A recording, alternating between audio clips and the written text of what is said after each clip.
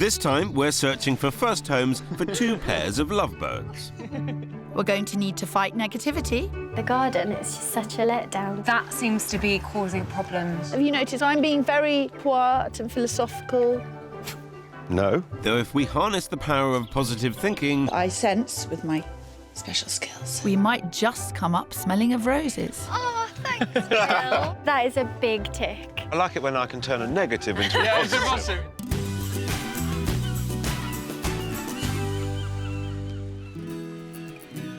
This week, we're scouring the south coast from Southampton to the New Forest and further afield for 2 sets of buyers who are thinking big.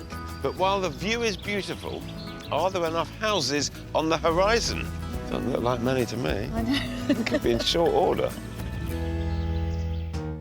Our search this time takes us flying over the ancient hunting ground of the New Forest and in the bustling international port city of Southampton.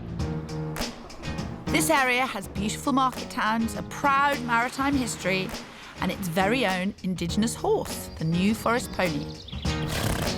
Which means the houses only last a couple of days on the market before being snapped up. House prices in Southampton have galloped up by 7% over the past year, but they've leapt by 12% in some areas of the New Forest. The word from local estate agents is the market is strong, with buyers rushing to purchase in the area. With busy lifestyles and a market that's moving this fast, Come on, Val. it's no wonder long-term sweethearts Georgie and Will are having trouble finding a place they can finally be together. Although we haven't lived with each other an extended period, we do know each other's sort of bad habits and good habits. And good habits. So I think hopefully there won't be any shocks, surprises. Yeah, hopefully. But they have an extra issue. Construction manager Will is having to work abroad in Belgium during the week, leaving Georgie, who lives in the New Forest with her mum, to set up viewings for when he's home. I live out of a bag most weeks, and it is hard, isn't it, because we don't see each other, and it does mean we have quite a limited amount of time at weekends.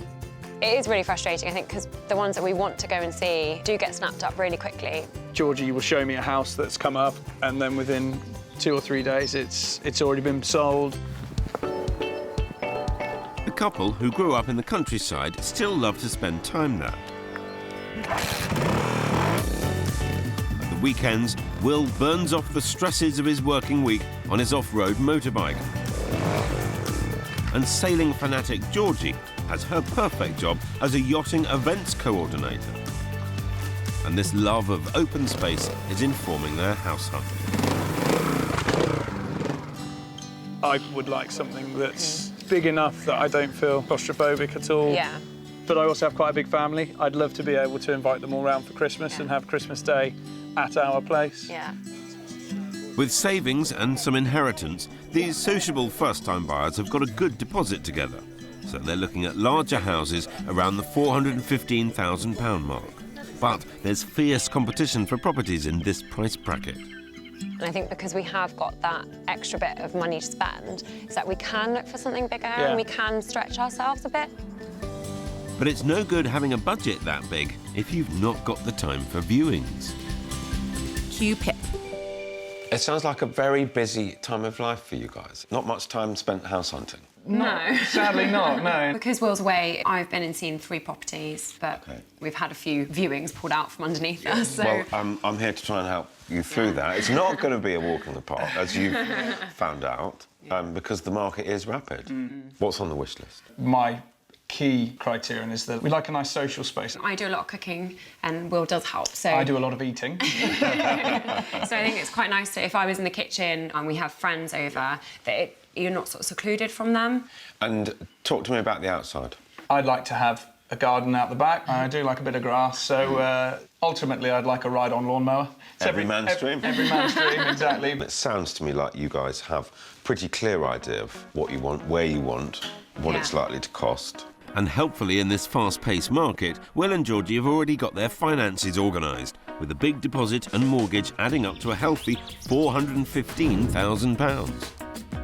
They're searching for a house with a minimum of 3 bedrooms. And location is important, as they want to stay somewhere close to the market town of Ringwood. They want a large, open-plan space for entertaining and a decent garden to fulfil Will's lawnmower dream. Well, Phil, they seem to know what they want, but you've only got a few days before Will has to leave the green grass of home and head back to Belgium. Sold, sold, sold, and sold. The couple have been searching near the New Forest National Park, just west of Southampton. And I've definitely got my work cut out for me, as their top spot of Ringwood, on the edge of the national park, is one of the most popular market towns in the UK. So we're expanding our search to take in the nearby towns of Sway and Verwood. And I'm starting my search east of the New Forest in Southampton, where first-time buyers Tom and Jenny are keen to move out of their rental flat and get into a home of their own. In this property, we're not necessarily looking for a forever home at the moment. It's more of an investment at the moment because we are tired of renting and we'd like to get on the property ladder. So it'd be nice to have our own little bit of Britain, really, that we can start to call our own. Yeah. It's cheesy, isn't it? Tom and Jenny want a home with 3 bedrooms and a garden and are using a novel method to scour the streets. I've been training for a half marathon recently, so there was lots of routes we had to take to try and make it a little bit more interesting. I get quite bored with running, so it's quite nice when Tom does a different route and we see a different street that perhaps we haven't done. I just have to map it first, turn left here, turn right there. So we can get a little bit lost. But no sooner do our keen runners hot-foot it past the perfect property Look at that one. than it's sold. Oh, they're flying like they do hotcakes. seem to fly off the shelves, don't they?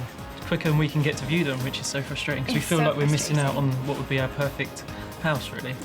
With the help of their joint savings, Tom and Jenny have secured a mortgage agreement of £250,000, but are only prepared to borrow the full amount for the right house. Jenny, lay out for me your top priorities. A garden, Yeah. a lovely airy kitchen with a window. OK. Don't show us something that is perfect with all the bells and whistles on it. We really want a want- project, close to town, but it has that community feel about it. Outdoors, lots of green. Right. We want the quiet exactly. life sort of thing. OK, I'm going to completely come out with it. If I had been given your notes and not your age, I would have thought that you were 55. And you wanted to buy a house which meant that when you lost the ability to drive, you wouldn't be totally cut off from a community. I was expecting a slaughtering, but just not that quickly. No, it's not a slaughtering. It's not a slaughtering. Just don't kill us. I if won't we kill you. don't. I swear to God. I've yet to Okay, kill good. anyone. 17 years. I've never got actual blood on my hands. Look. You've come pretty close with me once or twice. Don't worry, Phil, everyone's safe. But these two need to think carefully about exactly what it is they want at this youthful stage in their life. So, with a budget of £250,000, Tom and Jenny are looking to invest in a home with 3 bedrooms so they can have family to stay. They want a project they can get their hands dirty with, and Jenny would love a bright, airy kitchen.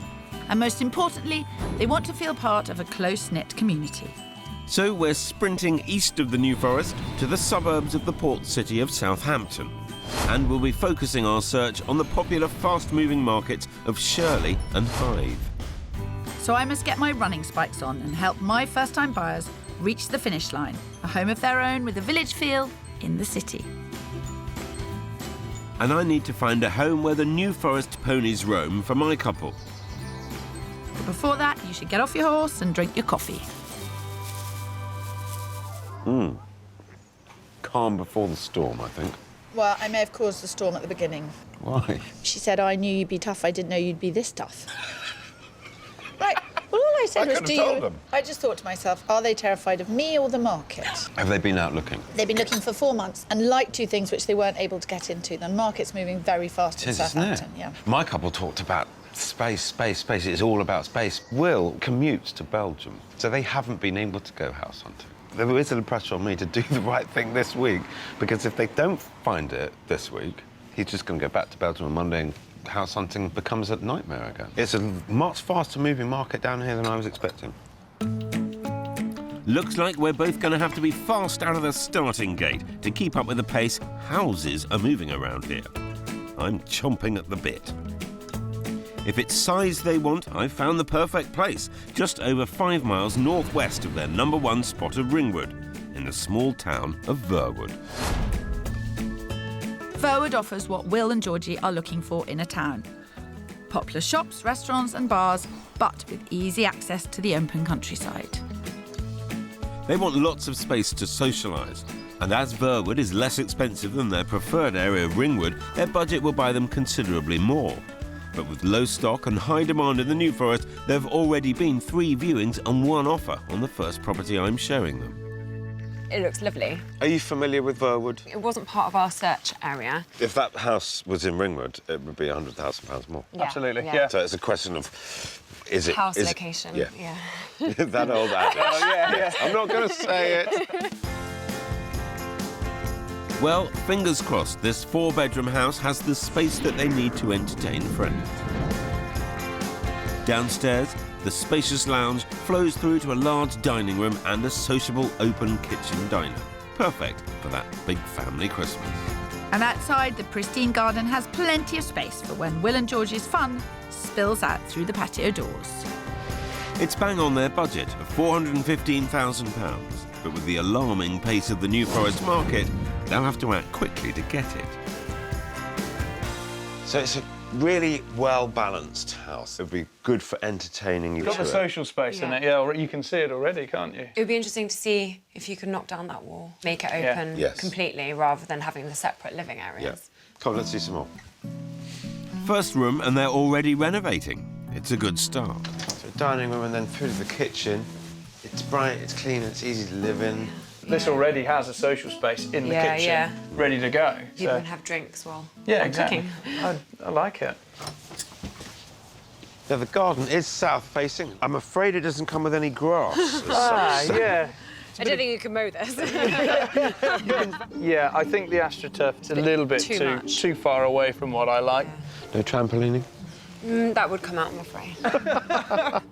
Well, it is all fixable, but the garden's not actually making them jump for joy. However, there's plenty more upstairs. Wow. That's enormous. That's a very big room. Big on ensuite. Well, it does seem to be going really well. They're certainly impressed with all the space. Wow. Good-sized bathroom, yeah. Huge ensuite. But you know what? I've been doing this job too long to think that my work is done. What do you reckon, then? I don't know, the rooms are massive. We'd certainly be able to host Christmas here for most of the village. We want a big house, but I think maybe a big house with maybe less rooms. I think you might have overdone it this time, Phil. How did I do? A lot better than we thought. Oh, thanks very much. I think Yeah. it's just enormous. It's huge. This is a family home ready to go. Just had children. Yeah, I think this is just too big for us. Fine, fine. And how about the garden? So I wouldn't want to go any smaller. No. Smaller house, bigger garden. Well, yeah. Closer to Ringwood. See, I like it when I can turn a negative into a Yeah, positive. it's a positive, yeah. Come on. Well, Phil, Will and Georgie asked for room, and you gave them room. And they've given me room for improvement. The real challenge is going to be finding them a big house with less space. This week, I'm chasing around Southampton with my pair Tom and Jenny, who want that ever-elusive village feel in a city. And I'm trekking around the countryside with Georgie and Will, who are discovering that bigger isn't always better. You know that village thing, Phil? Yes, I just think if you want a village feel, live in a village. live in a village. Will and Georgie are yearning for their first home together. They said they wanted a large house, but the first property I showed them was too big. It's huge. It was very long. I really wasn't expecting this much space. And my keen runners, Tom and Jenny, want to stop wasting money on rent and find a 3-bedroomed home with open views and a community feel. Basically, the countryside in the heart of the city. But I'm going to have to coach them for a sprint, not a marathon, in this runaway Hampshire housing market. We've come to Shirley. Some of these are nice. With its shops, bars and green spaces, Shirley is popular with first-time buyers as it's close to the city centre. And it's Tom and Jenny's top choice, not least because they live nearby and we're not far from there. In terms of location, we've got Upper Shirley there, as you know, and we've got Shirley High Street there, and you're absolutely 50-50. Yeah. But what's stunning about this house is its size and its outlook. So come in and have a We'll look. have a look. It'd be great. This period terraced house offers a great opportunity for Tom and Jenny, and it ticks a few very important boxes for them. These two are feeling squashed in their rental flat. But this place has 3 bedrooms, a modern airy kitchen and a generous garden. And that generous garden opens out onto a huge playing field. If it's village life in the city thereafter, this is about as close as you can get. It has an asking price of £230,000, 20 grand under the top of their budget. Oh, I really like this archway. It's beautiful. This house is packed with original features. Now, it's a modern kitchen. The size is perfect. It's great. And then what you've got is, at the back, an old sports ground bought by the council to prevent any development. Yes. Oh, So that's quiet. ideal. I mean, come out and have a look. So there we have it. Oh, I believe this is what's called a south-facing garden, but I might be completely wrong is it a about this. south-facing garden? Well, given the time of day, it must be. Serious brownie points if this is a south-facing garden. South-east, yeah, because the sun's going that way. Amazing. That's a big tick. That is a big, big tick. I really like it. There you go, Phil. I've performed a miracle. The countryside right in the middle of the city. But can you astound them upstairs as well? Oh, wow. This has Wow, got this a is a lot of nice room, one. hasn't Yeah. it? Oh, wow. Oh, my God. Yeah, I didn't expect that. I didn't expect that either. When people say I keep the best for last, they are so wrong. This is a very strong house. And we're seeing it first because it's virtually under offer already. There is something about this Yeah. house. And I know it sounds silly, but that garden, it's just got me really Yeah. excited. What is really nice about the garden is it's so quiet behind it as well. Yeah, it's so beautiful.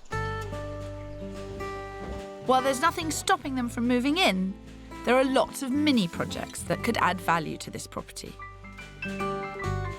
There's all sorts of things that you Yeah. can do to this house to make it look really sweet and romantic. Yeah, I can definitely see the potential in this property so much. It's an exciting one to consider, definitely.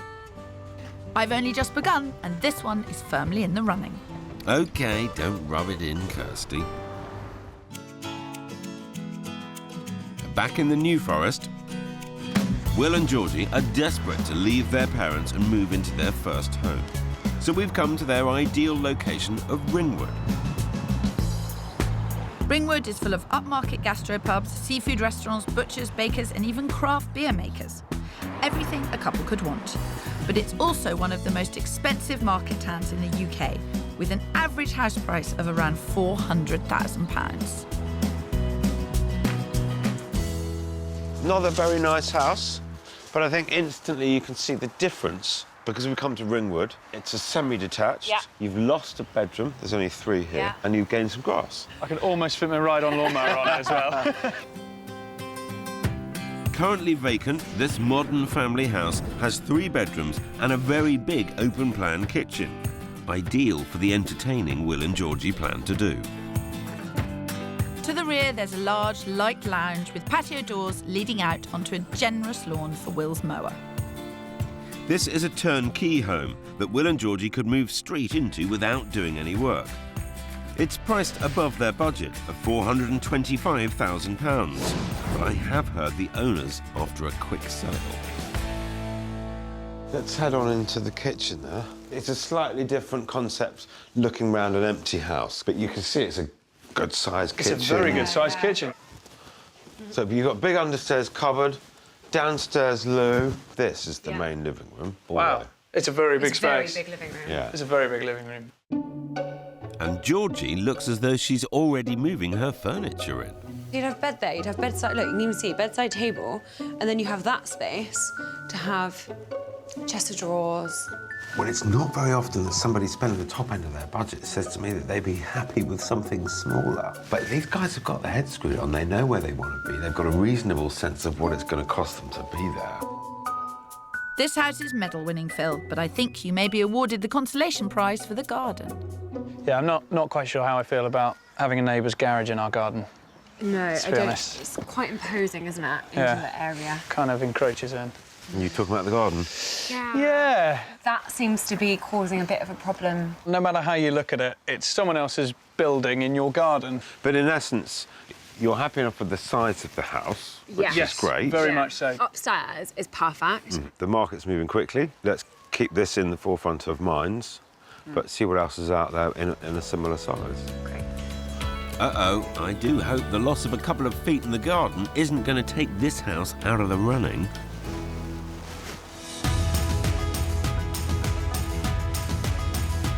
Over near Shirley, Tom and Jenny loved my first property.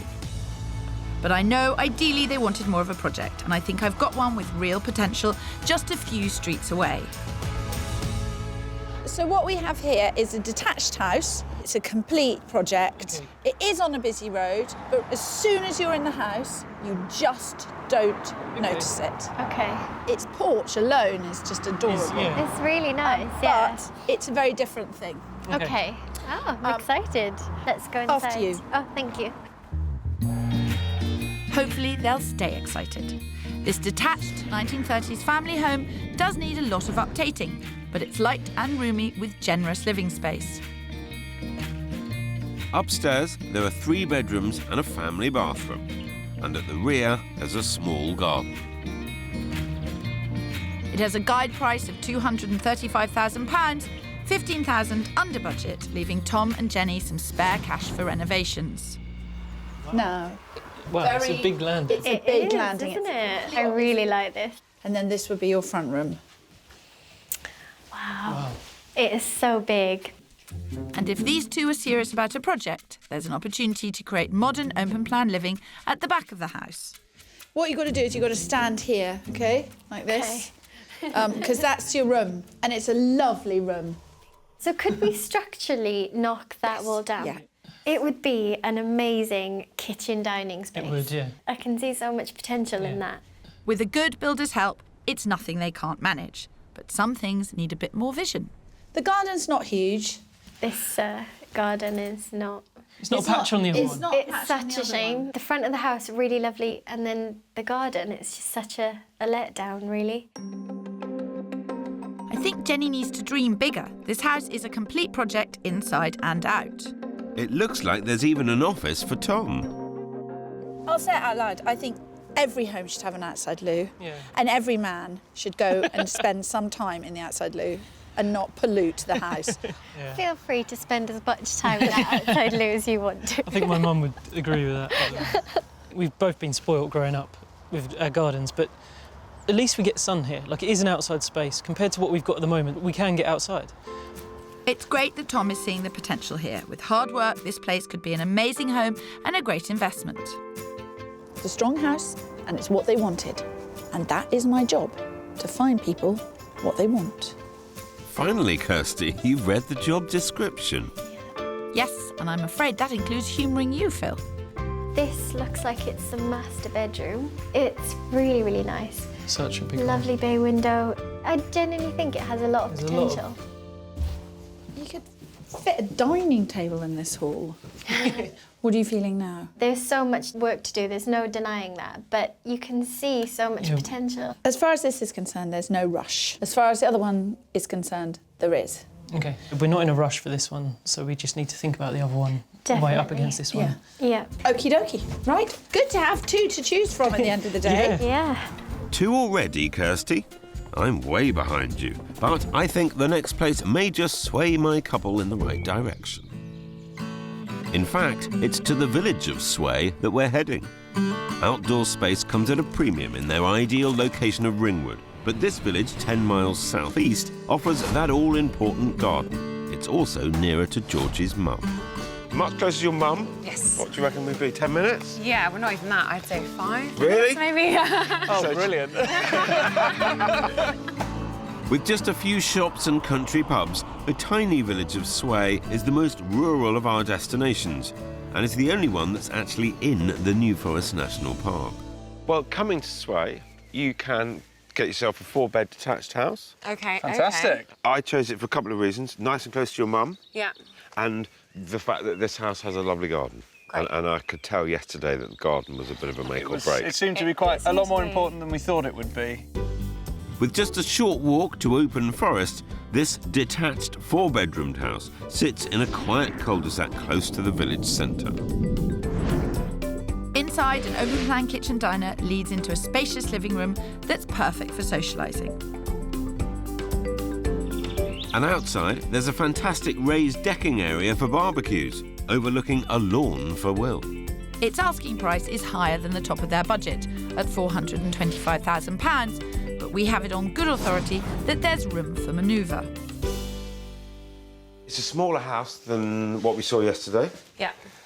but I think the usable space is good. There doesn't seem to be much work space.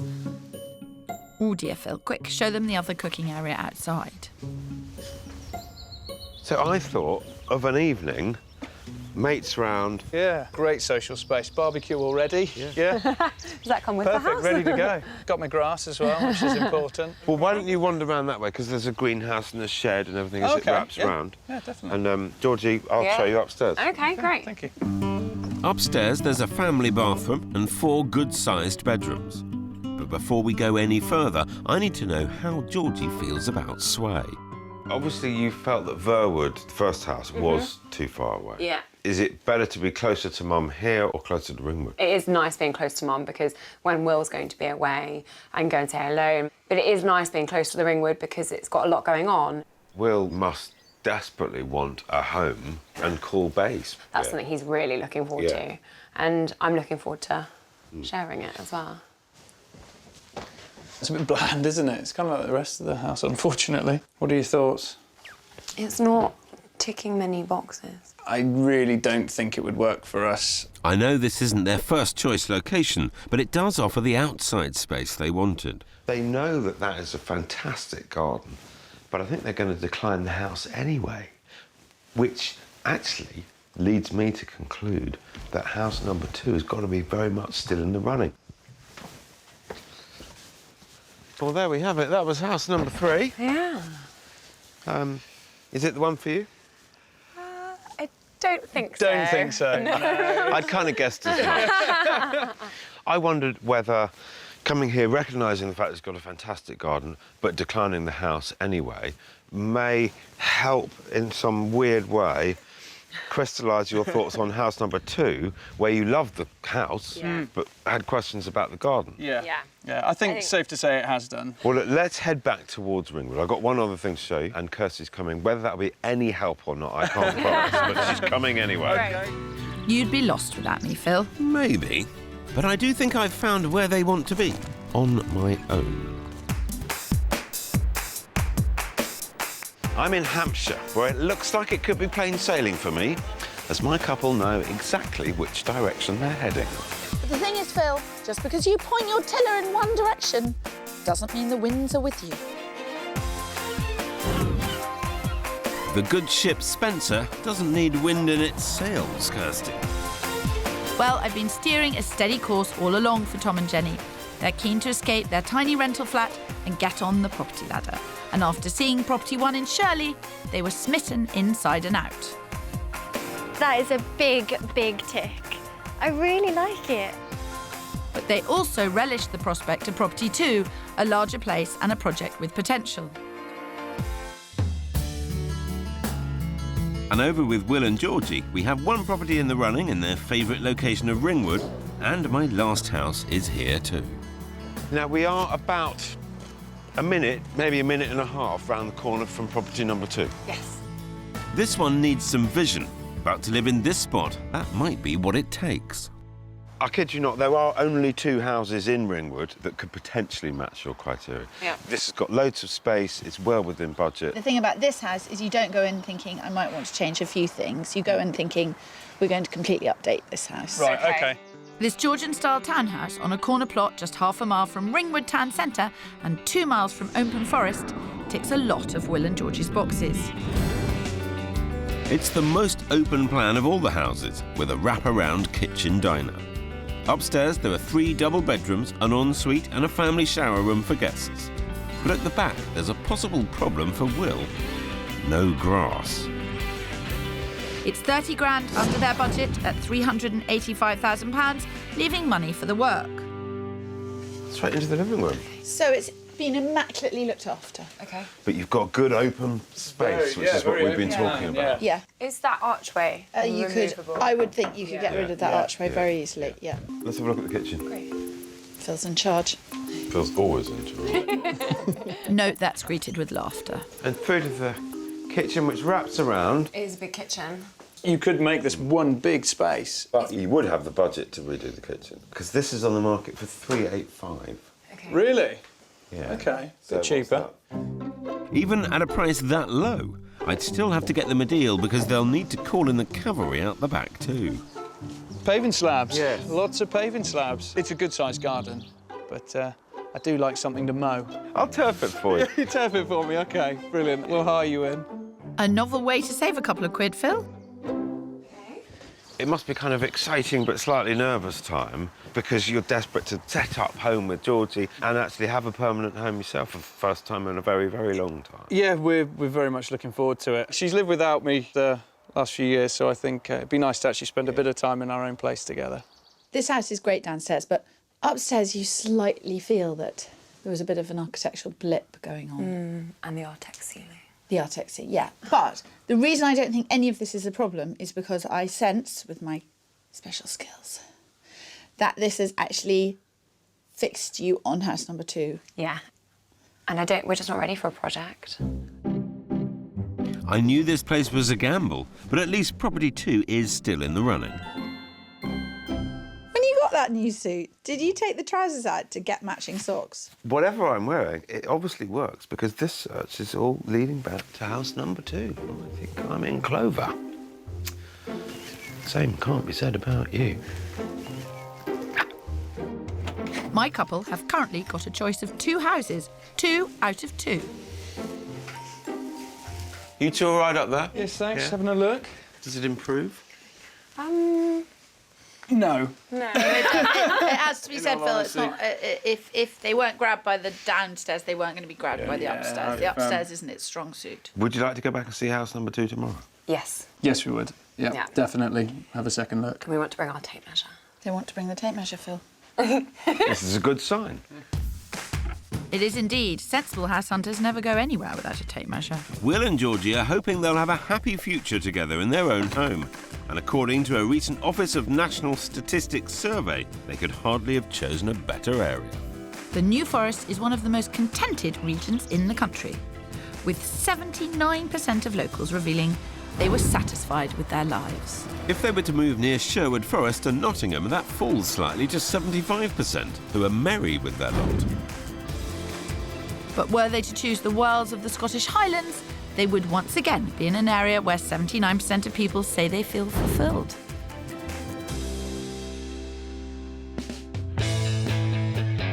And back on the edge of the New Forest, I've shown Tom and Jenny 2 properties that they liked. But in this fast-moving market, you can't stop and think for too long. There are already offers on property 1, and they could lose it if they don't act fast.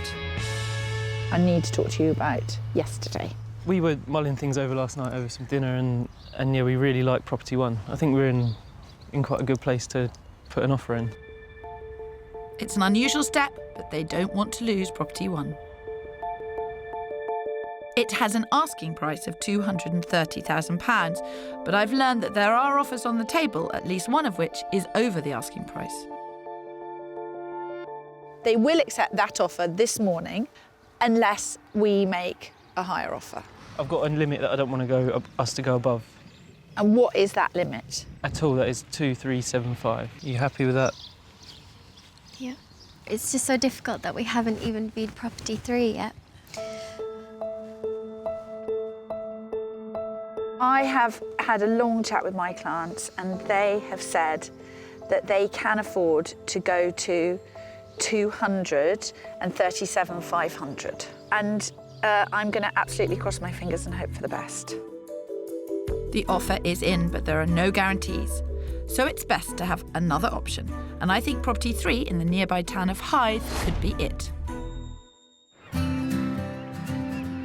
With wonderful views, a marina, an old-fashioned high street and weekly markets, Hythe has that community feel that Tom and Jenny said they wanted, and only a 20-minute ferry ride from the city. The house I'm going to show them is on a quiet street not far from the marina, and who could be waiting for us? Morning, guys.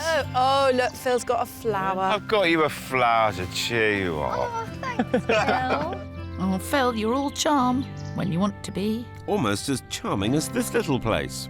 It looks really sweet, doesn't it? Yeah, really I quiet. can imagine knowing every neighbour. Hello. This 1960s semi-detached family house has 3 bedrooms and a large, light lounge diner. A conservatory leads to a garden with a paved patio and a small lawn for Tom and Jenny's essential outdoor space. It needs a little updating, but with an asking price of £225,000, it has great potential. And we're the first to see it, giving us an advantage in this merciless market. I just love how sunny it is. Lots of opportunity to add to it. Yeah. If you take everything out and just see it as a blank canvas, it's got loads of room. I mean, I know you're after a villagey setting in town, but this is a village. Yeah, it does feel very oldie-woldy. And that's why we brought them here, for that old-fashioned community feel. But Jenny doesn't seem dazzled by it. I'm so neutral to this property, and perhaps it's just because we've made that offer, or maybe it's the property itself. I'm not sure. Sounds like Kirstie's work is done. Kirstie has done a really good job. I thought we'd You don't do that. have to say things like that. Let people speak their minds, Pip, and I sense from the way our tour is going that Tom is about to speak his. This is a bit boxy. The characters may be lacking a little bit once you've taken everything out. It's not very sexy, is it, Tom? It doesn't really. No. Well, there's no pussyfooting around the matter. I suspect the decision has already been made. I do think if you'd shown them this first, they might react very differently. But I understand they've seen something they like. They're kind of emotionally after that, and therefore it's a bit difficult to be objective about this. This is a lovely, lovely, lovely little house. Yeah. It really, really is. But it's little. It's littler than the house that they put an offer in for. So I'm being very, have you noticed, quite quiet and philosophical? No. Clearly, philosophy is wasted on you, Phil. But if this place is out of the running, it means everything hangs on the offer Tom and Jenny made on property 1. We put the offer forward and everything, and afterwards I thought, I'm not sure he sounded chipper enough. Now, Do you think 237,500 is going to be rejected? I don't know. If Dan does come back, can we just kind of ooze something out of him? Let's wait and see. Wait. Yes. As Phil leaves for the New Forest, I need to call the estate agent to find out whether Tom and Jenny's offer has been accepted. What is meant to be is meant to be. Yeah, Okay. rip the I'm gonna plaster. hold you to that. Okay. I am fine, slightly on tenterhooks. Right. So everyone's gone quite significantly above the asking price, and we are the lowest. Okay, thanks, Claire. Bye. Your offer of 237,500 was the lowest of the top offers. You probably have about an hour or so to think about it. I think I fell in love with it. Yeah, and it's not lost yet, is it? No, not yet. They need to decide if they're going to up their offer, and the clock is ticking. In Southampton, Tom and Jenny's dream of having a home of their own is within sight. They now need to decide whether to stretch to the top of their budget to secure the first property they saw.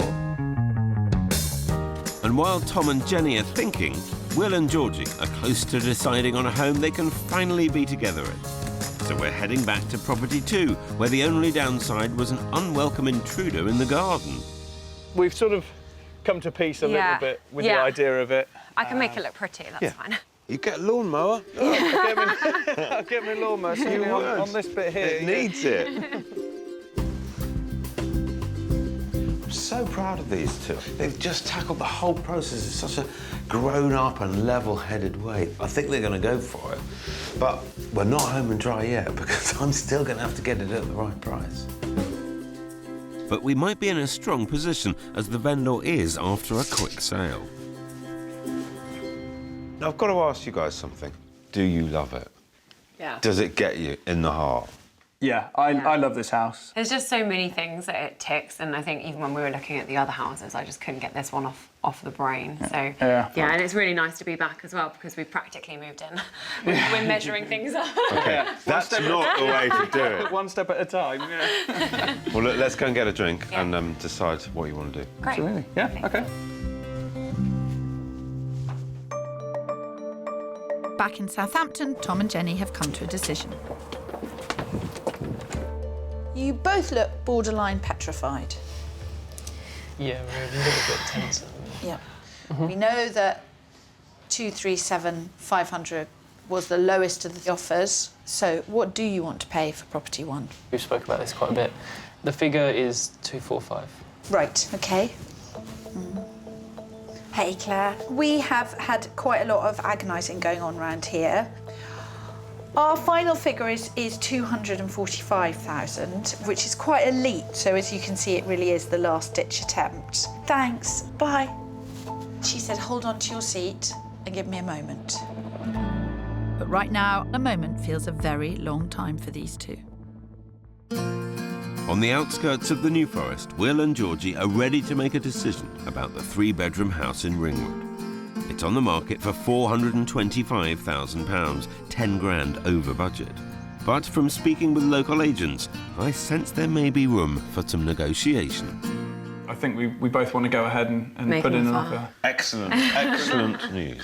Is it possible to go lower and move up to more like the 405, 407? I mean, in our head, we were looking around that as top, you know. Yeah. Let's do that. Let's go in at 400 and say, if you'll shut the door, no more viewings, we'll offer 405. Yeah. Happy to go for it? Yes. Because we need to get this phone call in before the Fingers crossed. solicitors all go home. Nick, very good afternoon. It's Phil Spencer here. I'm pleased to say that the buyers are very happy with it. They love it. The offer that they wished me to put forward to you was for £400,000. However, if your client would take it off the market, they would pay a further £5,000. But offers are being handled by the vendor's solicitor, and unfortunately, the agent can't reach them. Solicitors are good at this, aren't they? 5:15 and they've gone home. A bit of an anticlimax. 2 days to get to this point. OK, well, fingers crossed. Yeah, have to wait and see. Meanwhile... Yeah, well, cheers. Cheers, thank you. Cheers. Pleasure. Don't relax too much, Phil. Your work doesn't end today. And in Southampton, we're having an equally tense wait. Right. Claire. Hello. Yes. Right. Great. Thank you very much. Okay, bye. I just have to say, congratulations. Success, and at 5 grand under budget. Oh my God, look, hairs. Thank you. Thank you so much. Let's drink. Yeah. Cheers.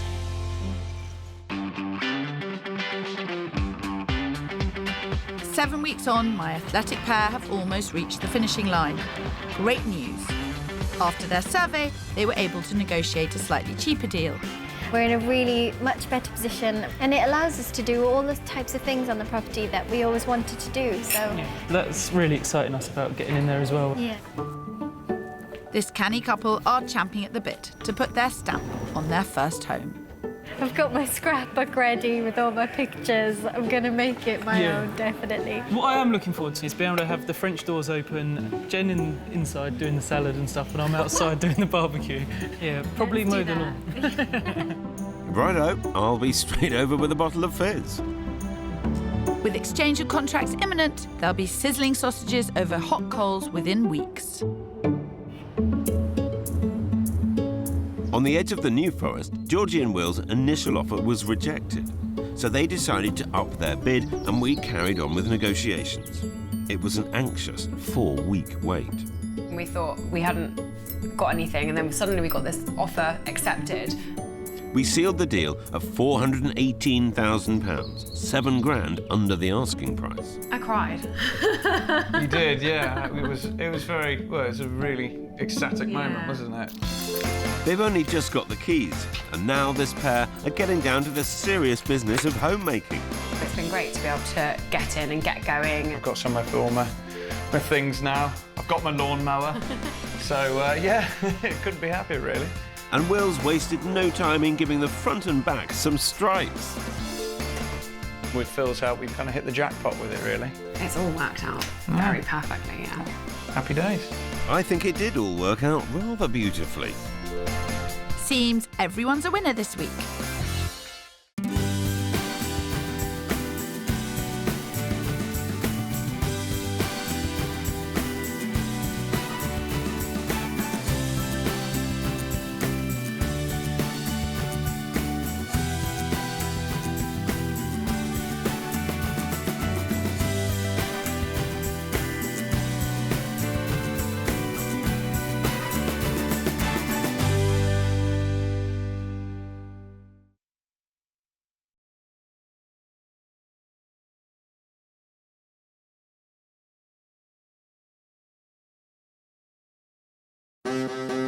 This week, love is in the air in the heart of the home counties. Love the road.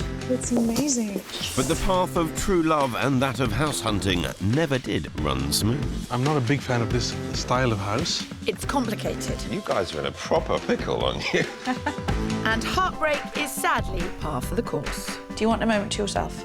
But we're old romantics We've been doing it for 17 years. who'll never give up My feeling is we're on the same page. on finding the one. Phil, we have a deal.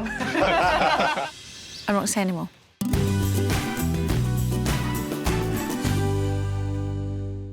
This week, we're searching across 2 counties for 2 couples, but time is of the essence.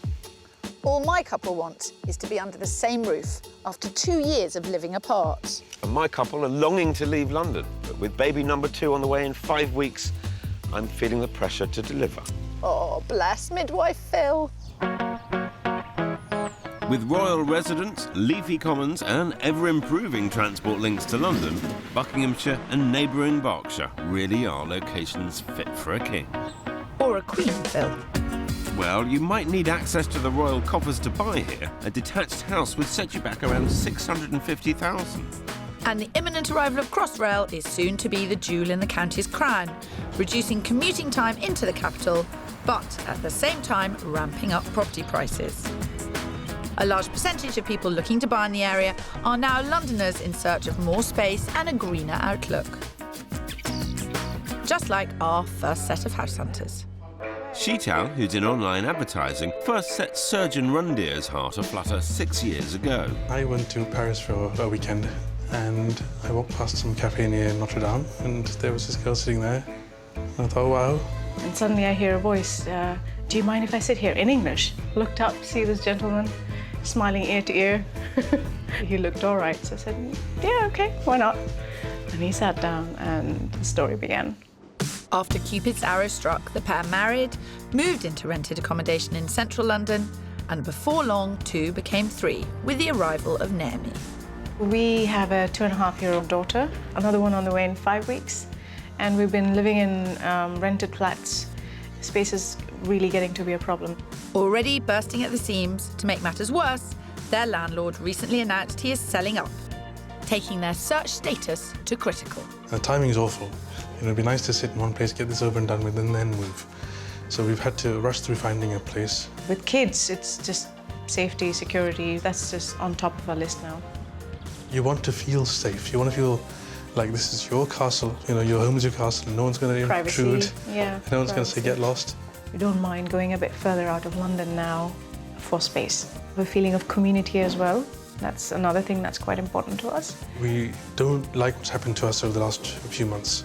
And the pressure is on to get things over and done with soon. I'm pretty sure Phil and Kirstie will find us something. But what if we disagree? If we disagree, the thing is, it depends who's doing more disagreeing. Obviously you, it'll be you. If the perfectionist disagrees, then in the end, it has to be what she's happy with. Minor things I'll work around. Major things we'll both agree on, I'm sure. Well, we've both heard that one before, Phil. Now, I don't want to put too fine a point on it, but you guys are in a proper pickle, aren't you? Yes, so we're really looking to you, Phil, to help us. You could have given me a bit more time. 5 weeks for the best in the land is not bad. OK. Tell me about what it is you're looking for and whereabouts you'd like to find it. So we're looking for a 3-bedroom, detached, semi-detached, 2 bathrooms with a garden as well, in a nice, safe, family-friendly neighbourhood. Okay. Good schools. Rundhir here, he'd be looking for a place from where it's easy to drive into London. Anything to add there? I would like some water at the back of it. Some water? Yeah. Not necessarily. Anyway, bypassing that Chantal, you and I are going to get along fine. Wonderful. Having bided their time to buy their first home together, between savings and a mortgage, Rundia and Sheetal have an exceptional budget of £570,000. They want 3 bedrooms, A generous-sized garden off-road parking, and top-notch transport links. Location-wise, the couple have earmarked the leafy commuter belt in either Berkshire or Buckinghamshire. and a sense of community is close to both their hearts. I'm focusing on village locations with easy access to London.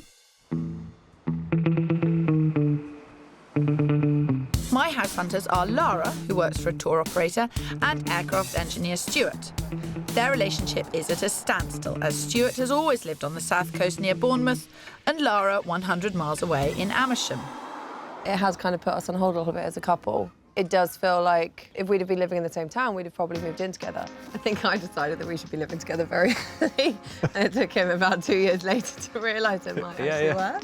But despite being somewhat slow on the uptake, Stuart's now agreed to move to Buckinghamshire, where Lara and her family live, which means he's taking on quite the commute. We've been primarily looking in areas where there is an easy access for me to get to the motorway so I can get down to Bournemouth as easily as possible. Location agreed, the pair are now itching to create a home of their own. I'd consider myself quite creative, so I can also kind of have that vision of something. Stuart used to be a builder, so he's got that eye as well. And Stuart's got his eyes on more than just a house. The want and the desire to have a garage is quite important. I'm always tinkering, for want of a better word. In some ways, I'd like that space to be able to disappear and maybe get out of Lara's hair. I just want a house. Yeah. I know just the lady. When you get a situation where one person is making sacrifices in order to move and the other person isn't, they're like, I'm so grateful to my partner for moving all this way and it doesn't matter what I want, as long as we find something he's happy with, that works. That can be a dangerous way of house hunting. You do have to make sure that you absolutely say if you don't like something. I'm very honest, aren't I, about what I do and don't like. Yeah. Tell me your non-negotiables. I suppose the first non-budge is there needs to be 3 bedrooms or the potential to make 3 bedrooms.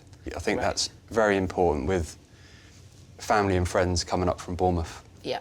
We would both like some outside space. Right. Afternoon sun would be great. Afternoon sun. Don't push your luck, mate. OK. The third one, and probably the one that's going to be maybe the hardest, is I'd like the garage. I'm assuming, Stuart, you would know that a garage around here was really hard to get. It is very hard to get, yes. but I would like a garage. Garage, yes. Is there anything not on Stuart's list which is a big issue for you? Not really. I think the only other thing for me is that it does have to have curb appeal. I do want something that looks nice. Whether it looks nice now or not doesn't really matter as long as I can make it look lovely. Okie dokie. Well, what we need to do is get it sorted out and then we can get you living together. Hopefully. Definitely. That's what I love about you, Kirstie, your unwavering confidence. When house hunting, Phil, one must have courage in one's convictions. Lara and Stuart have been scrimping and saving and have a combined budget of £380,000. They want 3 bedrooms. Stuart's not giving up on that garage.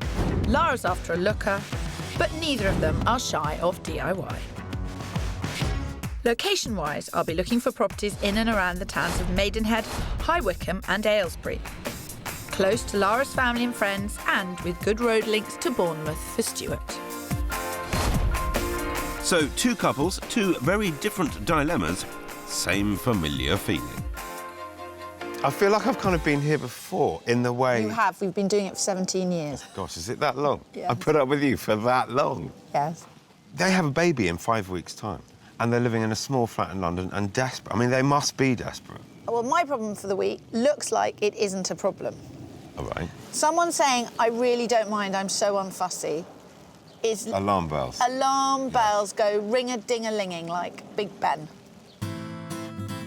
With the clock firmly ticking, I'm kicking off Rundia and Sheetal's search in one of their top spots, Old Windsor. It's less than 25 miles to the west of London, but worlds away in terms of what it can offer them.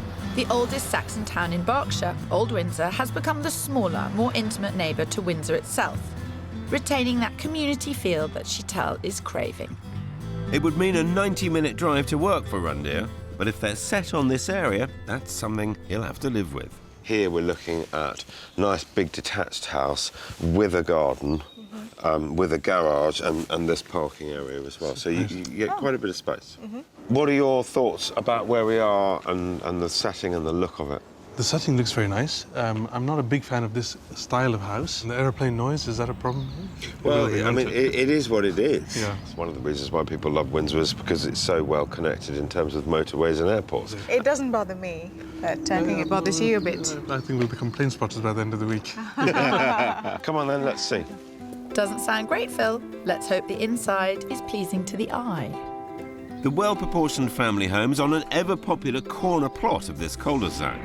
The downstairs provides spacious and flexible family living with no fewer than 3 reception rooms, which lead on to a respectable-sized kitchen. Plenty of space for everyone. The couple wanted 3 bedrooms, but this place even has a bonus number 4. And there's 2 bathrooms, a definite plus for a growing family. There's also a paved sun deck to the side of the house and generous lawn out the back for kids to play on. This modern build in Old Windsor is being marketed at just under £580,000, so 10 grand over budget. But we believe there's room for negotiation. Now, when I first saw this house, it was the layout of the ground floor that I thought could work for you. Because you've got 3 reception rooms. Yeah. You've got a lot of space here. And you've got gardens that way and that way.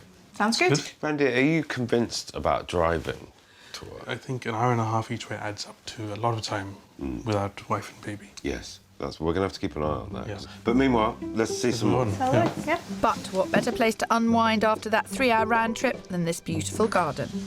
And you couldn't wish for nicer neighbours. And you get a back garden as well as the front garden. That's pretty. Is this the best we can get for our money?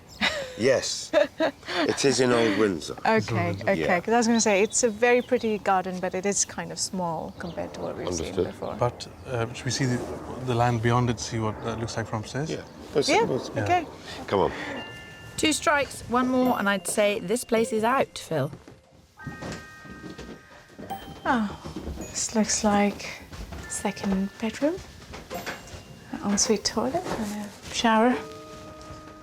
It's a good-sized room, yeah. bedroom, yeah.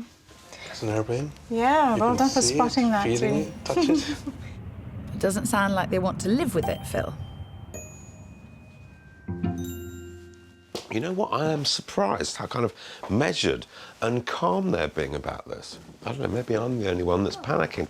Their baby is going to arrive in 5 weeks' time, which means I've got very little time to sort it out.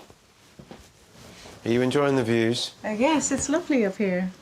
As a package, what do you feel? Well, I would have loved for the kitchen and the garden to be slightly bigger. If we can find something better, that'd be great. How about the aeroplanes? I feel close enough to touch.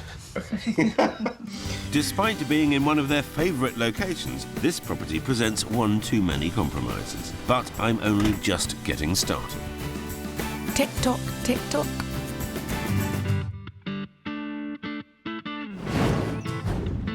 This week, I'm looking to close the 100-mile gap between lovers Laura and Stuart.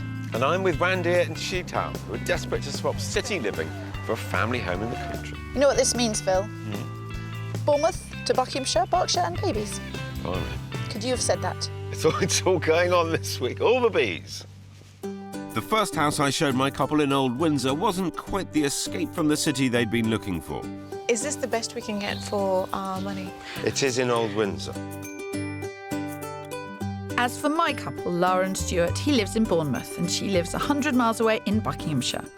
He's moving up, but they need my help finding a home on a budget of £380,000. The first property we've come to view is in the charming village of Widmer End, a short hop from bustling High Wycombe and just 15 miles from the M4 for Stuart's commute.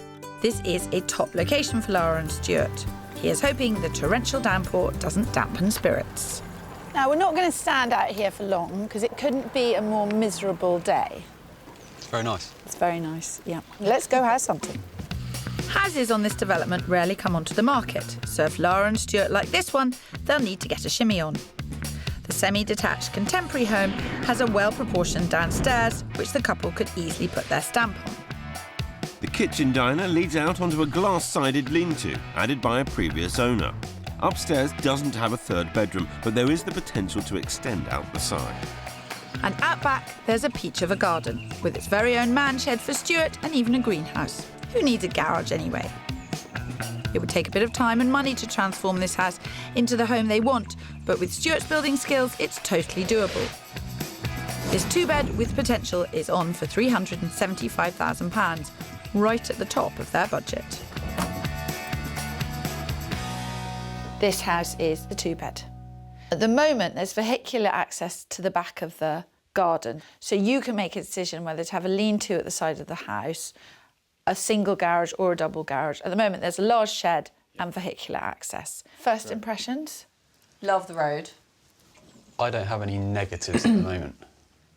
That's good. I like that. I wish more people said that to me. Someone's landed on their feet this week, and it's not me. So what you've got here, a dated kitchen, but with a lovely view. Yeah, I'm a little bit shell-shocked in some ways. OK, Stuart, shell-shocked by what? We haven't found something like this. I think we've neglected the potential of maybe looking at two-bedroom properties with the potential to create in that third bedroom. Yeah.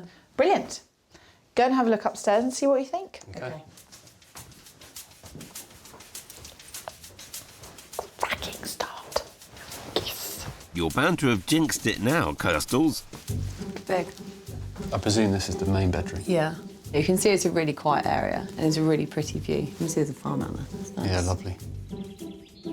A sensible couple, unafraid of doing work and open to compromise. It's not that I'm a cynic or a pessimist. It's just that I don't often get that lucky. You clearly used up all your luck, Kirstie, the day you met me. So if we were going to put another room in, where would you go back? Off the top of my head is maybe a garage on the side with a room above it coming off the landing. But you're probably talking 50,000. Really? Okay. Easily. Subject to planning permission, there could be an option to extend, but it's still serious money and requires serious consideration. Right, there we are. You had all that time without me on your case. Yeah. The garden's beautiful. I love the outside. I can see all the potential. I can hear this, but I knew it was too good to be true. I knew it. It concerns me about the fact that it's close to the top end of our budget. Yes. And we'd have to put a lot of money into it, which I don't think we'd have initially soon enough to be able to get it how we want it. OK. My feeling is we're on the same page. Yeah. There's good food for thought. Great. We can mix metaphors all we like. After you. Thank you. But I need to make sense of this search and fast.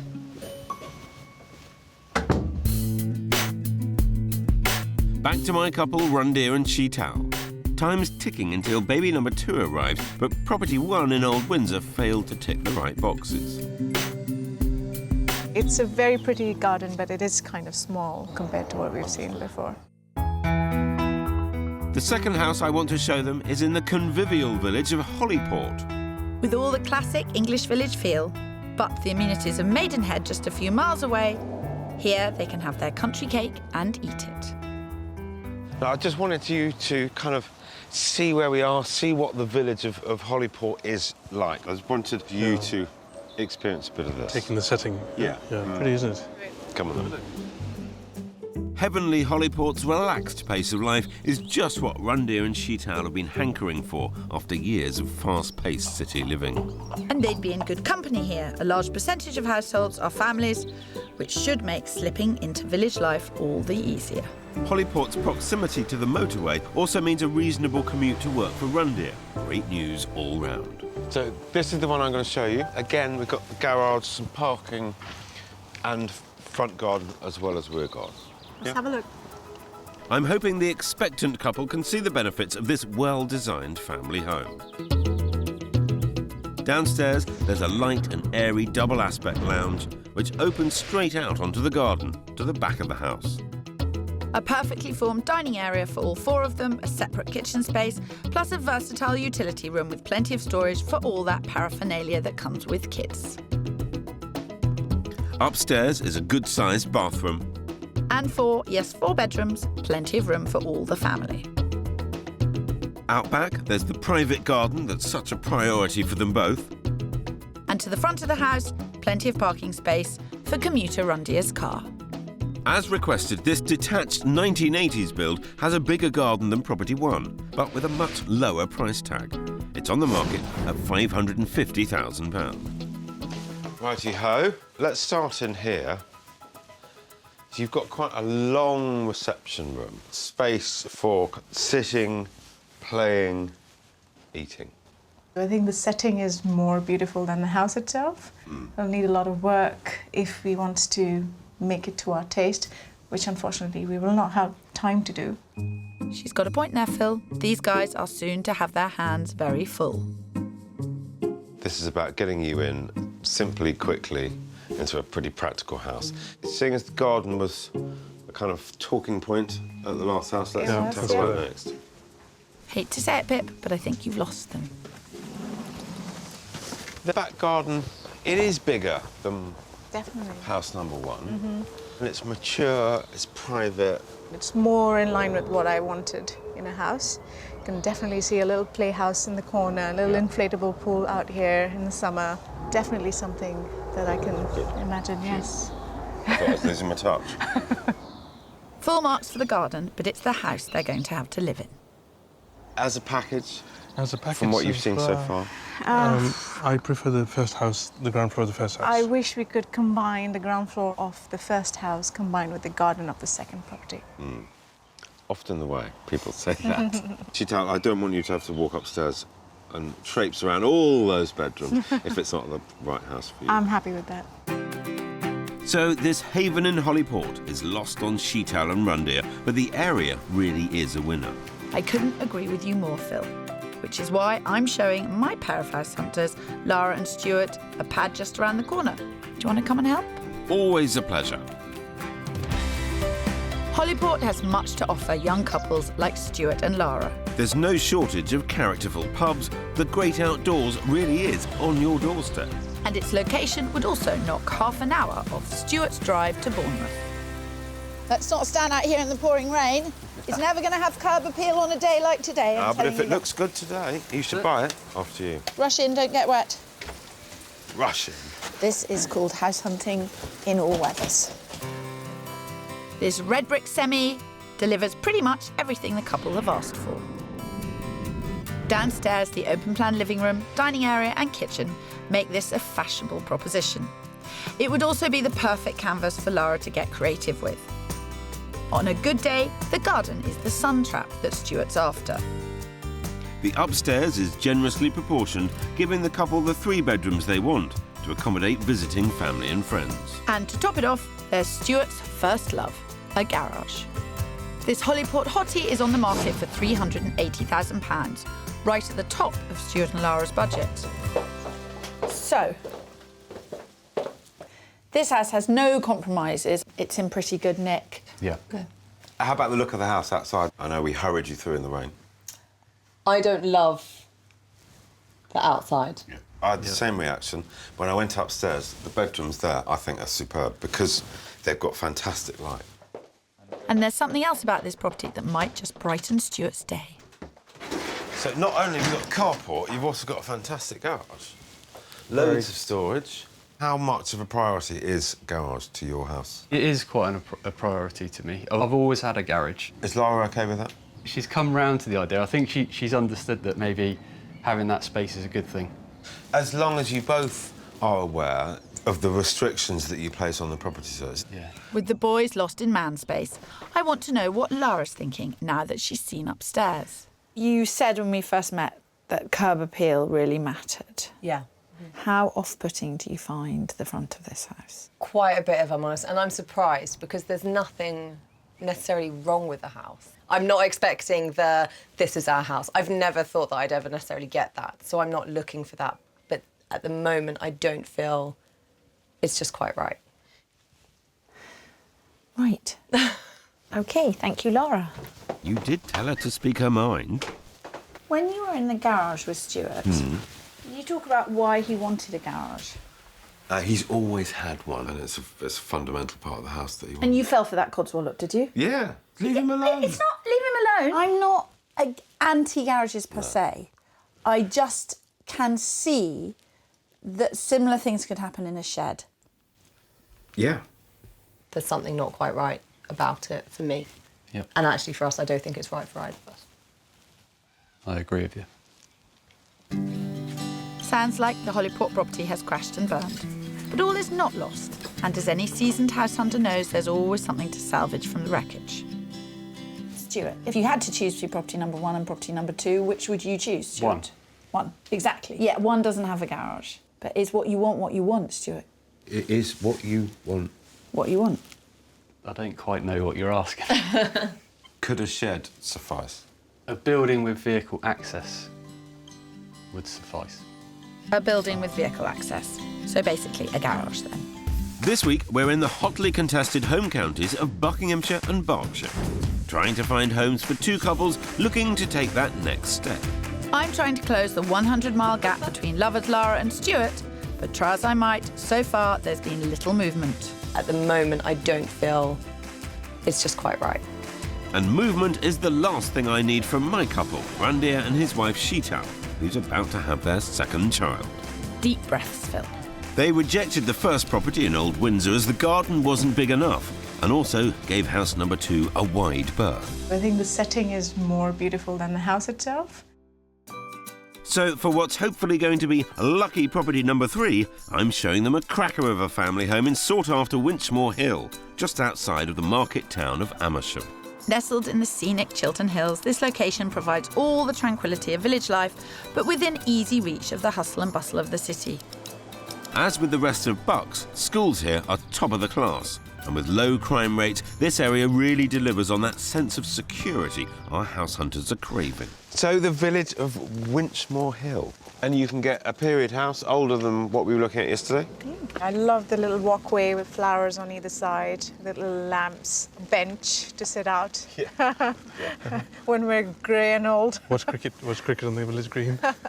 Equidistant between Beaconsfield and Amersham. It's commuter's paradise, which is why it's popular, which is why it's expensive. Yeah. Come on, let's have a look inside.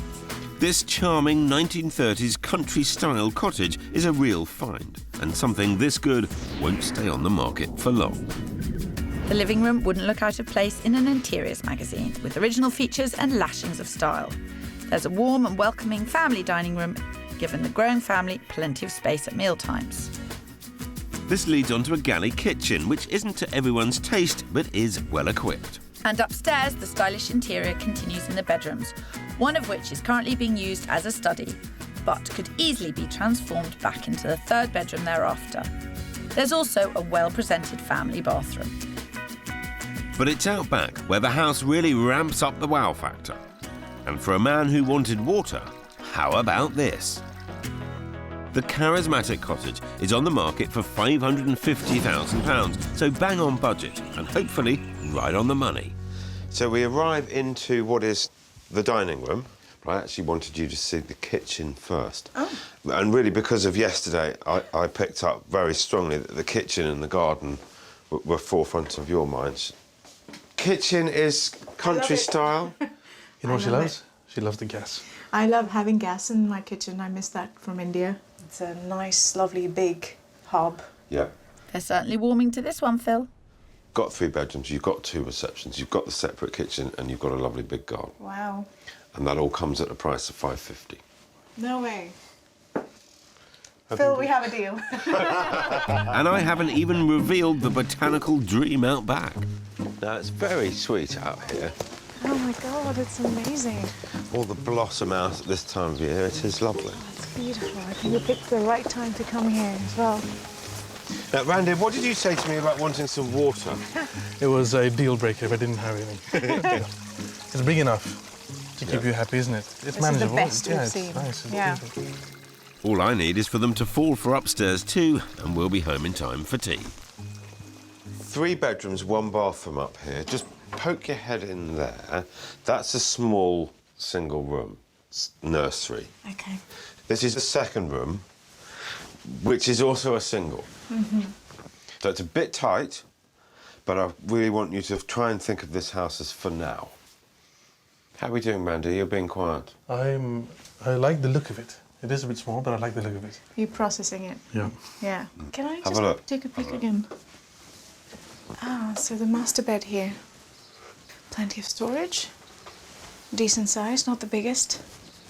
I think they're tackling it really sensibly. Yeah. They still don't seem very desperate. I thought they'd be absolutely grasping at everything. What do you think of the size of the bedroom, though? It's small. There's no escaping that. It's small. Tell you, if I was them, I'd be proper panicking.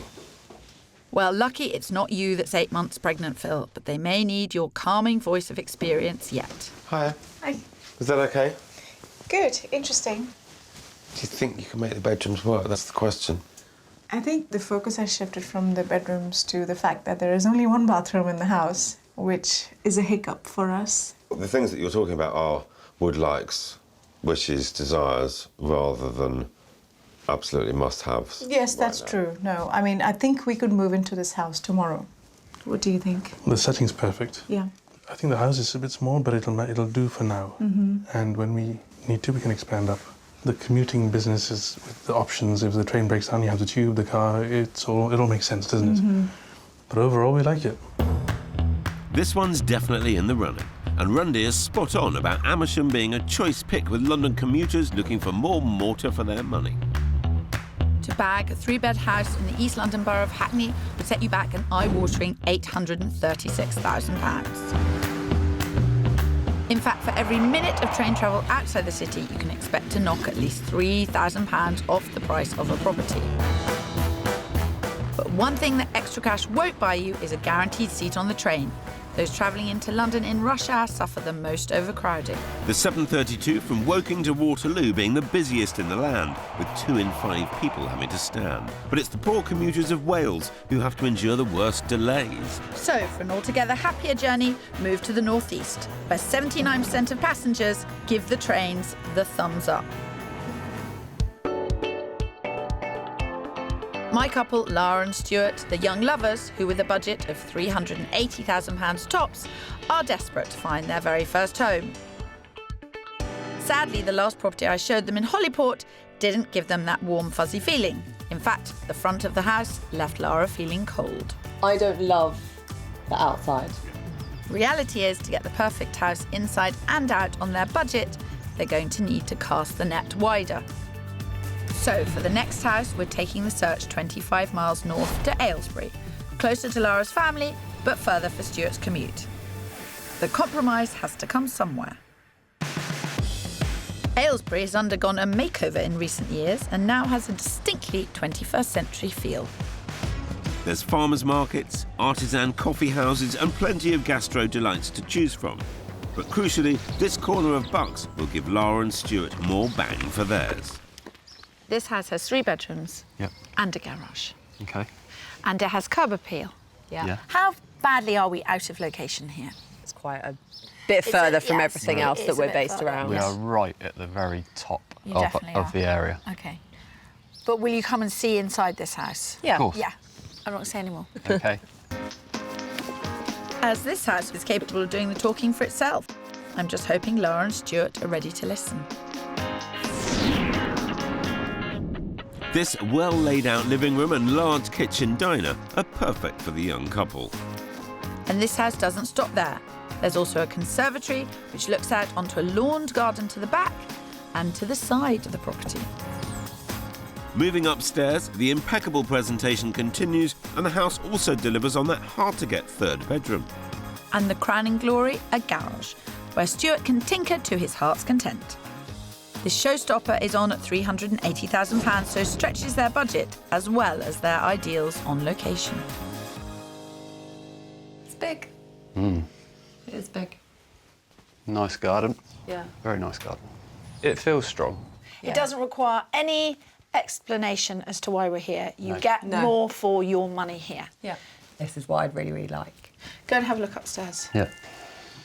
Well, they appear to like the house, but it doesn't seem to be making them happy. I think this place has got our head spinning a bit, isn't it? Yeah. It's quite a good size. Yeah, it's a nice size. Nice outlook as well. Yeah. I can see your brain ticking.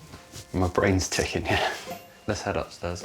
10 out of 10 for the house, Kirstie, but it's not them for 6. It's a lovely house. It's just right on the edge of their area. And that's the fact of the matter. That's how it works. Go small or go further afield. You were shell-shocked yesterday at the first one, and I'm shell-shocked at today's. I didn't think we were going to see something like this. Sadly, as ever, we can't pick up the house and drop it in their preferred postcode. This house gives us everything we said we wanted. And we can And also... It's actually nice. Yeah. But it is an additional commute for you, Yeah. you know, and it is further away from your family. The reality is kind of coming in about the area, the location, what you get in each one, and exactly where that compromise is. I think we both are a little bit gutted, aren't we? Yeah. I think you can see that in Lara's face. I can see that quite in Lara's face. genuinely. I saw it in Lara's face when we walked up the front. Yeah. You know, it is really disappointing. Do you want a moment to yourself? You two go out. I mean, unless it's raining, in which case I don't want you to be in this house. No, I'm fine. I just Really? need to... Yeah. Yeah. You go out. 2 minutes. Yeah. This really is a heartbreaking reality check for Lara and Stuart, which means tough decisions ahead if they're ever going to find their first home. I hate this part of my job, but I cannot change the reality of a search. And I tell you one thing, it's getting harder, not easier. In Buckinghamshire, my third property spelt out some upsetting home truths for Lara and Stuart, Do you want a moment to yourself? throwing their search up in the air. That's amazing. As for Randir and Sheetal, they were pretty much sold on the 1930s cottage in Hampshire. Phil, we have a deal. But always one to over-deliver, I've got a final offering in picture-perfect Cookham, an area they've not considered. Set back from the River Thames, this historic village is awash with old-world charm, but has all the ingredients this modern family wants. The primary schools are highly regarded, there are local fairs and fetes throughout the year, and although Randir's commute would be a tad longer than from the last property, there's still fantastic rail and road links. The house we're showing them is on a highly sought-after development with a close-knit community. In fact, everything is welcoming apart from the weather. Come on Hi, in. very nice to meet you. Sorry about rushing you in like this, but it just is pouring. It is pouring. Yes. This top-spec family home provides a whole lot more than shelter from the storm. Upstairs is faultlessly presented and has a total of 4 generously proportioned bedrooms, giving the family space to grow. There's a good-sized family bathroom, and for the couple who wanted 2, there's an ensuite as well. Downstairs, the open-plan living space flows into the garden. Meaning Mum and Dad could watch on as the kids play safely out the back. This property may be at the top end of their budget, but they could move in tomorrow without having to lift a finger, which is surely, at this stage, priceless. I like it. I like the wooden floors. Yeah. Very nice. It is fairly open plan. You get lots of light. It's 565. Ooh, okay. An extra bedroom and an extra bathroom. Okay. Extra bathroom is important. Yeah. It is. Promising. But how is this place going to rate against the period cottage? It was very cute from the outside. It looked like a home. This one is more on the modern side. Yes. I actually like modern houses. It's practical, it's Yes. easy to look after, it's Absolutely. light. Absolutely. You're not going to have to worry about it. You can just get on with living here and you're going to have your hands full anyway. Yep, I like easy. Yeah. Especially in this phase of my life, I like easy. Easy sounds good to me too, Sheetal. But then again, as a wise French friend once told me, you're going to buy property, you're not going to buy a baguette. No. So take your time. I will use that one. That is brilliant. That is brilliant. And I know just the thing to butter Randir up. They use this as the guest bedroom, but it does have the ensuite. I mean, it's a shame the master bedroom doesn't have the ensuite, but you could use this as the master bedroom. More private, isn't it? Yeah. Is it doing it for you? So far, I think the space works. It's bigger than yesterday's property. It's a little bit taller than yesterday's as well, which helps. 2 bathrooms is what we want. And the light coming in is, even on a gloomy day like today, it's very good. Sounds like they're falling for this one too, Phil. Ah, girls' room. Very cute. I'll change the colour scheme now. 2 pink. Okay. You are having 2 girls. You do have 2 girls. You know that. Really? Pink is the colour to go. But I think they're a bit confused at the moment. They don't quite know which way to turn. They're in a difficult spot. Have you not been giving them good advice? Well, I've presented 2 very different houses, and I think I get the feeling they like them both, but it's a Well, tough you're spot. always lecturing me, Phil. You always say, oh, it's not your decision, Yes. stay out of it. But Present then the people pro- get into these kind of They situations. don't want to be told what to do. You might need to want to- lead the horse to water and then let it drink, rather than lead it to water and shove its head in the lake, which is your method of house hunting. What can I say? Sometimes a little push goes a long way. Has this confused you? No. I think it's clarified things. You've ticked all the boxes. You've listened to everything we've said. So this is everything on a specification sheet that we wanted. If you could find a really good and nice childminder in this street, then that would be the real coup. That wasn't on the list. I know. It is now. So modern style has won out over period charm. Ordinarily, I'd give them time to mull it over, but with their predicament, we need to cut to the chase. House number 4, Cookham, modern, contemporary, open the door, unpack, Yes. get living. Yeah. Absolutely. Our head says this is the right one. So I think we have to get on and do something with it. Would you like to? Yes, I think we're in agreement there. Okay, good. Well, it's on the market at 565,000. They haven't had any offers. I think there would be some flexibility in the price. How much, I don't know. I would have thought a sensible offer is probably 540. We might get away with 535. Okay. Should we start 535? 535 opening on Yeah. offer. Okay. Okay, here we go.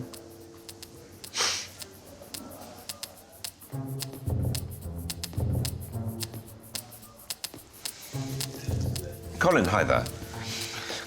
We have just been having a long chat about your lovely house.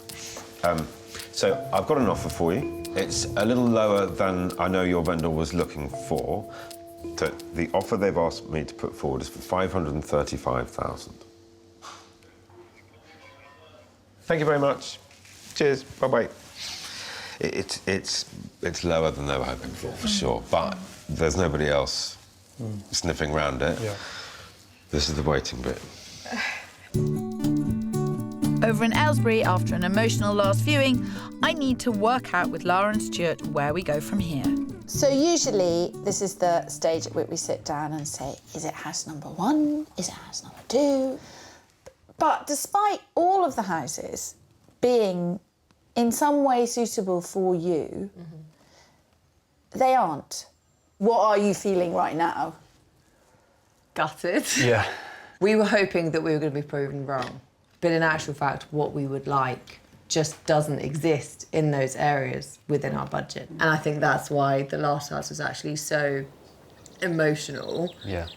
It's our perfect house. I haven't felt like that, as in leaving the property and feeling almost a little bit sick. Yeah. I mean, I'm really sorry. You are at this place where you have to sit down and rethink. We do really need to see if we can narrow what we are looking for in order to get what we both want.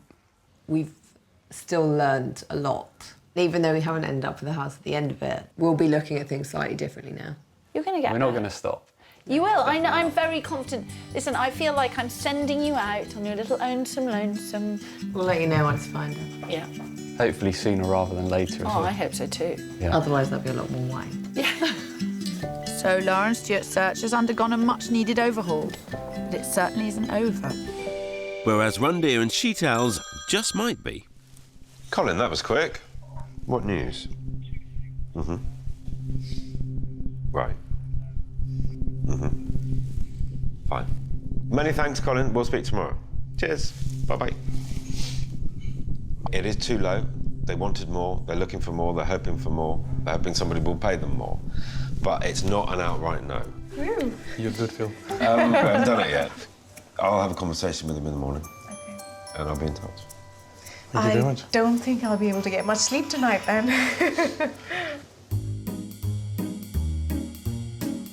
7 weeks on, after lengthy negotiations on the Cookham house, we'd increased their bid by a further $7.5 grand, but sadly couldn't reach an agreement.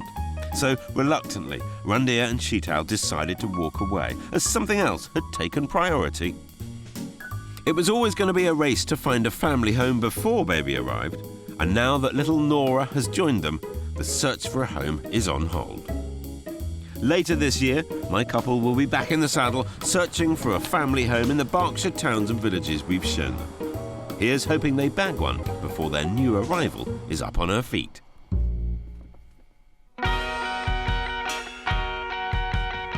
In Buckinghamshire, Lara and Stuart have been hard at work, honing their wish list, and it's no surprise to learn that a little compromise was called for. I think one of the things that we really learned was that our focus area was actually just too big. So we're looking at a much smaller area, which has really helped us narrow down the type of property that we can get within that area as well. With their newfound realism, it's helped them redefine their area, and now their search is moving forward. Last week, we had a second viewing on a property and we had the offer accepted on Monday. Result. Nice work, guys. It actually ticks all the boxes and it doesn't extend Stuart's drive to Bournemouth at all. So We're excited, but at the same time we're remaining quite calm about it and sensible about it. we're also kind of like, well, if it does We're fall being through, it real. falls through, yeah. It's early days, but hopefully it won't be long before this pair of lovebirds are under the same roof.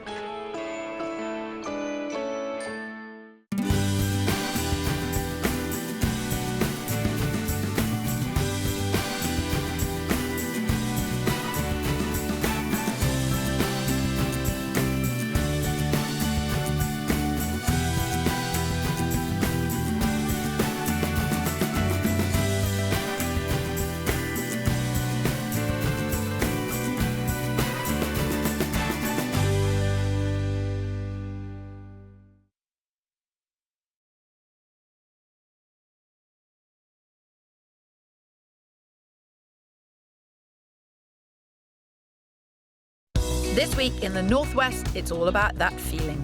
I'm not cold-hearted. Feeling confused? Finding a house is so chuffing difficult. That's tiny. Really not too sure about that. Boring looking. Feeling peckish? Phil, those are for show. Put them down. Feeling argumentative. Now what's the problem? And feeling just a little bit worried. That is the first time the house hunter has threatened to take me out.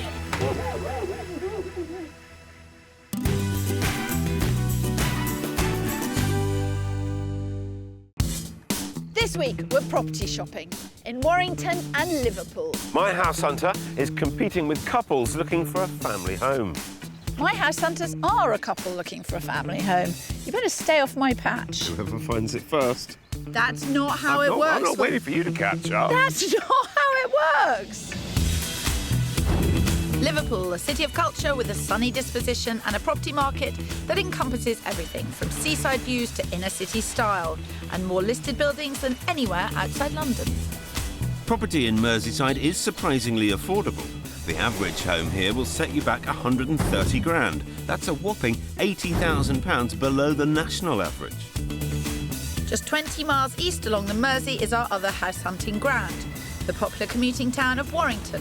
Prices may have jumped by nearly 5% last year, but they're still 21% below the national average.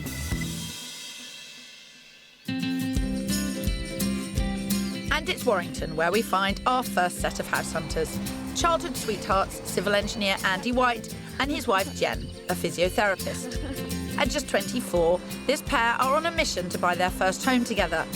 They're well ahead of the curve and are willing to make sacrifices to stay there. We've always been, the two of us, brought up as savers by our family. We budget every month to make sure that we can put money aside. We shop at more discount retailers rather than the high-end retailers. By being super careful, Andy and Jen have managed to put together a budget of £195,000, 20% of which is a cash deposit. They want a house close to Warrington where they both work and pray. Church is an important part of their lives. But here the hymns are a bit different.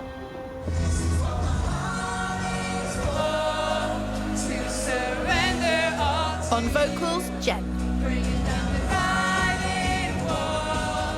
And safely behind the desk, Andy.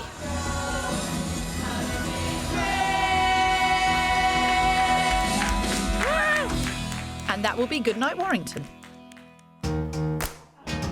They also have faith when it comes to house hunting, but with slightly different beliefs. My attempt at house searching so far has been heart on my sleeve, whereas Andy generally tends to be more logical in the matter. I made a spreadsheet. I figured out how important each of the rooms were, and then I multiplied that by the rating of how good the room is, which I know sounds terribly boring, but it's what I do. But somehow the numbers just haven't added up. 6 months of searching, 12 viewings and 1 near miss, and they're starting to wonder if they're doing something wrong. Plus, they're desperate to get out of rented. We've got engaged, we've got married, we want to settle down, we want to have children, and for us to be able to have the children and the dogs, we have to have a house. One practical, one emotional. What Andy and Jen need is a guiding light, and I'm happy to illuminate their path through this difficult market. On paper, perfect. Tick your savers, tick your buying early, tick your having kids early. So you have little halos anyway. So in practice, what's going wrong? I think Jen gets quite emotional when she's looking at houses, and she'll see almost any house and go in and go, oh, we could live here. He goes through and says, oh, I don't like this, oh, I don't like that. So it feels quite negative when we first start. Right. The only thing I think I'm strongly opposed to is having something grotty. So a bathroom or a kitchen that's just horrendous that needs to be changed immediately. Senor? It's just finding storage in a kitchen, which is often taken up in newer places by integrated. It's not taken up by integrated, I swear. What you need is pan drawers. I intend to be buried in a pan drawer. It can be arranged. Yeah. I wasn't offering It was just a mild threat. That is the first time in 17 years a house hunter has threatened to take me out. Well, maybe to your face, Kirstie. You know you'd miss me, Phil. And with their £195,000, Jenny and Andy want a house that will accommodate a growing family with 3 bedrooms and a decent kitchen diner. Preferably 2 bathrooms and a good-sized garden. They don't mind new or old, but it needs to be in good nick. As for location, they both work and worship in Warrington and don't want to be more than 40 minutes drive away. They love Newton-le-Willows, where they currently rent, but are open to new areas as well. Over in Liverpool, our other house hunter is successful businesswoman Margot Walker, who wants a forever home for one in the sought-after seaside town of Crosby, just 7 miles north of the city. She's got a budget of £450,000, so it sounds like a simple ask, but the search is starting to hurt.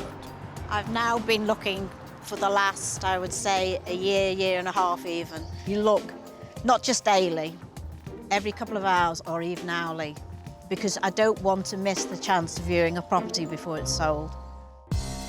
Intent on downsizing, Margot sold her sprawling 4-bed family home 2 years ago, moved into a rented flat in Crosby and put everything in storage. Since then, she's viewed 30 properties, but nothing has met her very exacting set of requirements. Wherever I buy, that will be my last move. So I have to make sure that I'm 100% when I walk in, that's the house for me, for my life. No pressure there then, Phil. Although Margot is buying on her own, she's not alone. Her daughter lives down the road and her partner of 10 years, Ian, is close by in Manchester. If I get a new house and it's still the summer, then we can get barbecuing again, can't we? Margot's Crosby born and bred, so she has an active social life and often drafts friends in to help with her search. Cheers! Cheers! But at the end of the day, it's her decision, and that's proving tough. Daunting, I suppose, is probably the word as well, because it's the first time that it's just been me to decide. Don't worry, Margot, my ear is here for bending, and the advice comes free. It's fraught with difficulties trying to downsize. Yeah. Let's talk the wish list then. So. Okay. Location? Crosby, Blundell Sands. You said 3 or 4 bedrooms? Yeah. I've got to have a house with a garage. South-facing garden, definitely. I like sort of a kitchen cum diner. Okay. And I'd like that overlooking the garden. There's a lot of criteria in a fairly small patch. Well, I'm hoping with your help and advice and guidance, you'll be able to say to me, well, that's what you can get at the end of it. I can certainly help. I hope so. So your tenancy runs up in another couple of months? About 6 weeks. So we need to have at least found you something. Yeah. You're over it. I need a house. I get the feeling that perfection is the minimum requirement. With her £450,000, Margot wants a house that's not too big or too small. With at least 3 bedrooms, impressive kitchen diner for entertaining, south-facing garden, plus a garage for storage. As for location, Margot has her heart set on staying in her hometown of Crosby, close to family and an easy reach of Liverpool for work. If we're not going to be left out in the cold, Phil, we need to stay focused. What you got going on this week then? Parties, bit of shopping, that kind of stuff? True childhood sweethearts. They're 24. They met 8 years ago. They're married. They've been saving like crazy. So they're just, you know, perfect. I'm worried. I've got somebody who's looked for 2 years, Right. has seen everything, I mean loads, Yeah. has a massive long list. She's lived in Crosby for 17 years. She knows exactly where she wants, knows exactly what she wants, but she hasn't found it in 2 years. Run, Phil. Run like the wind. Get the ferry, cross the Mersey and be away with you. No, that's not my style, Kirstie. But finding Margot the perfect property won't be easy. Crosby is right on an amazing beach, is stocked with impressive residences and has excellent schools. Families love it here, but smaller houses are like gold dust. Having said that, I'm pretty chuffed with the first place I've lined up. Right, Margot, game face on. We're in the heart of Crosby, so location-wise, we're on the button. And the house nails nearly all of Margot's criteria. So her reaction will tell me just how strict that wish list is. 1950s built house. What do you think of the outside? Big, but I'll have to wait and see inside, won't I? Parking for one. OK. But they've extended into the garage. You haven't actually got a garage. I was going to say, was that the garage then originally? Yes. OK. At nearly 1,700 square feet, this detached house is 40% smaller than Margot's previous home, so there's no doubt she'd be downsizing. Lovingly refurbished just 3 years ago, this place has that all-important kitchen diner overlooking the garden, 2 spacious reception rooms and a downstairs shower room. While upstairs, 4 good-sized bedrooms and a lavish bathroom. It may not have a garage, but there is some extra storage to the side of the house. At offers over £450,000, it is top of budget, but we're led to believe there's a bit of wiggle room. Kitchen come diner, what I want. Yes. That's the general idea, Margot, Yeah. is to show you Yeah. things that you might like. Yeah, yeah. You said you wanted to be able to walk into a house and get the feeling, but you certainly look pretty happy with it. Yeah, no, it's got a nice feel. Some I walk in, I go, no, there's just... You look round, but is there any point? Whereas now I'm thinking, actually, I want to see the rest of it. Good. Well, that's not a bad start. Time to explore some options. How do you feel you would use 2 reception I know. rooms? I don't need 2 sitting rooms. No. See, it would have been the garage. Yeah. The view of that basically is my car it would be my car on the drive. It's not really appealing. I can't lie, I was hoping for a better reaction in here. Maybe some fresh air will help. I know you hoped for a south-facing garden. This isn't. Yeah. It's northeast. Well, so far there's 2 things. A, it's not got a garage, which is something I would like, and south-facing. So I'd have to weigh up, Yeah. you know, is that something that I can sacrifice for the house? I'm getting mixed messages, Phil. I don't know about you. Well, she says that the house is giving her all of the feelings that she was hoping for. But she's also finding lots of negatives and she's kind of almost putting up barriers against it. If she's going to give this house her best shot, it might be a good idea if Margot just loosened her grip on the wish list. I don't have any issues, I don't think, about upstairs. Really not too sure about that. If I was going to use that room, it would be a dining room. Yeah. I would have thought if you've got friends round for a meal during the daytime, you're more likely to be in the kitchen enjoying the garden. Yeah. And if it was more formal, it would be a night time and you'd have the curtains closed and therefore you wouldn't be able to see the car. That's a thought. That is a thought. Lots to think about, Margot, but we must get on. OK. See some more. He shoots, but he misses the net. Yes, I'm starting to see why Margot has been searching for 2 years. This week, I'm with Merseyside native Margot, who's desperate to downsize. And I'm with true childhood sweethearts, Andrew and Jenny, who want a first property fit for a family. The first house I showed Margot in her beloved Crosby felt right, but it didn't get full marks on her rigid wish list. So you're sitting around a dining room table with your friends and you're going to have a view of a car.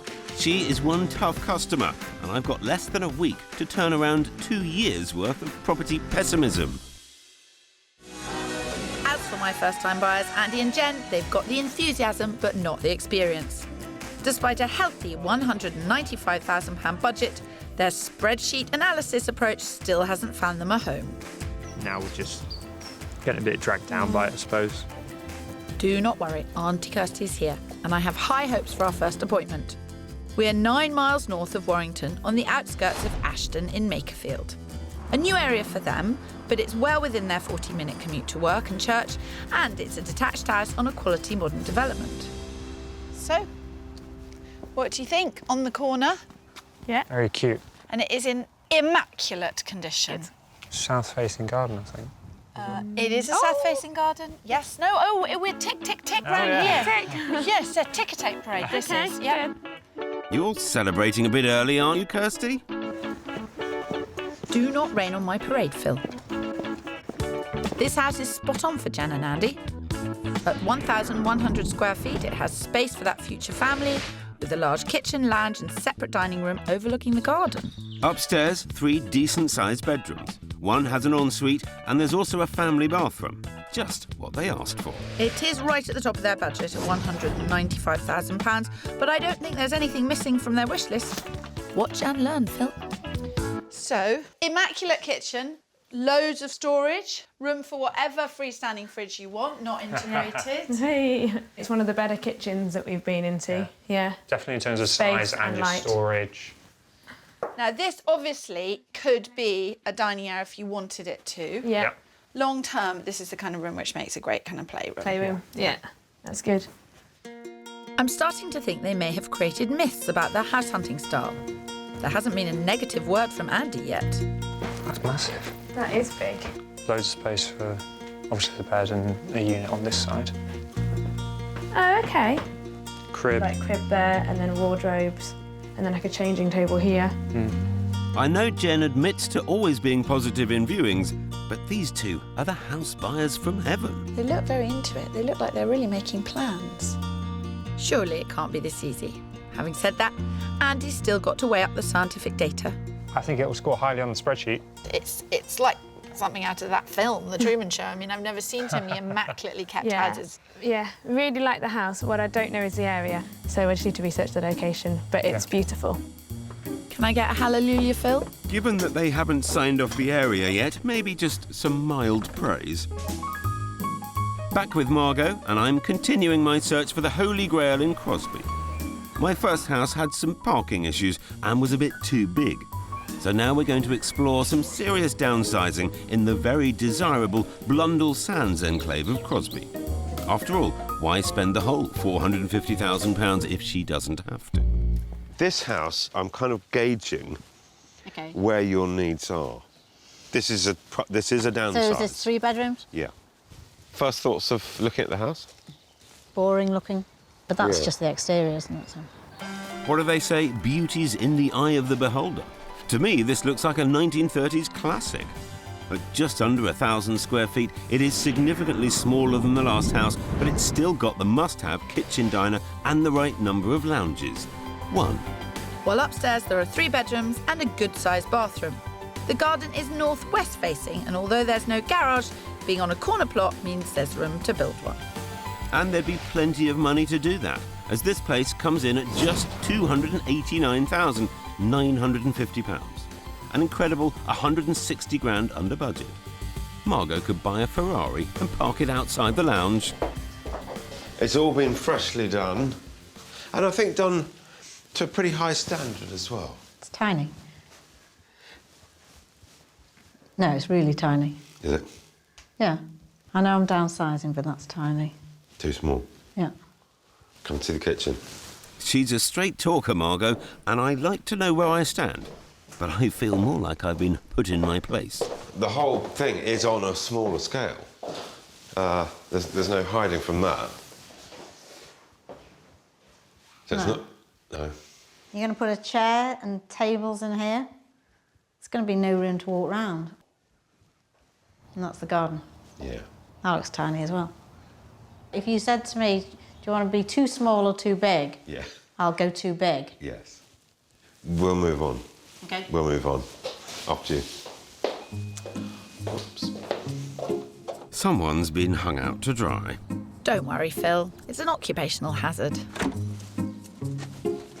It is actually quite difficult trying to judge what is the right amount of space for Margot. She lives on her own, so she doesn't want loads of bedrooms, but she does want lots of entertaining space. Isn't that what the first house had? I'm not sure when I last saw Phil looking quite so bemused and confused. I could take your advice and go get that ferry ticket now.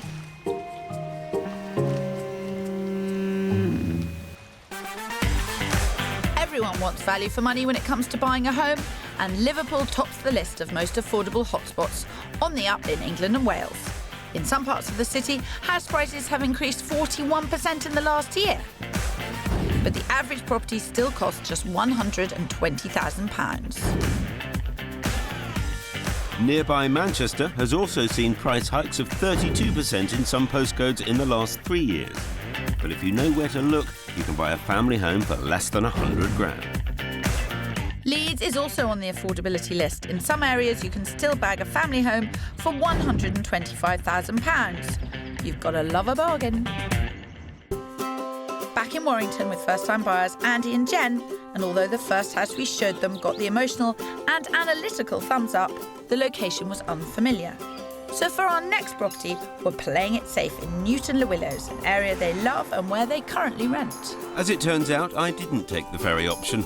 Instead, I came here to soak up the joy. It's a grown-up's house. Yeah. It's really a gorgeous family house. We could stand out here all afternoon talking about it. This is probably the nicest looking house externally that we've seen, actually, I would say. We could just stand here and encourage you to buy it without you seeing inside. That would be... We've never done that before. So that would be a first. We might be good, but I'm not sure we're quite that good, Kirstie. This really is a beautifully presented family house that's been extended to maximise the social areas. There's a dual-aspect lounge, dining room and conservatory that opens up onto a lovely enclosed garden. The kitchen isn't huge, but it does have a separate utility with downstairs loo. Upstairs, there are 3 good-sized bedrooms and 2 further bathrooms. At 1,367 square feet, it's bigger than the last house, but the current layout is less flexible. It's being marketed at offers over £170,000, but it's expected to reach nearer the 180 mark. Oh my word, it's huge. Wow. Yeah. Wow is the word. What do you make of the kind of style? Perfect. Modern, simple, clean. This house has only been on market 12 days. Okay. Right. And it's already had 3 offers. And it goes to sealed bids tomorrow. It's a tough call for a pair of cautious first-time buyers, but if they do want to bid on it, I'm here to hold their hands. Wow. So this is the dreamy space. This is the space that would be very difficult to replicate anywhere else. Yeah, it's just a bit overwhelming. I know, it's being in the room with Phil Spencer. Yeah, a lot of people feel overwhelming. that way. Overwhelming. Well, why are you overwhelmed? It's just so different to the other house, and it's bigger, but it doesn't feel like it flows as nicely. Why don't I take Jen off to have another look at downstairs and layout and stuff, as that's my specialist topic. So. Specialist topic? You two can go upstairs and pad around upstairs. You don't mind about where we go. Let's head out here, Andy. He was giving you that look and doing that. Why are you feeling overwhelmed? Which sometimes makes people burst into tears. Like I don't know why I feel I was like, right, let's get Phil out of here. And there was me coming over here for a bit of love. So how's this stacking up? If I'm just looking at it from a statistical point of view, very, very good. It's just, I don't know, it's not quite getting the feeling. See, just you're yet. not just statistics. There is a heart in there. I'm not cold-hearted. There is something. Yeah, I'm on the fence a little bit at the moment, so... If you stay there too long, it'll hurt, but... Yes. But if you jump the wrong way, it'll hurt even more. The current layout is worrying Jen. But luckily, I have a solution to open up the kitchen and utility room. That could come down. And it's not a hugely expensive job. Okay.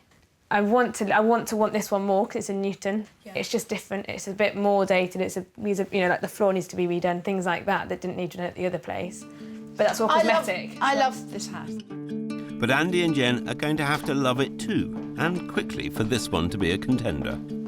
It's just confusing because this ticks all the boxes on the spreadsheet, but it's the heart feeling. Yeah, not ticking that box at the moment. The spreadsheet system can only take you so far, and at the end of the day, people buy with their heart. I think this house is lovely, but what they definitely both want is uncomplicated. There was a tree outside the last house, and I said, you could just cut that down. Mm. And he went, could you get someone in to do that? I was like, no, just get a chainsaw and take it down. He looked at me like I was a lunatic. And there's me also looking at Kirstie like she's a lunatic. But remember, Phil, there's always method in the madness. You've been crying. No, I haven't. I've been so close to just not out of... I'm just so confused. It's the little fizz, the feeling. Well, then walk away. No, if you haven't got the fizz, walk away. Did you have the fizz in the first house? Yes. It doesn't make any sense why I'm not just jumping for joy and hugging you and leaping. Don't let it stress you out because you're in a good place. Yeah. You're seeing things that you like. Yeah. Good advice, Phil. This place hasn't got the fizz, but there's no need for them to get into a froth. This week, I'm with super scrimpers, Jenny and Andy, who want to spend as carefully as they saved. And my challenge is finding third-time buyer Margot her smaller forever home. Just not that small.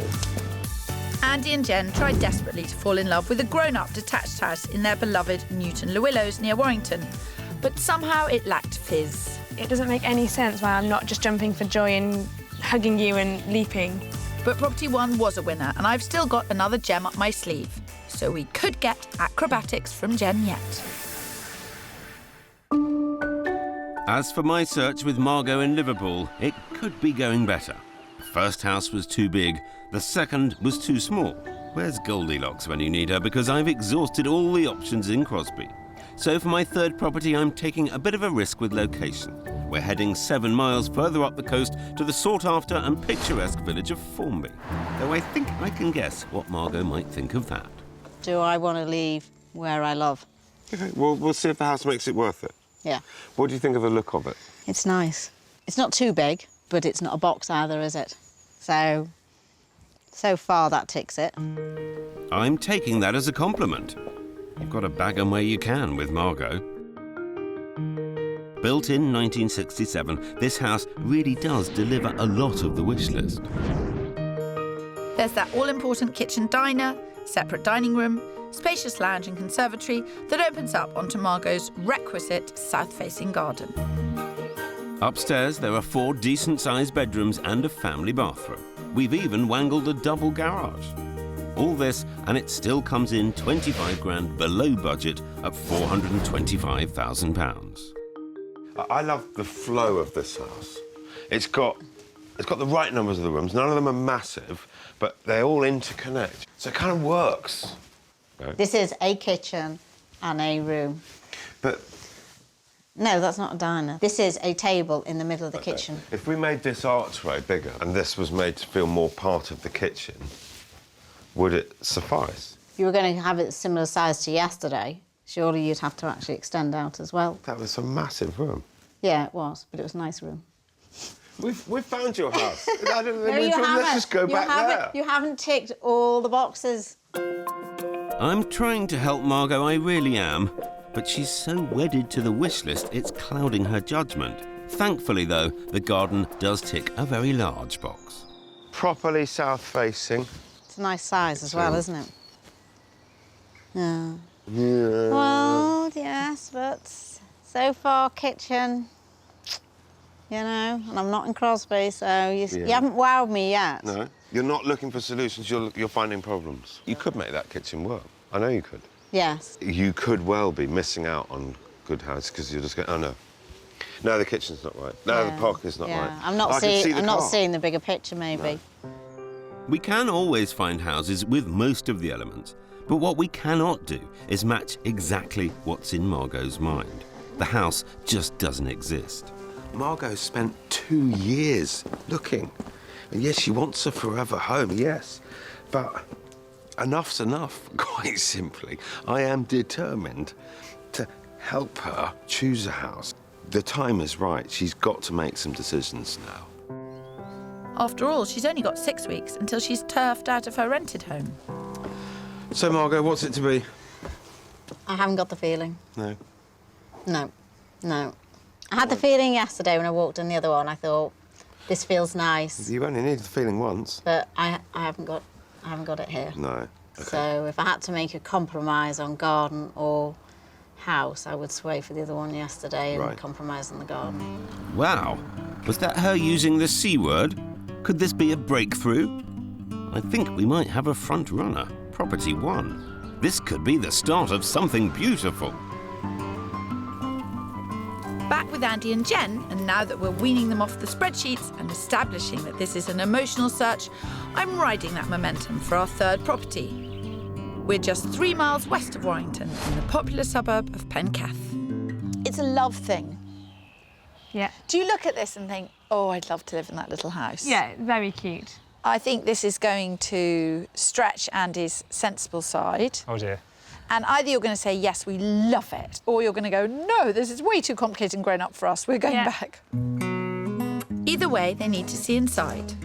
Built in the 1940s, this house has been beautifully updated and extended.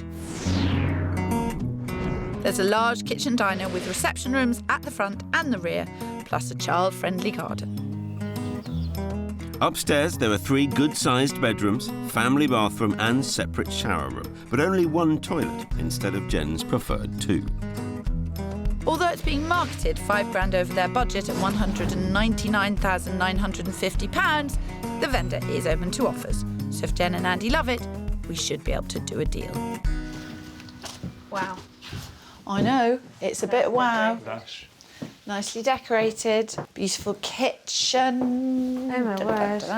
This is exactly the kind of kitchen that we'd put in ourselves if we were going to do it, so quite nice. I love this place too, but long term, Jen and Andy will need to pick up a few DIY skills. Now, you might say, okie doke, we're going to learn to look after our house because we want this type of thing. Or there are some people who never learn to do it and we might be amongst their brethren and we just, you know, aren't up for it. Yeah. We're really naive about that. We've only ever rented, so there's going to be loads of stuff that we're just scared of doing because we've never done it before. But you have to start somewhere. You have to start somewhere and you learn. Yeah. You really do. You learn as you go. That's the spirit. I'm so going to order that chainsaw for Andy. So if it's older, whether it's going to need the roof replaced anytime soon or how new the boiler is or the chimney stack, what do you think? Heart or no heart? Definitely heart, which worries me. This has been a really positive experience. See, it's not all about compromise and people getting half of what they wanted. Sometimes we get to show people most of what they want. The only thing is that there's no second toilet. I don't know. This is why finding a house is so shuffling difficult. Yeah. The lack of a second loo is such a wee flaw in what is an otherwise fabulous house. I mean, you'll just puke when I say this, so hold on to your breakfast.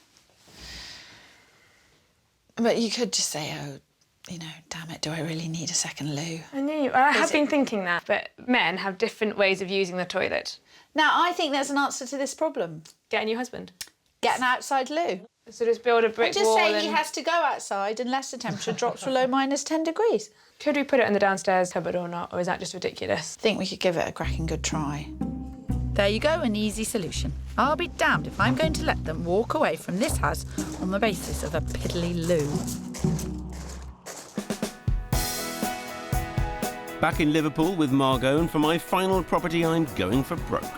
If you can't find ready-made perfection, you have to create it yourself. And this next place has all the raw materials. It's in Blundell Sands, in Margot's favourite street in Blundell Sands. And Kirstie's tagging along to complete the dream. You know this road pretty well, I'm told. My old house is around the corner, yeah, but I love this road. The thing about this house is that It has really, really vast potential. It is a big house. Bigger than number one? Yes. Okay.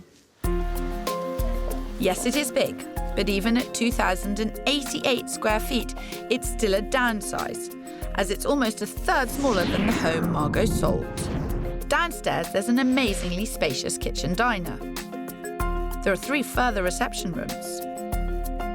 Upstairs, there are 4 big bedrooms. Outside, a large garden with lovely views. This place has the sort of proportions to give Margot all the entertaining space she'll ever need. It will need a bit of work to bring it into line with Margot's expectations, and it's 20 grand over budget at £470,000. But it's been on the market a while, and the vendor's keen to sell. Wow. Now this is a kitchen come diner. Yeah. It wasn't the other one. I quite like that because I always find if you've got friends round and you're cooking in the kitchen, you can also be part of it. Formal dining behind here. And you just flit all ladylike between the dining room and the sitting room, and it's literally multi-use and it can be changed. That's what it's like at Kirstie's house. She Shut flits up. around. I do not flit, Phil. You know perfectly well I don't do any flitting. So as we sashay up the stairs, I want to show Margot how some simple changes of use in the rooms could make all the difference. This is currently the main bedroom suite, but I propose a better one at the back of the house. So at the moment, there's 3 bedrooms up here, plus a bar, a dressing room and 2 bathrooms. Okay. And it's a bit of a hodgepodge. Yes. So what you need to do is kind of simplify it so that you've got 2 large bedroom suites. So this would be your area. This would make the most wonderful either a dressing room or a bathroom. You haven't worked all your life not to take the best bit of the house for yourself. Yes. Phil, those are for show. Put them down. Vendor said it'd be okay. I've been sitting looking at them for ages. What have you been doing? Oh, I'm talking about all the different things. You haven't been confusing her. I haven't been confusing her. Honestly, Phil. I know what you're like when you Your see... opinion of me could not get any lower. It's just that you get very excited when you see lots of potential. Well, there's enormous potential in this house. But it's no good having potential if you're not willing to exploit it. And I suspect Margot isn't. The position of this, there's no comparison, but it is quite vast. Margot's been looking for 2 years. But I don't want to just accept that we'll have to do now after 2 years. I'm going to tiptoe away because I can tell you are in for the long haul, Phil. This is a never-ending It's not. chat. We're gonna, Margot, we're it's gonna very, solve. very nice to have met you. You could be in better hands, but you're in good enough hands. Thanks awfully. Nice to know who your friends are. Having seen 4 houses, I still think property 1 in Crosby is as near to perfect as we're going to get. Margot's just got to see the light. In wonderful Warrington, my pair of first-time buyers, Andy and Jen, are torn between 2 properties. Shopping difficult. The new build easy option in Ashton in Makefield on £195,000 and the 1940s character property in Penketh. Over budget at the best part of 200 grand, it could go either way. As for Margot in Liverpool, we're not at that stage yet, and I'm not sure we ever will be. But I can't leave without putting up a fight. Property 1, the detached 50s house in Crosby, got the best reaction out of all the houses I've shown her, and the good news is I've convinced her to go back for a second look. Her daughter Sarah is joining us for a bit of extra insight. We've talked quite a bit about kitchen diners.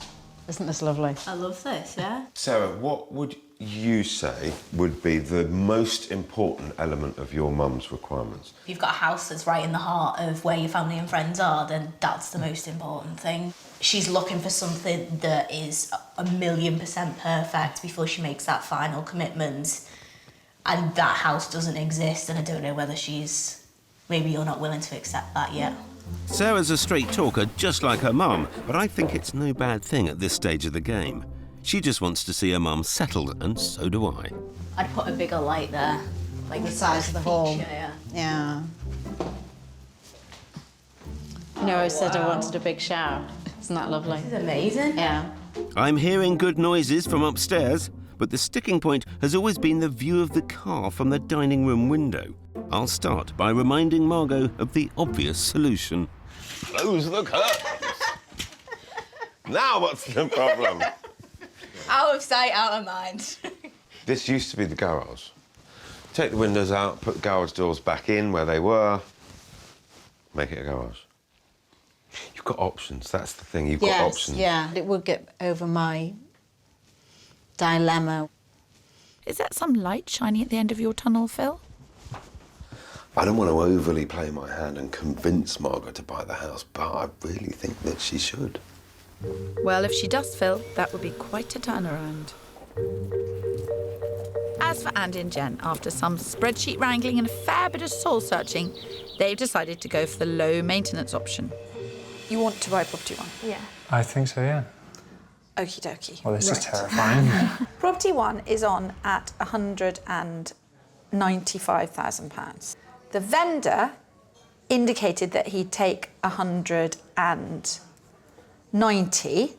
I do know that in the area, houses are going for between 5 and 10% under asking. We instinctively said we'd definitely pay 185 for it. Let's go for the 185. Let's try and secure it. Right. Oh, hi, it's Kirstie from Locations. Now, my clients really, really, really want that house. They have asked me to offer 185 in order to secure it. So if it was possible for you to speak to your client and get back to me, that would be amazing. Okay, bye. All we can do is wait and keep everything crossed.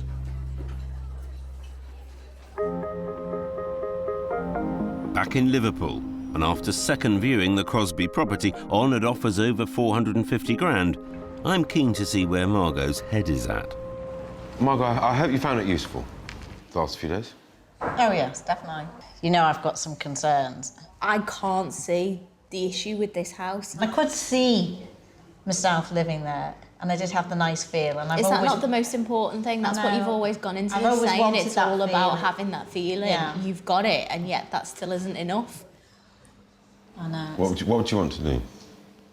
Is there a great room for negotiation on price? Because I think it's way overpriced. There's no harm in trying. He hasn't got any other offers on the table. Is there any way the agent would say to the vendor to just keep a hold on it for 24 hours to think about it? Would they do that? Because I don't want to put myself in a situation where they get an offer and it's sold. That's your risk.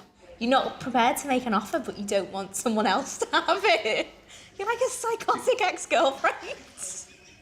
Like... Do you have a commitment problem? Well, obviously. Yeah.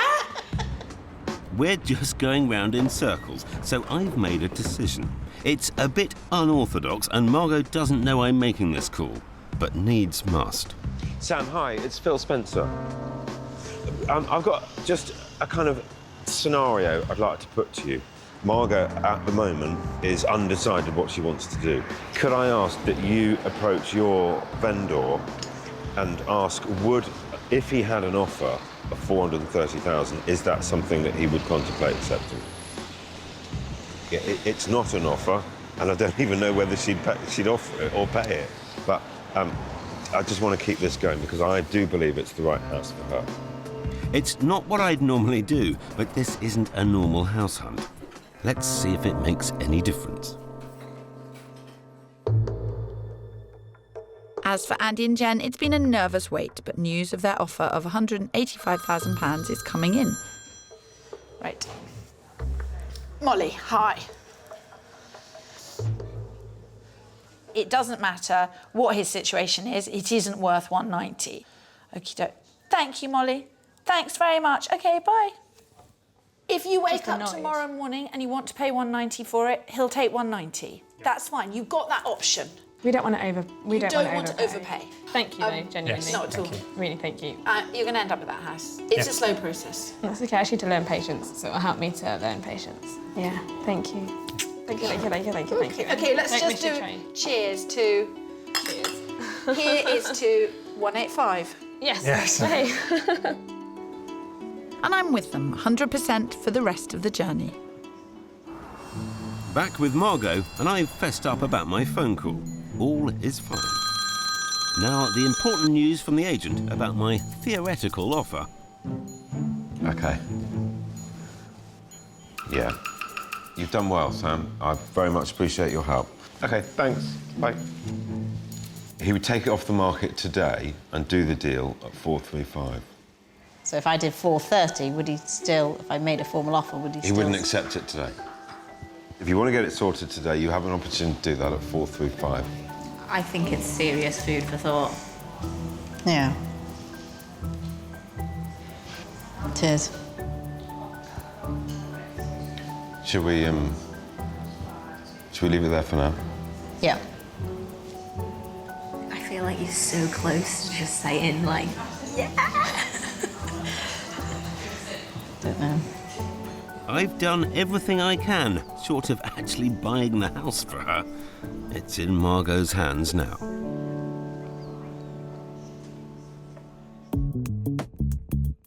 A couple of weeks later, and after 3 more viewings, various builders' quotes and hours of deliberation, Margot finally made a decision. I've decided I'll put an offer in, which was accepted. And we managed to get it for her at 430 grand. And that should have been the end of her house hunting journey. But with Margot, there's always a but. I did like the house, but I kept thinking there's something not right. But I couldn't explain what it was. In true Margot style, she decided to go and see a totally different property, a doer-upper in Crosby. And it immediately turned her head and heart. I had that feeling, and I just knew that was the house. I just knew that was the house. So Margot pulled out of house 1 and immediately offered and had her bid accepted on the doer-upper in Crosby. And maybe because I'd seen house number 1 and liked some of the features, maybe I had the vision in this house. I'm over the moon for her and delighted such a long search has finally come to an end. I am definitely not changing my mind about this house.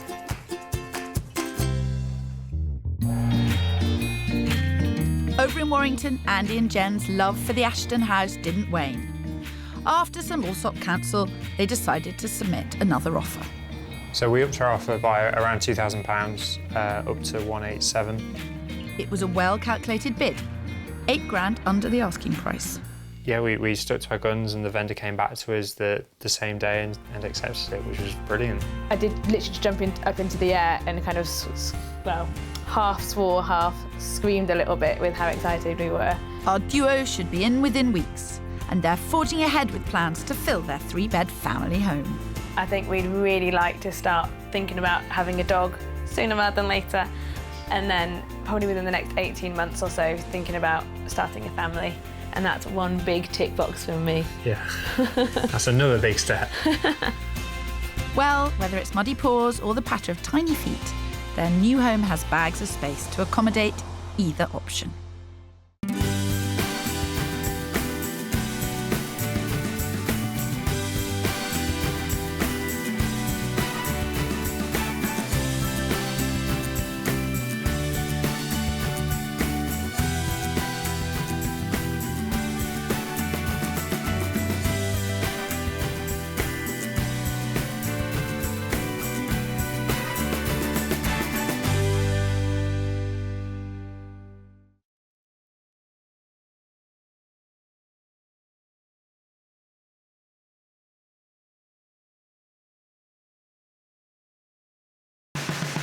This week, our 2 sets of house hunters urgently need to fly their parents' nests. I can't last that much longer.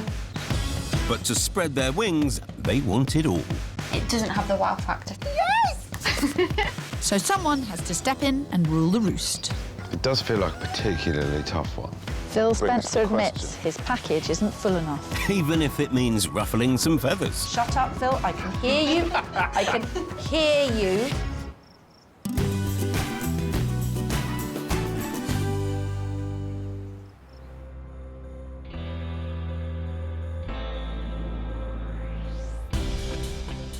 This week we're uphill and down Dale in West Yorkshire. I'm with a mum and son who want to find the perfect pad with added lad appeal. And I'm with a couple of first-time buyers that are looking for a rural idyll with wow factor. Queen has one of these umbrellas. Do you know what that makes you? Prince Philip. The prince of property, at least. West Yorkshire's wealth of villages within easy reach of the bigger towns and cities means commuters can have their rural cake and eat it. Last year, house prices rose by 6%. Despite that, the average property in West Yorkshire is cheaper than most of the region and the national average. Thanks to its affordability and lack of housing stock as we search, the competition for character properties in idyllic rural spots is strong. So we'll need to get all our property ducks in a row if we're to help first-time buyers Andrea and James. These young lovebirds met 2.5 years ago whilst working at the same law firm and soon began looking for their first home. But 29-year-old Andrea has been planning this move a little while longer. I've been saving since I was about 16 for a house. So then when I met James, we sorted our money out and started saving together. I love to organise. So I'm very budgeted. We budget everything. We have weekend fund, petrol fund, house fund, spontaneous money to have fun. Doesn't sound that spontaneous.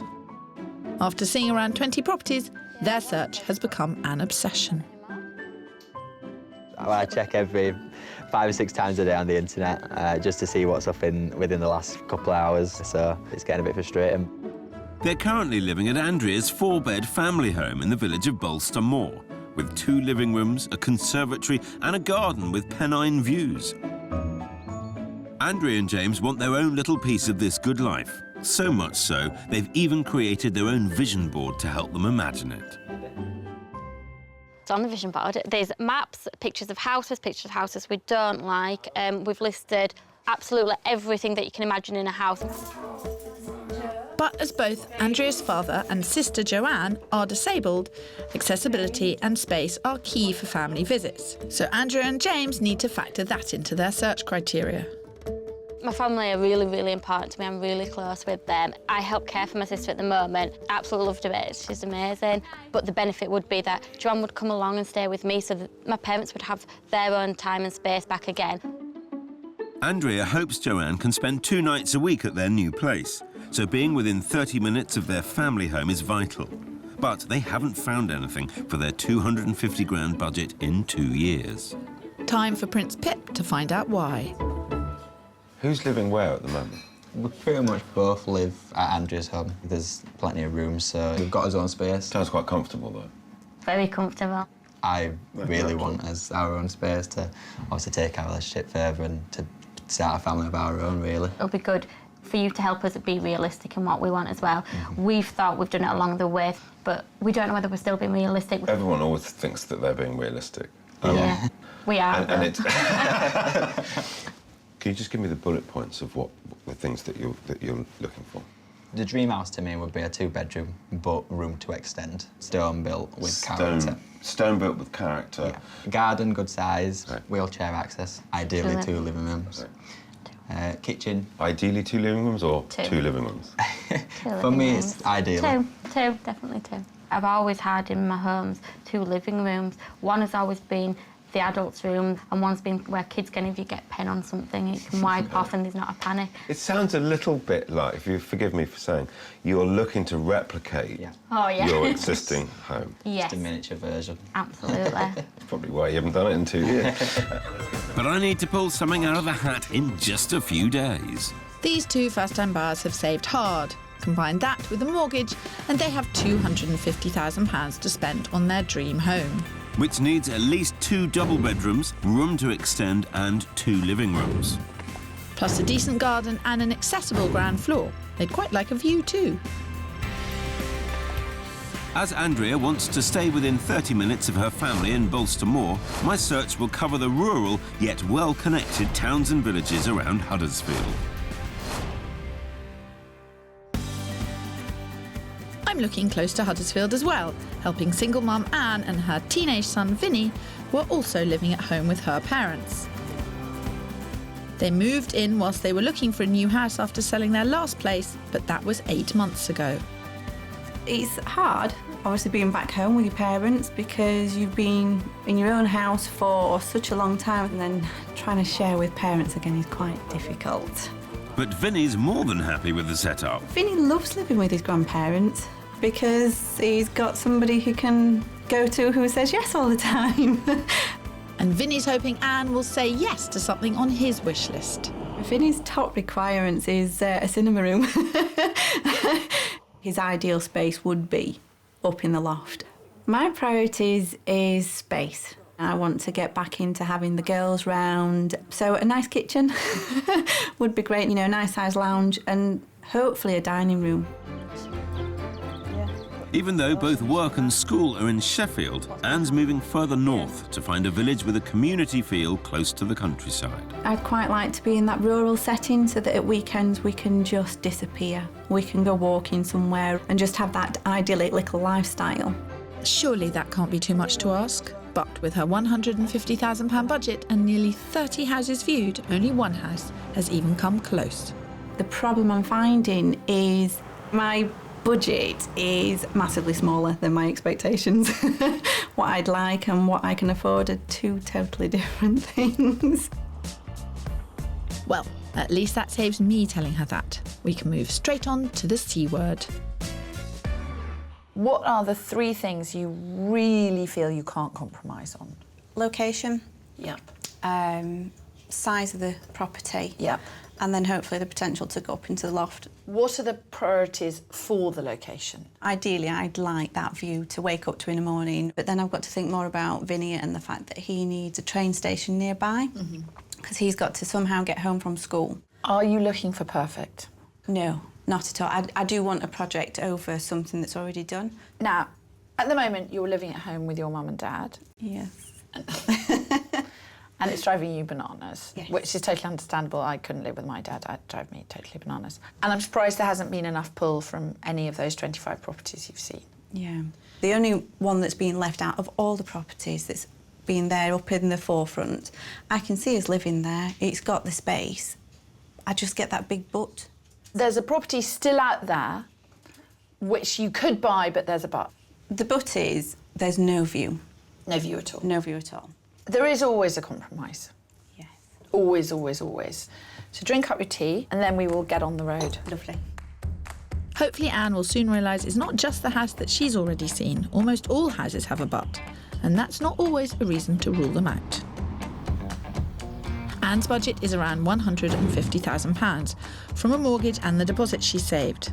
She wants a traditionally built property with views, 3 bedrooms, a spacious sitting room and kitchen to entertain. It must also have an option to create a lad pad for Vinny. So we'll be looking at the south side of Huddersfield, focusing on towns and villages around an hour's commute to Sheffield for Anne's work and Vinny's school. Morning. Hiya. Changeable weather around here, isn't it? But it's very beautiful. No, it's really, really, really beautiful. It's nice to be in Yorkshire. Although, I think it's going to be a challenging week. Really? Well, my couple, they're living at home with parents, Yeah. and they're very keen to start their own family. So on kind of face of it, you think they're going to be desperate, but they've seen a lot, and she's particularly adamant she's going to get everything on her list. And I'm just not sure it's going to pan out that way, but I'm going to be doing my best. Well, I've also got someone who's leaving home. She sold her house. She and her son moved in with her parents. They've been there for 8 months. They're desperate to get out. But there's a sort of house she didn't buy, which is hanging around at the back of her mind. So you've got to beat it. I've got to beat it, yeah. Good luck with that. Steep hills. Very good We've got analogy to climb there. some steep hills Yeah. this week. After a 2-year house hunt, Andrea and James have yet to find their dream house on their budget. So their extensive wish list is the first obstacle Phil must contend with. And Property One will help me do precisely that. The lovely village of Scholes is perfect for families with a good primary school and situated in an idyllic conservation area, just 15 minutes from Andrea's family. So we've got a little kind of farmyard development. You don't get kind of far-reaching views in a massive garden, but you do get an interesting, characterful house? I think the house itself looks really nice, and I think it ticks a lot of the boxes. The only doubt I have so far is just the garden and the privacy. But if it's got a back garden, then maybe that might tick that box as well. I'm not sure yet, if I'm honest. Well, there is some space at the back, but I'm hoping it's inside that will sell this place.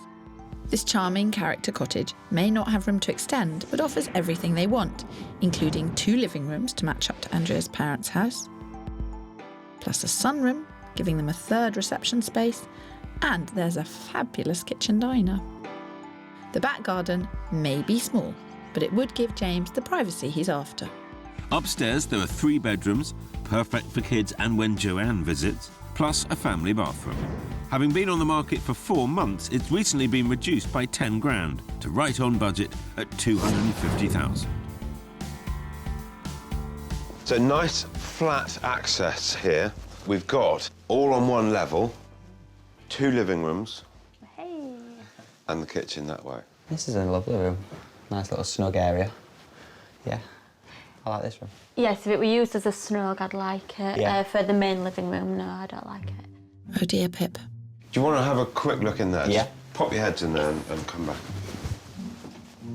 This is the main living room. It's not a snug. And character properties with 2 living rooms are pretty hard to find within their budget. What do you reckon? We haven't been sold on the living room straight away. I don't think it's probably going to be the right one. If you offered me 2 living rooms like this over 1 fabulous living room, I'd probably take the 1 fabulous living room. Absolutely. Hey, I've compromised. It wasn't that hard, was it? Well, they've been in 10 minutes. I know. But with this good-sized family dining kitchen, maybe it wouldn't seem like such a trade-off. The kitchen is actually quite large. Yeah, this is lovely. This is really nice. Yeah. Really nice. There may be hope for this place yet. This is nice, but it just feels a bit dark and close, cold. Yeah, it's similar to downstairs, and you definitely want to lighten it up a little bit more. I couldn't see us in these rooms. I think they're quite small. I can't imagine Joanne in them. There's some pretty serious conflict in terms of what it is that they're after. They wanted a character old stone cottage. Those don't come with big living rooms. Not in their budget, anyway. The entire house feels a bit enclosed. It's a nice house, but not for us. Better luck next time, Phil. Well then, team, how did we do? What did we learn? You've given us quite a lot of the things we've asked for, but it just doesn't feel right. Yeah, I think if the house had more privacy and maybe a bigger garden, either front or back, then it would be more to think about. Let me work with that. If you're going to get these 2 to settle for anything less than perfect, I'd say you've got your work cut out, mate. This week we're in West Yorkshire on 2 searches that are haunted by previous properties. I'm helping Andrea and James, a couple who can see into their property future. Whilst I'm helping Anne find a rural idyll that will make a break with the past. Andrea and James are after a miniature version of her parents' house on a starter home budget. And my first place was more miss than hit. It just doesn't feel right. Yeah. We're on the edge of the Peak District with single mum Anne, who's desperate to move back out of her parents' home, where she and 13-year-old son Vinny have been staying since selling their last place 8 months ago. Trying to share with parents again is quite difficult. I'm taking her to the small, delightful town of Meltham, which has a bustling centre in the most stunning area, just a stone's throw from the Peak District National Park. What do you think of the look of it? It's nice. It's got the nice stonework. I like the features around the windows and the doors. Let's go and have a look. Yeah. This 1,200 square foot stone-built end of terraced house offers a lovely spacious living room and entertaining kitchen, plus a utility room and cellar. There are 4 well-proportioned bedrooms and a bathroom, giving Anne the chance to put her stamp on the place and create a cinema room for Vinny on the first floor, and a room with a view for herself in the loft. It's priced slightly over her 150 grand budget, but I've been assured that an offer within Anne's price bracket would be considered. You wanted a project, but a series of small things could make an immense difference to this house. Yeah. It's nice and bright and big. It's all right. I'm not sure Anne's with me quite yet, but I think this place scores more points upstairs. So, Anne, what I thought was that if you sealed that door and put in double doors here, you could create a fantastic space for Vincent, which was both bedroom and activity room. Yeah. And that means you can go upstairs. And what do you get upstairs? Peace and quiet. And a view. A view. Yes! A loft conversion might not have as much space as a master bedroom, but this place does have a lot to offer. It's just whether Anne can see the appeal. Is this enough for you? Potentially not. The lounge is still slightly too small. The top floor for me wasn't quite right. I don't get that buy me, this is home type feeling. Right. Sorry. No, don't apologise. We have to find you a house that you like. Can't make you buy a house you don't like. No. If only life were that simple, eh, Kirstles? Back with Andrea and James on the edge of the Holme Valley, and they won't settle for anything other than a miniature version of her parents' place on a starter home budget. Go back, follow James. Follow. The first house didn't quite fit the bill, so I'm taking them to the rural village of South Crossland, an attractive, sought-after location with incredible views, just 15 minutes to Andrea's parents, the heart of their search. And with its good school, South Crossland's perfect for young families. So it's a much more kind of open outlook, particularly at the back there. OK. This mid-19th century character cottage has been rented out, so needs some TLC, giving them plenty of potential to add their stamp. Andrea's dad, Brian, and sister Joanne need wheelchair access to visit, which this place has. There's a large living room and a great-sized kitchen diner, plus an option for Andrea's second living room in the basement. The first floor has 3 bedrooms, vital space to allow Joanne to stay over, and a family bathroom. To the back is a lovely private garden, complete with views like Andrea's parents and room to extend to the side. The guide price is just under their budget. And into the kitchen. Yeah, nice kitchen. It is a nice kitchen. Yeah, this is a good size. I like the location. I think as we were coming up, I was excited because it's closer to home. That's more like it, Phil. Through to the living room. It's got much stronger proportions than where we've come from. Yes. I like this room, I like the size of it, and I like that you look out onto that. That's really nice. It's still got the character with these exposed beams. Yeah, I like it. But I've only just begun. And I think our Pip's feeling playful. Now, you wanted 2 reception rooms, didn't you? There's one hidden. There is one hidden. There is one hidden. Where? Why don't you have a look? See if you can find it. Let's see. They wanted 2 reception rooms, I will provide. They wanted privacy, I will provide. Whether it'll be enough, it's a different matter entirely. Oh, wow. Oh, my gosh. Oh. How unusual. It may currently be a dining room, but if Andrea's adamant on 2 living areas, it has potential. That could be our little corner. I like that it's quirky, but we've seen nicer houses. Yeah. I'm only just getting to know them, but it feels a little bit like... And she's worried about leaving the family home. It's just the garden, and that's it. Everything else, the view, the surroundings, the location, it's the size of the garden with that. It feels like she's putting up barriers. She's kind of seeing things that she likes and then backtracking, going, oh, no, I don't like it. Oh, very perceptive, Phil. That course is paying off. What do you make of it as a package? I think you're definitely getting closer. So what are the bad points about it? We'd still like a little bit more of a bigger garden. That cottage feel makes you feel quite enclosed. I like the cottage feel. We need 2 houses now, please. You're staying at home. You're not coming. With the 2-year-old search, methinks a few words of wisdom are needed. What I'd ask from you is that you view houses on what I call on the front foot. Yeah. You walk in with, how can we make this work? Yeah. Rather than, oh, what's wrong with this? Yeah, you're right in what you said. For once. Kirstie's not the only feisty lady I have to put up with. Oi. Now, not only do I have to grapple their demanding wish list, but also their differing desires.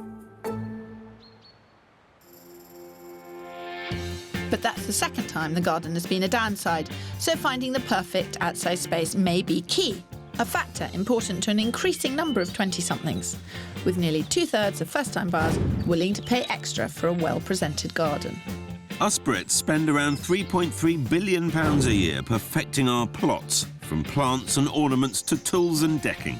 But the amount we fork out varies across the country. Londoners spend an average of £1,000 each year, followed by the North East, shelling out just over 600. The least likely to get their hands dirty in the garden are in Cardiff, where 42% say they don't have the time. But the people of Leeds have remedied that, with 18% hiring gardeners. One thing we've learned, a welcoming, easy-to-maintain garden can add up to 20% onto your property price, as it's high on most people's wish list. Outside space, in fact any space, is also on Anne's list, as she's been living with her parents and son since selling up 8 months ago. She's clinging onto a house she's seen that's still on the market, but comes with a big but. So I'm hoping that my next place will kick that one's butt. And I'm tagging along. We've brought her to another smashing little village called Brockholes. Out in the countryside again, a train links to Sheffield for Vinny's school. There we are. Yeah. There's something in there, I can tell. You're going to wheedle it out, and Phil's not in the mood, I tell you. So you spit it out. It's just working out what type of a street it is. That is a very neatly trimmed hedge there. People looking after their front garden. Let's concentrate on the house for now. Beautiful countryside surrounding it. Yeah. And the train station Brockholes is a walking distance. Fantastic. This ex-local authority terrace could give Anne everything, including the project she's looking for. There's a large sitting room and kitchen diner, a great entertaining space for getting the girls around. Upstairs, there are 3 good-sized bedrooms and a family bathroom. There's no option for Vinny's lad pad inside, but there's potential to create a teenage den outside. And there's money to play with, as this place is 25 grand under budget at £125,000. So you've got a front room, and then you've got lovely big kitchen with a fireplace. It's a nicely proportioned house. Mm. I think for that kind of money, it's pretty good. It needs cosmetic tidying up. There are good sized rooms. I still haven't got that pull yet. Do you think you were put off by the street? Yeah. Do you think that's it, first impression's gone, house done? Possibly. It's not just the street that's the issue. It's the big 3-bed house still on the market that's holding her back. She has got this property in her mind, but there is a but. See, I was thinking about that, and what sprung to mind was sort of like the family's opinion. Your parents were anti the house. Yeah, mum's anti the house, dad's so, yes, you know, if it's what you want. One brother, no. One brother, yes. Who's paying the mortgage? It sounds like a house search by committee, and in my experience, that rarely works. You go upstairs, you two, and I'll sit and sulk. Off to you. Thank you. I'm not holding out much hope, but Phil can work in mysterious ways. This is the bigger of the bedrooms. Yeah. Looking out up the garden. Yeah. You're not feeling it. No. How much longer do you think you can face being at home? You've been there a while. I can't last that much longer. Definitely not another Christmas. You have to do something. You're determined to do something. Versus, you want to hold up the perfect house. Yes. I know. And what I dread is that I'll get closer to the end of the year and I'll just go for anything. Yeah, it's not easy. No. Time to deliver the bad news. What happened? Nah. OK, dead loss. Are we losing our touch or what? No. It does feel like a particularly tough one. Yeah, it's a tough week. But one way or another, I'm determined to help Anne move on. Anne, this house isn't for you, is it? No. And the last house wasn't for you? No. But there is a house that was for you? Yes. But not for your family? No, that's right. Right, I want to see that house. I will look around it with you, and I will not give you any opinion unless you ask for it. Shut up, Phil, I can hear you. I can hear you. She's gonna struggle with that. No, it'd be nice to have your opinion on it. Either way, I'm quite sure you're going to hear it. Here in West Yorkshire, I'm with a pair of first-time buyers who are looking to skip the starter home and go straight for the dream one. And I'm with a house hunter whose previous property experience is preventing her finding the perfect pad. After selling up their last home, Anne and son Vinny moved in with her folks while they looked for their next place. But 8 months on, Anne's had enough. I can't last that much longer. And with Andrea and James, finding a smaller version of Andrea's parents' house is key, especially as it needs wheelchair access for her sister and Dad's needs. Despite looking for 2 years and gathering their thoughts on their vision board, they're no further forward. But I think I've found the perfect option in the tranquil community of Armitage Bridge. This upmarket village is dominated by the former woolen mill by the river home, less than 20 minutes from Andrea's parents. What I wanted to try and understand a bit better today is the balance between the sort of oldie-worldy character cottage versus some of the kind of more modern, practical layouts. Yeah, it looks quirky. Yeah, I like that. Beautiful looking house. Yeah. What this mid-century home offers is a happy medium between a traditional cottage for James and a modern finish for Andrea. Great for now, with scope for the future. There's a lounge diner with added character. The kitchen is bright and beautifully done, and it's fully accessible for family visits. Upstairs, there are 3 decent bedrooms for any children and Joanne when she stays, plus a lovely family bathroom, while still coming in 20 grand under budget. But it's the potential outside that could swing it for them. This is the plot. Oh. Right. Out to that fence could be a lovely garden. It's attractive. It looks like a large house. It looks like this project work already. Yeah. All positive so far, but I've learned not to get too excited too early. So we come straight into the main living room. Yes. I could see us living in this as it is now and continuing to grow it. Yeah. That's, like to me, that's while fine. adding value as well. Music to my ears. I knew we'd be friends. And I think the positivity should continue in the kitchen. Oh, wow. Nice. This is really nice. Yeah, I think it's got tons of character with the shape of it, and it's right up our street. Upstairs, the 3 bedrooms are perfect for their future family and Andrea's sister staying a couple of times a week. My imagination's going wild with what we could do, and that's the nice feeling that we want. They're saying all the right things. They're liking it. Slightly waiting for Andrea to get on the back foot a bit and start finding issues with it. A local architect has drawn up plans to connect the house to the garage with a single-storey living space where the redundant courtyard is, giving them a second lounge. And by turning the garage into a kitchen diner, they can rearrange the existing ground floor and create a larger living room or an extra bedroom. Oh, wow. Yeah. Yes. It's a nice space, isn't it? Really big. Yeah. Lots of potential with this. As usual, the plans are subject to all the relevant permissions. My only concern would be if it didn't get planning permission, that would put a stop to the house for me. It's just that risk element, isn't it? But yeah. You might have to take a risk. Is it perhaps a bit harsh to say we wouldn't buy the house, which suits all the other criteria, if we couldn't do the project? It's not so much the project work, it's more the living space and that it would create an extra living space. That's what you're used to having at home. Absolutely, yeah.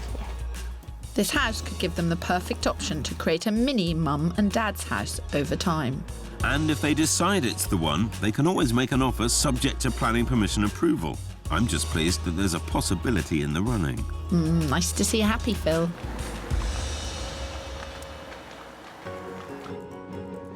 Back with Anne now, further towards Huddersfield than my last place in Brockholes. I'm having one last try before I check out this house she already likes, but she's unsure of. The splendid semi-rural village of Taylor Hill offers great views of the home valley and local amenities, including a train station for Vinny to get to school. You're looking smilier than you have done. Yeah, this is better. Yeah. Definitely better. Great. Inside, this attractive stone-fronted semi has been beautifully decorated, from its kitchen, diner and sitting room right through to the conservatory, creating the perfect entertaining pad. There are 3 bedrooms on the second floor, plus a cleverly laid out loft room above, a great bedroom or cinema room for Vinny. Outside, there are gardens to both the front and back. It's been on the market 3 months, so Anne may well be able to do a deal below its £158,000 asking price. Now, I know that you wanted a project. It's not. Ready done. It's ready done. We've walked into 2 houses which have had a no. Looking at this, does it feel right? It's nice, it's very nice. I think this is the best option on the market for Anne and should give her everything she wants without the hassle of renovation. You know when you picture where you can put your furniture, if it was a bit wider, then I think I'd have been, jumping up and down on the spot. You've been looking for 8 months. It can't just be the furniture in the lounge, because that would be something you'd say, oh, well, that's a compromise, but, I think it's that whole feeling of space. Go and have a look upstairs. Where Anne will find 2 bedrooms for herself and Vinny, plus a box room for guests. And clever space-saver stairs with alternating treads lead to a loft room, the ideal option for Vinny. Meanwhile, I'm having a moment. She's living at home with her mum and dad. I mean, Gordon Bennett, you'd move almost anywhere to prevent that going on much longer, wouldn't you? You'd think, but maybe Anne's sliding over that. I can't tell whether you're thrilled or disappointed. I'm mixed. Downstairs is more impressive than upstairs. It's a great one for thinking about. It's not a no, but it's not a yes. Yeah. And maybe is better than 2 no's. Yes. And just a bit further from Huddersfield, I too have a maybe from Andrea and James. But their need for planning permission makes it complicated. Let's see if I can simplify it for them, even with Kirstie along. You need me. We're in the picturesque village of Helm on the outskirts of Meltham. It's home to a good primary school and flanked by the Pennine Hills, giving them similar views to Andrea's mum and dad, who are only 15 minutes away. I'm glad you're here. I'm struggling a little bit. There's not a lot of consistency of thought. Hello, hello, hello. Hi, nice to meet you. How about this for a spot? It's lovely. Location again is brilliant. Can't go wrong with it. Let's get in quick then. This 1900 semi is perfectly livable, but has project potential. The ground floor comes complete with a large living room and fantastic kitchen diner. It's crammed with character for James, but the modern touches should also please Andrea. The quirky master bedroom is a feature in itself. Plus, there are 2 other bedrooms, including one for Joanne and loft conversion potential. It's also under budget at £237,450. Right, so straight into the lovely kitchen. Oh, wow. Yes, this is nice. Really like this kitchen. But it seems the living room is the heart of this search. The living room really does enjoy the stunning view, but there is only one of them, I'm afraid. OK. Right. It looks like I've lost Andrea already. It doesn't have the wow factor for myself, Yeah. but that's because I'm so used to the views that my parents. If your parents were to sell their house tomorrow, what would it sell for? At 800, I would think. So we're trying to find a mini version of that, aren't we? Yes. For what, 400? What's the budget here? Less. And that's where the problem lies. If they converted the loft, they could use that as a second lounge or snug, but as they've not been wowed, it seems it's a no. I feel the cold wind of failure blowing through these parts, Phil Spencer. Why, I bet. But it seems to me the list is long, the demands are high, and comparisons are being made to an £800,000 house. And they want the full package, and I'm just not sure it exists. So Phil brings Spencer the admits question. his package isn't full enough. Kick a man when he's down, why don't you? I couldn't imagine myself in this I house. agree. Beautiful location, just the house doesn't live up to it for me. I'm not sure how any house is going to meet their extensive criteria. Did it get any better upstairs? No, not really. I think we quickly ruled that one out, to be honest. OK, Didn't that's feel a like shame. a house that suited us. The location and the setting, Yeah. like you say, you've ticked boxes with it, absolutely. But if we don't have that enthusiasm about it, it's not right. OK. But hold your horses, property 3 is still in the running, and they've got some thinking to do. Anne's also considering my property 3 in Taylor Hill. But by taking her to the house with a butt in the South Yorkshire village of Thurleston, I'm hoping she'll decide whether it's for her once and for all.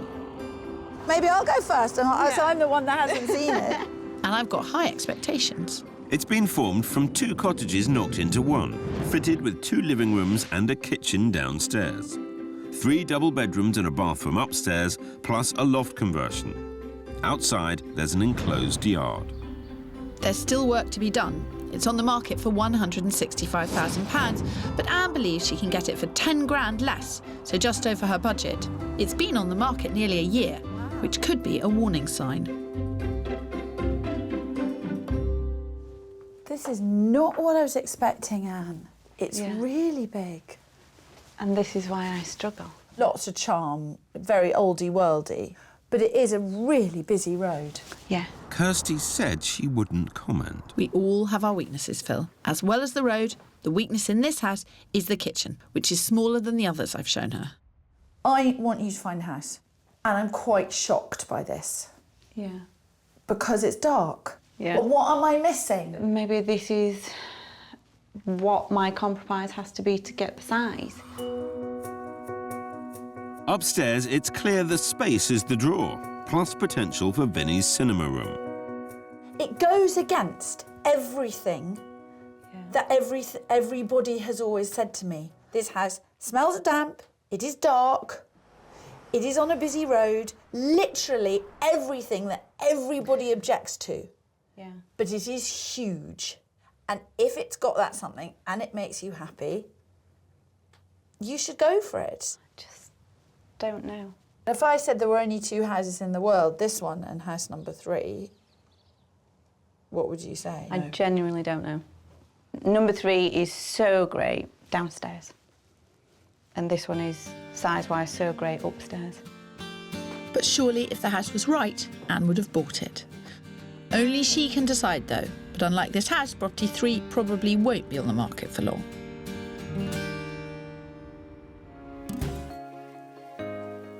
In West Yorkshire, my 3rd property in Taylor Hill is still in the running.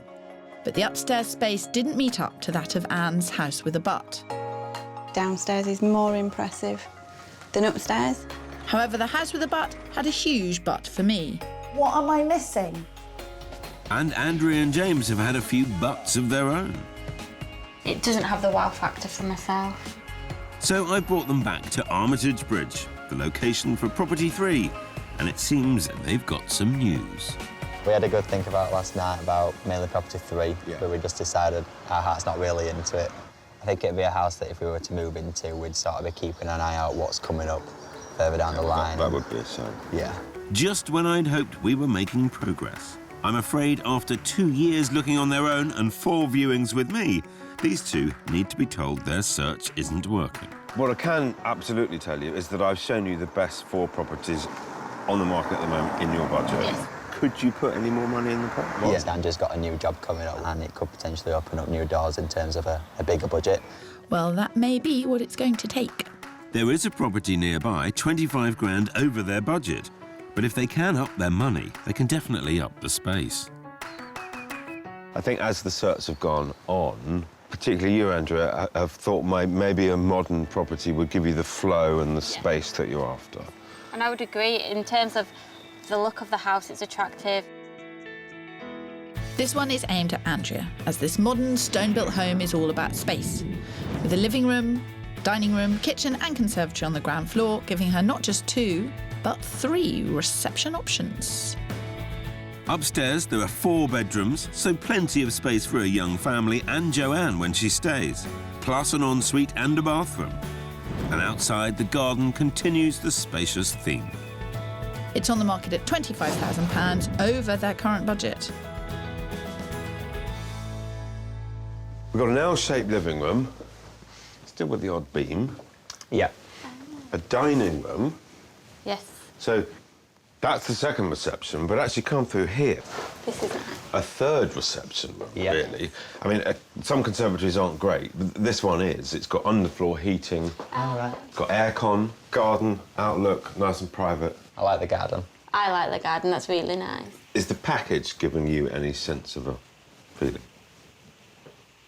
No. Yes. For me, it doesn't have the feeling that I'd want to live here. I still like the older, more traditional cottages and lots more character. I know you do. I do, yeah. I know you do, but they don't come with the reception space that you're after. And even at a higher budget, it doesn't exist in this market. It's spacious, really spacious. It's just got no personality.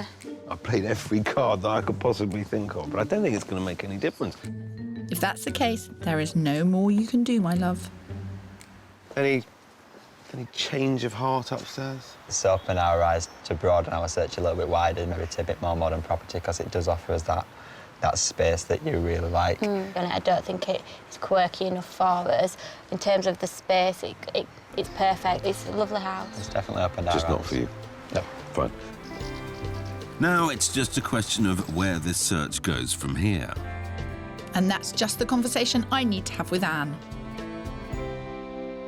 Now, I'll ask you a straight question. Are you just indulging me by saying that you're considering property 3? No. I'd like to take Vinny back to have a look at property 3. See what his thoughts are on it. And what are you going to do about property 4?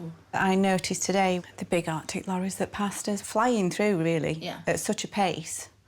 And it's unnerving. So at the minute, that property will probably get put to one side. After all that, Let's say you took Vinny to see house number 3 and he said, Mum, I love this house. I really love this house.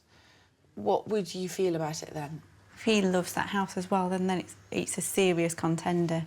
So the plan is go and see property 3. Yes. With Vincent. Yes. And you'll give me a ring and tell me what he says. Yes, definitely. Good. That's fantastic. as for Andrea and James, they may have ruled out all 5 properties I've shown them, but they have made some progress. But there are still a few issues I'd like to tackle. Have you reached any conclusions or changes on your criteria or anything? For myself, I wouldn't rule out as many houses as I did before. I would go and see them. That's great. But this issue of the second reception room, together with all of the other elements, I think is the stumbling block. And I'd drop that now and have one amazing living room. Because we're both quite sure that we only want to live in one house and one house only. We have to have that excitement feeling. We'll look at our budget, probably increase it, go back to the vision board, reinvent the vision board, and the vision board will give us what we want. Don't go back to the vision. The vision board, things like that, holding you back. Yeah. I'm pleased to hear you guys talk about widening your options a little bit, so I think that will certainly help. Absolutely. But listen, best of luck. Thank you. Cheers. I think you might need a stiff drink after this week. 2 months later, and we've breathed new life into both house hunts. Andrea and James have adapted their search thanks to a new, bigger salary for Andrea and heeding some much-needed advice. Since we were with Phil, obviously we've took all his advice on board and got rid of the vision board because that was limiting our expectations and what we'd compromise on. So that's gave us a wider range of properties that we can look at. And I also took my pointers about looking for the positives in every property. Before we'd go in there thinking, oh, I don't like that, I'm instantly off it. So that advice was absolutely vital. Now we've put that into practice and gone into properties and think, oh, that's not right, but can we extend? So it has really, like I said, opened our eyes to see what we can do to get the potential property of our dreams.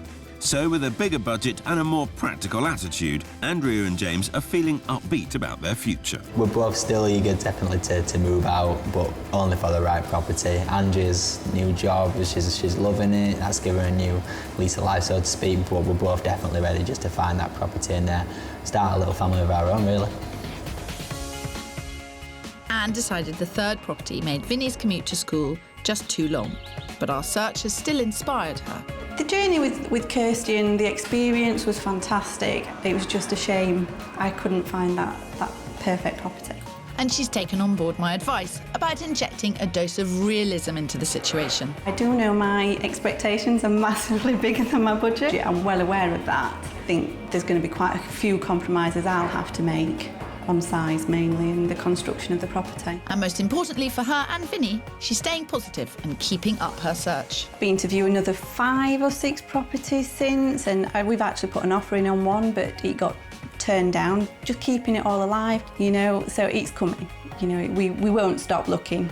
And with that approach, I've got a good feeling the right place is just around the corner.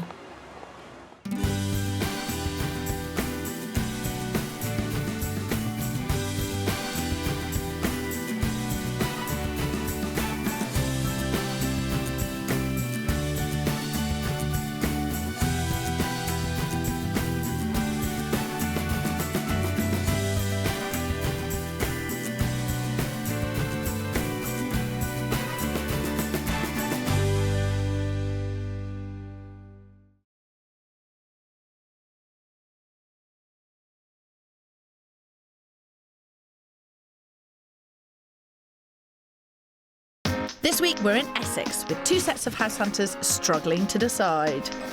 I'm not sure. This is really confused me now.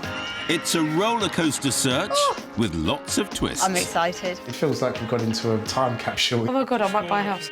And turns. What do you reckon? No. Dun, dun, dun. It's a good size room. I was just thinking it seems small. But we'll stay on track to find their dream homes. We're following your advice on this. What's the answer, Kirstie? Should we do it? Do it.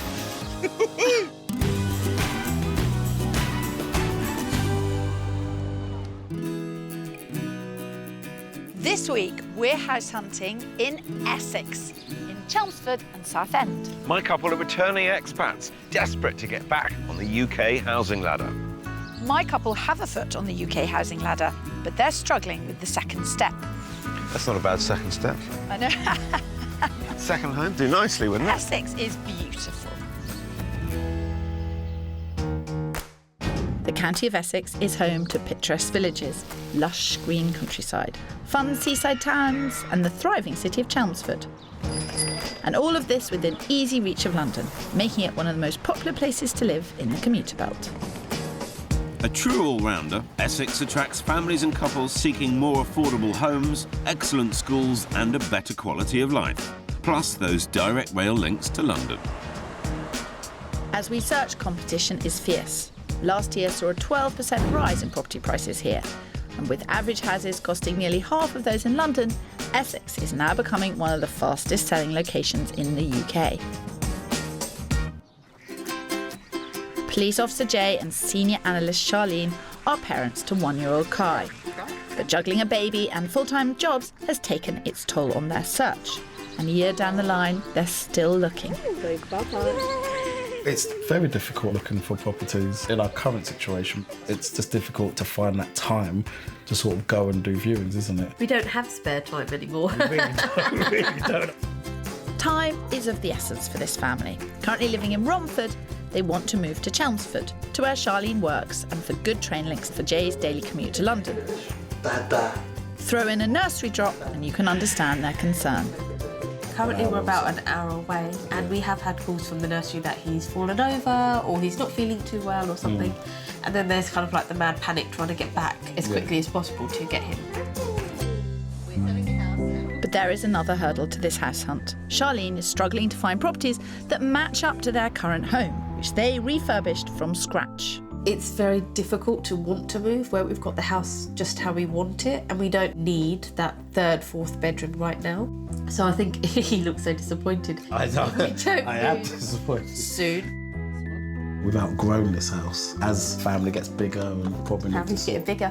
in the later future, obviously not so much now. Sounds like more bedrooms could definitely become a necessity. However, they have very different approaches to house hunting. I think you're probably more nervous than I am because I'm very much a spontaneous a person. go-getter, doer. And I'm very you're cautious. Thinker. I would stay here forever. And I would go tomorrow. And yeah, So, but I think between the two of us, we'll probably end up with the right house. you're my yin and I'm your yang. Yeah, or whichever way around it Whichever goes. way around, yeah. Just like us, eh, Kirstie? I'm not sure I'd agree with that, Phil. My point exactly. On paper, you do not look like super fussy punters. You haven't met my wife. No.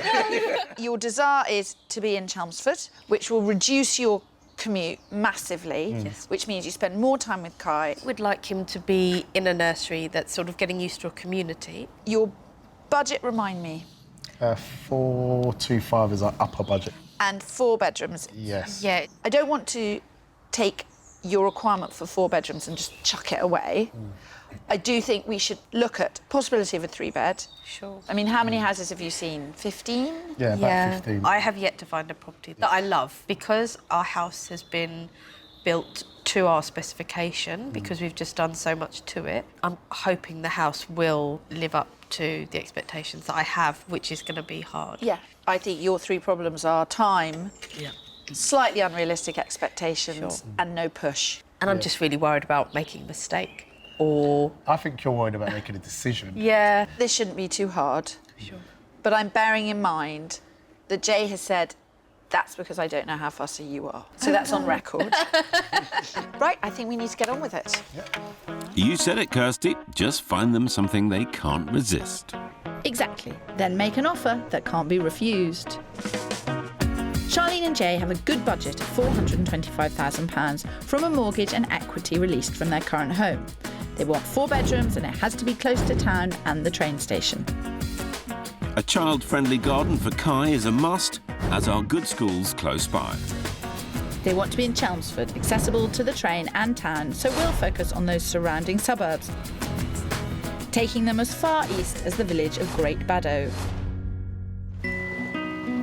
I'm 40 minutes away on the coast, in the seaside town of Southend-on-Sea, with my house hunters, married couple Graham and Gemma. We've been married for over 20 years. 23 years, Yeah, 23.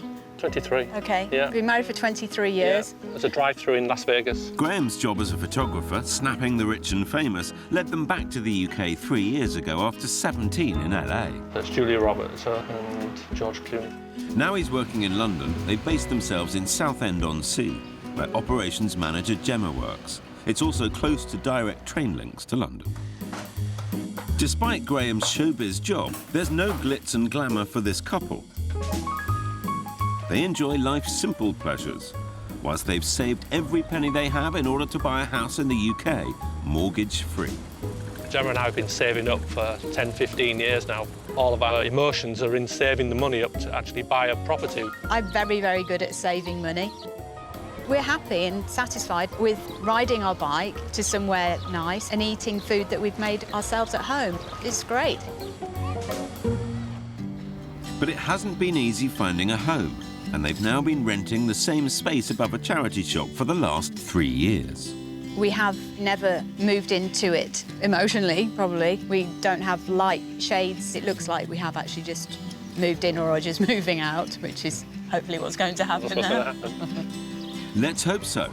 But saving for so long, added to fears of wasting money, is really holding them back. Am I a bit more cautious than you? Yes, just a bit. Purchasing a property does fill us with trepidation. We are nervous about it. If Phil tells me that the property has a good value and it's a property that we like, I will buy it. Feeling the weight of expectation, Phil? You know I thrive under pressure, Kirstie. You've done fantastically well to save so much money. 290, 300? 300. I mean, it's amazing. I'm not sure I've ever come across that. It's been a mission, really. Yeah. We have been living frugally. And renting a flat at the moment. Yes. You're losing money every month. 21,000 over the last 3 years. Yeah. It's a lot of money. Let's talk about the requirements. If we can create a living space that has sunshine coming into it in the evenings, So it's got to have a southwest-facing garden. that would be one of my top things on my list. Would you do work? I'd be happy to knock down walls. If the price fits in up to 300,000, then we would do that, yeah. How far to the train? Probably 15 minutes walk, 20 minutes walk. How's your own property search been going? I really thought it was easier if one person did this. I'll go ahead first and look at them, then Gemma comes along for a second viewing. I've looked at about 40 in person. 40? Crikey. Since January. Okay. We have faced some challenges from competition of other people trying to purchase the same property. We might need help with that. Yes. We can move quickly. We're ready. Though. The money's there. We're ready. We're ready. OK, let's get started. We'll drink up and get going. Right. Help you spend all this money. That's a big pile of cash, Phil. Think you can handle it? Course I can, but I might need a bigger wallet. Graham and Gemma have a cash budget of £300,000. They want a house that feels open and airy and is efficient to run, with a minimum of 2 bedrooms. It has to have a southwest-facing garden for Gemma, and for Graham, be no more than 20 minutes walk to a station. Southend-on-Sea is home to the longest pier in the UK, and we're starting not far from there, concentrating our search right in the busy town centre, in the streets as close to train stations as possible. My, what smart shoes you're wearing today. Look at those, they're fantastic. Thank you very much. This is going to be a really interesting week. Not exactly a well-trodden path, LA to Southend. No, you're kidding me. They never wanted to have a mortgage. They've saved up £300,000 in cash. Oh, my God. Now, actually spending it's quite scary. Well, I've got a lovely couple, year-old baby, both working full-time, just don't have the time to find their own house. But when I was digging a little deeper, I think there's a pickiness. This cathedral had to be rebuilt when they were excavating the foundations and it fell down by accident. I feel that's a good analogy for my house hunt. I may have to rebuild their house hunt on different foundations. OK. Amen to that, Kirstie, as long as you get them singing from the same hymn sheet. This search is difficult in Chelmsford. Demand is outstripping supply. So when priced right, houses are selling fast. If Jay and Charlene see something they like, they must be prepared to act. The sun is shining, the grass is green, there are leaves on the trees. I'm kicking things off in Chelmer Village, a suburb 1.5 miles east of Chelmsford. It's got the good schools they want and excellent transport links to town for Jay. This is the house. OK. For me, I'm not too keen on the brickwork. It's not got the wow factor. Do you see that house down there, which is clad with wood? OK. That's a very nice look. Yeah, I think it looks quite nice, actually, if it was to be done like that. Right, you ready? Yes. Keen to see inside? OK, good. That's a good sign. Keen to see inside is a good sign. Let's hope the inside makes up for the missing curb appeal. Large and detached, this house is almost double the size of their current home. Downstairs, there's a well-equipped kitchen and an open-plan living dining area that leads onto a lovely child-friendly garden. Upstairs, there's a family bathroom and 4 good-sized bedrooms. Plenty of space for a growing family. But it pushes their budget to the limit, on at a guide price of between £425,000 and £440,000. So, what we've got here is your sitting room and then dining room at the end there. Oh, I see. It's a good size room. I was just thinking it seems small. Okie doke.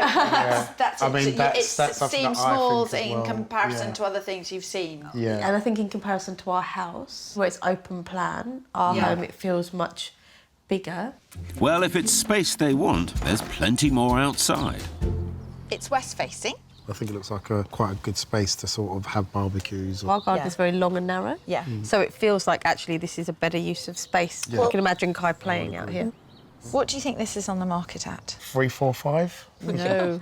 Was originally put on at 450 and is now reduced to 425. OK. Oh, wow. I'm surprised how we're not within walking distance to the city centre and it's still that price. Might be a bit of a worry. Yeah, I know. Go and have a look. Yeah. OK. Seems this house is £100,000 too expensive. I predict a lesson in expectation management ahead, Kirstie. It is quite small. Yeah. The worry is that they both thought this house was on well below 400,000. That says to me, realism is worse than I thought. I think compared to our house, it doesn't feel that much bigger, considering it's a 4-bedroom house. Yeah. If it means we need to drop down to a 3-bedroom house to get a bigger master bedroom and 2 decent-sized rooms, then that might be one of the compromises we have to make. It's a possibility. Oh dear, it's definitely not the house for them. But at least they're talking compromise. You've seen upstairs. Yes. You've seen downstairs. We gave it a rating, didn't we? Oh, go on, spit it out. He was really harsh. I gave the upstairs a D-. Oh my God. I know! Oh, flashback flashback to school days. I wasn't as harsh. I was a C- upstairs. So now it's probably like a B-. Maybe the answer is nobody buys a B- house. And they certainly don't buy a D- house. I feel judged. Feel harshly judged. See me after class, Miss Alsop. That D- needs improving. And I think that means extra homework for me. This week, I'm with expats Gemma and Graham, who are hoping to settle in Southend. And I'm with new parents Jay and Charlene, who have a challenging checklist for Chelmsford. But we scored pretty low in the first house. I gave the upstairs a D-. Oh, flashback to school days. Luckily, I've still got 2 great properties to show them, despite the tricky Chelmsford market. My photographer Graham and wife Gemma returned from LA with years of savings. They're hoping to finally give up renting and find a good value property to invest in. They want a house close to central Southend, ideally with 3 bedrooms, near a train station and a garden that faces southwest. Tough, even with 300 grand cash. Well, here we are. This is the first one. We're about 10-minute walk to the sea. My first property in Southchurch may be a bit of a project, but it gives them the space they want and is only 8 minutes walk to the train station. Are you familiar with Southchurch, Philip? One street over from this, yes. It's one of my preferred streets. Good. Seems like a real nice sense of community. So I'm hoping that scores a few points. Yeah, it does. The house itself is very different to the others. So it hasn't got the bay front, but it's got side access. OK. Oh, that's perfect for us, because that's how we travel about Southend, is on our bikes. The bike access could be a winner. However, Gemma isn't saying much. She's smiling, Kirstie, and that's good enough for me. This surprisingly spacious end terrace has the open and airy upstairs they're looking for, and a modern bathroom and 3 bedrooms. Downstairs, there's a compact kitchen to the front and a good-sized living and dining area with doors that open up into a manageable west-facing garden. A must-have for Gemma. It's a great all-rounder, and at £245,000, it's 55 grand under budget, leaving cash for improvements. Nice wide hallway, kitchen at the front. Come on through. This could all be opened up. So the downstairs space would just be one? Is what you're planning, Yeah, with the west-facing garden. OK. Right. In terms of the running of the house, it is already double-glazed. I imagine you want to run this house as efficiently as possible. I definitely do. Definitely. That would be a key, to try to do that with any property that I bought. Ticks the boxes, definitely does. It's not exciting, as it is. Right now, it seems quite narrow. We should see some more. Let's head upstairs. OK. Off to you. Gemma has spoken, Phil, and she's not excited. This is only the first room, Kirstie. Let's give things a chance to unfold. What really surprised me when I came in was the ceiling height. Yeah, absolutely. It's really weird how downstairs is so low and then upstairs is much higher. I think we prefer it the other way around. Higher ceilings downstairs and lower ceilings upstairs. I don't know. But it is a surprise. Yes. It's a good surprise. Good stuff. Well, why don't you have a look in the other bedrooms and bathrooms? I'll leave you to it. OK. Right. It seems the upstairs has produced some positives. It might be in with a chance after all. It's so different up here. Yeah. Well, the high ceilings upstairs certainly helped lift things, quite literally. But Gemma's being a bit reserved. Would you prefer to live up here and bedrooms downstairs? I'm not sure. She's been doing the saving. Graham's been doing the searching. So she hasn't seen as much as he has. And he says this is ticking lots of boxes. It's good space upstairs. That's what's interesting, and it's west facing. OK. OK, here you go. Yeah. Well, Graham's certainly thinking about it, and it is in a location he likes. But if Gemma doesn't agree, they won't be rushing to buy it. I think you're right. That's the picture I'm getting too. Could it work? If the space was completely opened up, there still is the concern of the low ceiling height downstairs. Yeah. The upstairs feels light and airy and open, whereas downstairs we've got the big windows, but it feels dark. It feels a little bit claustrophobic for us. So we've got a reasonable start. I've got something to work from. You're not scared by the level of work, opening walls? No. OK. No. Well, should we move on? Yes. Yes. Claustrophobic? A reasonable start? Sometimes you need to use the negatives to develop, Kirstie. And my next property could be just the change of focus they need. Back with my space-seeking couple in Chelmsford. They felt property 1 was small compared to their current home. They want bigger. But if we don't get a move on, they'll be staying squished right where they are. Keep up, keep up. Yes. We've travelled just under 3 miles to the village of Great Baddow, southeast of Chelmsford. This property offers them the space they want and more, but it's right on the edge of their search area. It's house versus location. What we have here is one of the neatest, cleanest houses I have ever seen. Looks quite nice, actually. I'd be interested in seeing what it looks like inside. I think compared to the way the first house looked from the outside, this is For the definitely record, a step Phil, up. the first house got a D-. Well, it's a good job I came along, wasn't it? Come on. If you say so, Phil. But at least it passes on curb appeal. This chalet-style house is detached with a good-sized kitchen and a spacious lounge and dining area. Plenty big enough for family life.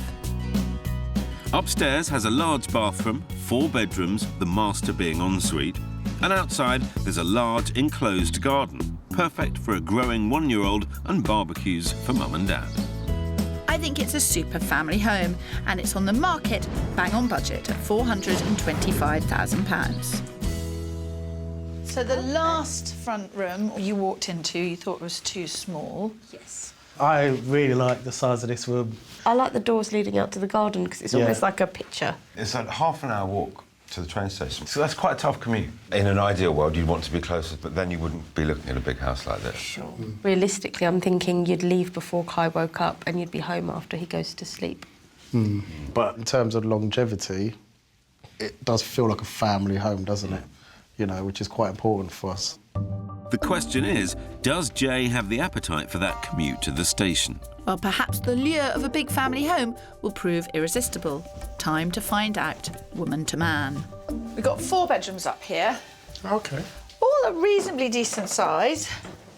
And then here is the master bedroom with the ensuite. I do like the ensuite bathroom. It's captivated me the more I think about it, but it's just small niggly things. Something about this house needs to sing enough for you to be able to ignore the niggly things. And do you think that's happening? Yeah, I do, actually. Well, Jay may be sold, but Charlene's still mulling it over. I'm not as enthusiastic about it, perhaps, as Jay is. Is he quite spontaneous? He is definitely very spontaneous. I love this. I love the look of it. It just feels like you've got into a time capsule. It just feels amazing. And I spend a lot of time deciding. I've been the person going, there's a roundabout right behind our garden and you can hear a lot of traffic. So I don't know if I'm being nitpicky, perhaps. You know, I think she might be, Kirstie. Recognising the problem is half the battle, Phil. Take this as a good sign. Jay has got some time for this house. How did it go with Charlene? Charlene is a lot more cautious than Jay is. She's the kind of thinker. It's a shame about that beam running through the house, especially in our bedroom. Our bedroom? Our bedroom. When we move in. Well, it's a very sensible house. And they're a very sensible couple. So I'm sure they'll do the right thing with a bit of encouragement. Are you encouraging me to twist their arm? If all you did was twist their arm, would be nice, but instead of battering them over the head with a sledgehammer. Tools of the trade, Phil. How'd you get on up there?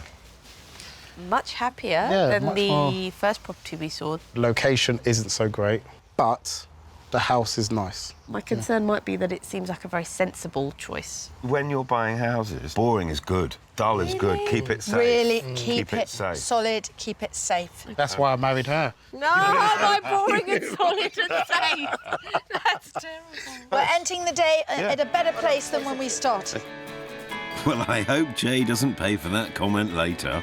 As long as they both agree on my next location, I'm sure all will be forgiven. Back in Southend with Graham and Gemma, my first house felt claustrophobic. So, knowing they like a bargain and are up for a project, my next property offers them the potential to create the open space they crave. The weather always like this in Southend. Yes, it is. It's the driest town in England. I brought them to the desirable Southend suburb of Westcliff-on-Sea. We're bang in town and it's only 9 minutes walk to the train station. So this is where I'm going to show you next. OK. I've taken a bit of a leap of faith with this one, knowing that you like a deal and knowing that you've got creativity and vision. OK, perfect. Yeah. Let's go. Let's get on in. Great. Happy faces. Now here's the rub. This is actually a flat, but I think it offers them a great footprint in a prime spot with scope for a fabulous extension. And as cash buyers, they're ideally placed to turn it around quickly. Currently, the lounge is being used as a second bedroom to the front. With high ceilings and character features, the living and kitchen space to the back spills out into a south-facing sunroom and garden. Not on the market yet, it'll be a whopping 115 grand under budget when it is. At £185,000, it could be just enough to tempt my bargain hunters. Now, what we've got here, as it stands, is a 2-bedroom flat. Okay. However, it owns the freehold of the whole building. Right. There's a flat upstairs with a relatively short lease. At some point, that will be extended. Okay. As the leaseholder pays the freeholder when they extend the lease, Gemma and Graham would be due a windfall of 10 or 20 grand in only a few years. It's a win-win, isn't it? What do you reckon? No. No. Not an apartment. I don't really want to live in an apartment anymore. I was kind of thinking of keeping as much cash in the bank as you can, whilst creating the amount of space that you actually need. Let's just see if we can make it work. Graham's dead against it, Phil. You'd need to be a magician to make this one work. Just as well, I've got this idea for an extension up my sleeve then, isn't it? By adding a side return and redoing the conservatory, this could all open up to become one big creative living area. And now we know energy efficiency is the magic ingredient for Gemma. Here she can build to her exact spec. What would you spend doing it? 25, 30 grand. It's quite a big job. Yes. There's a temptation you could get carried away. Mm-hmm. Probably not. eBay has very good kitchens. Sorry. Probably not indeed. Probably not. I can see definitely why you have brought us here. But I'm not sure if that's the kind of investment opportunity that we are looking for. We're looking for somewhere to live. This is going to be our home. OK, we're in the wrong spot. Let's move on. OK, thank you. Well, that really didn't do the trick, did it? 2 houses down and still no winners. What else have you got up your sleeve, Phil? Well, I took a gamble and it didn't pan out. Don't think I'll be going to the casino tonight. I'm trying to find a South End property that persuades sensible savers Gemma and Graham to part with their hard-earned cash. And I'm with new parents, Jay and Charlene, who have run out of room in Romford and want a family-friendly house in Chelmsford. So far, neither of my properties have been good enough for Gemma and Graham to part with their cash. No, not an apartment. It's not exciting as it is. And in Chelmsford, after initial positive reactions from Charlene and Jay in property 2, I really like the size of this room. they have decided it's too far from town and have discounted it. Location isn't so great. The search for the perfect family home continues. So, it's clear that it's all about location. And I think my next property has it.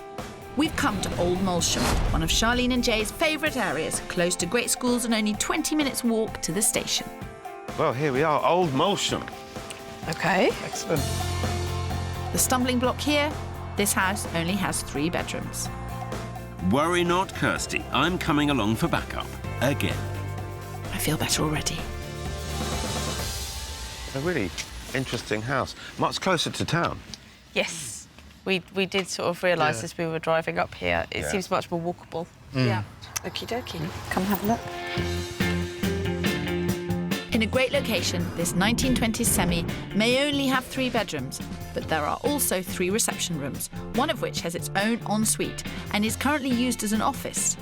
Ideal for senior analyst Charlene to work at home, or a future bolt hole for a teenager. This house also has a huge enclosed garden, and on at a guide price of £400,000 to £450,000, there's plenty of room to negotiate. This is really nice. Oh, this is lovely, isn't it? So this is your family room. Got the fireplace. That's fantastic for me to have a fireplace. I always wanted a fireplace, so... Can I ask what's going on with that floor over there? I think there are a number of bits as you go around that would need sorting out. It will need a bit of tidying up. TLC. Yeah. Fair enough. OK, so some cosmetic niggles to deal with, but I'd say Jay's really warming to the place. The garden is huge. I really, really do like the garden. I can see Kai kicking the football around. Yeah. It's in the catchment of an outstanding school. The vendors' children go to a really, really good school. Brilliant. Right now, having seen what this house has to offer, what are you feeling? This is my favourite of the houses we've seen. As far as Charlene's concerned, it's a winner. Wow. It's not every day you hear a wow. Well done, Kirstie. This is my worried face. This is my, oh my God, I might buy a house. Yes, that's the face we want to see from you, Charlene. Phil, that's a face I often get from my buyers. This must be the master bedroom. It's got fitted storage, which is good. I like the space, actually. It's a really, really good space, isn't it? Positive vibes coming from upstairs. Really? I'm worried Charlene notices the little things. It's a sweet room. I mean, it's quite small, though. I think she has to be careful about being too picky. No house is going to measure up. Her need to buy isn't strong enough. That's a good space. Yesterday, Jay was very spontaneous and excited. And I think Jay's been quieter here, and she's actually been the one that's liking it more. I like the Phil Spencer take on things. Kai's nursery would be just down that street towards Molsham. I think location's very important for us, isn't it? Yeah. The office space downstairs is really brilliant. So it's probably more that and the location that would tip this house. Yeah. With testimony like that, I'm hopeful for a very favourable verdict. What do you make of it all? Does it make you feel... I think it's a definite contender, isn't it, for us? Yeah, I would agree with that. Neither of the houses yesterday are houses you want to go back and see. No. Yeah, no. Let's park this house and go and see a fourth house. Oh, OK. The more you see, the more you can know where your compromise lies. Let's go and see it. Well navigated, Kirstie. You're running a tight ship. Let's hope my next property's that simple. So that's a bit of a project, as are a few of our properties this week. Not a problem for Charlene and Jay, who renovated their entire house themselves in Romford, and they're not alone.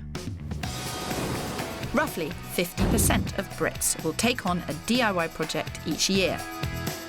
Kitchen refits and new bathrooms top the list of more ambitious home improvements, followed by garden makeovers and extensions. And with reports suggesting almost £6 billion being spent on home improvements across the UK this year, it seems the British passion for a project is stronger than ever. Can we fix it? Yes, we can. Back in Southend, where the market's waiting for no one, it's clear I need a radical solution. With my first two properties falling flat, I need something that'll really knock their socks off.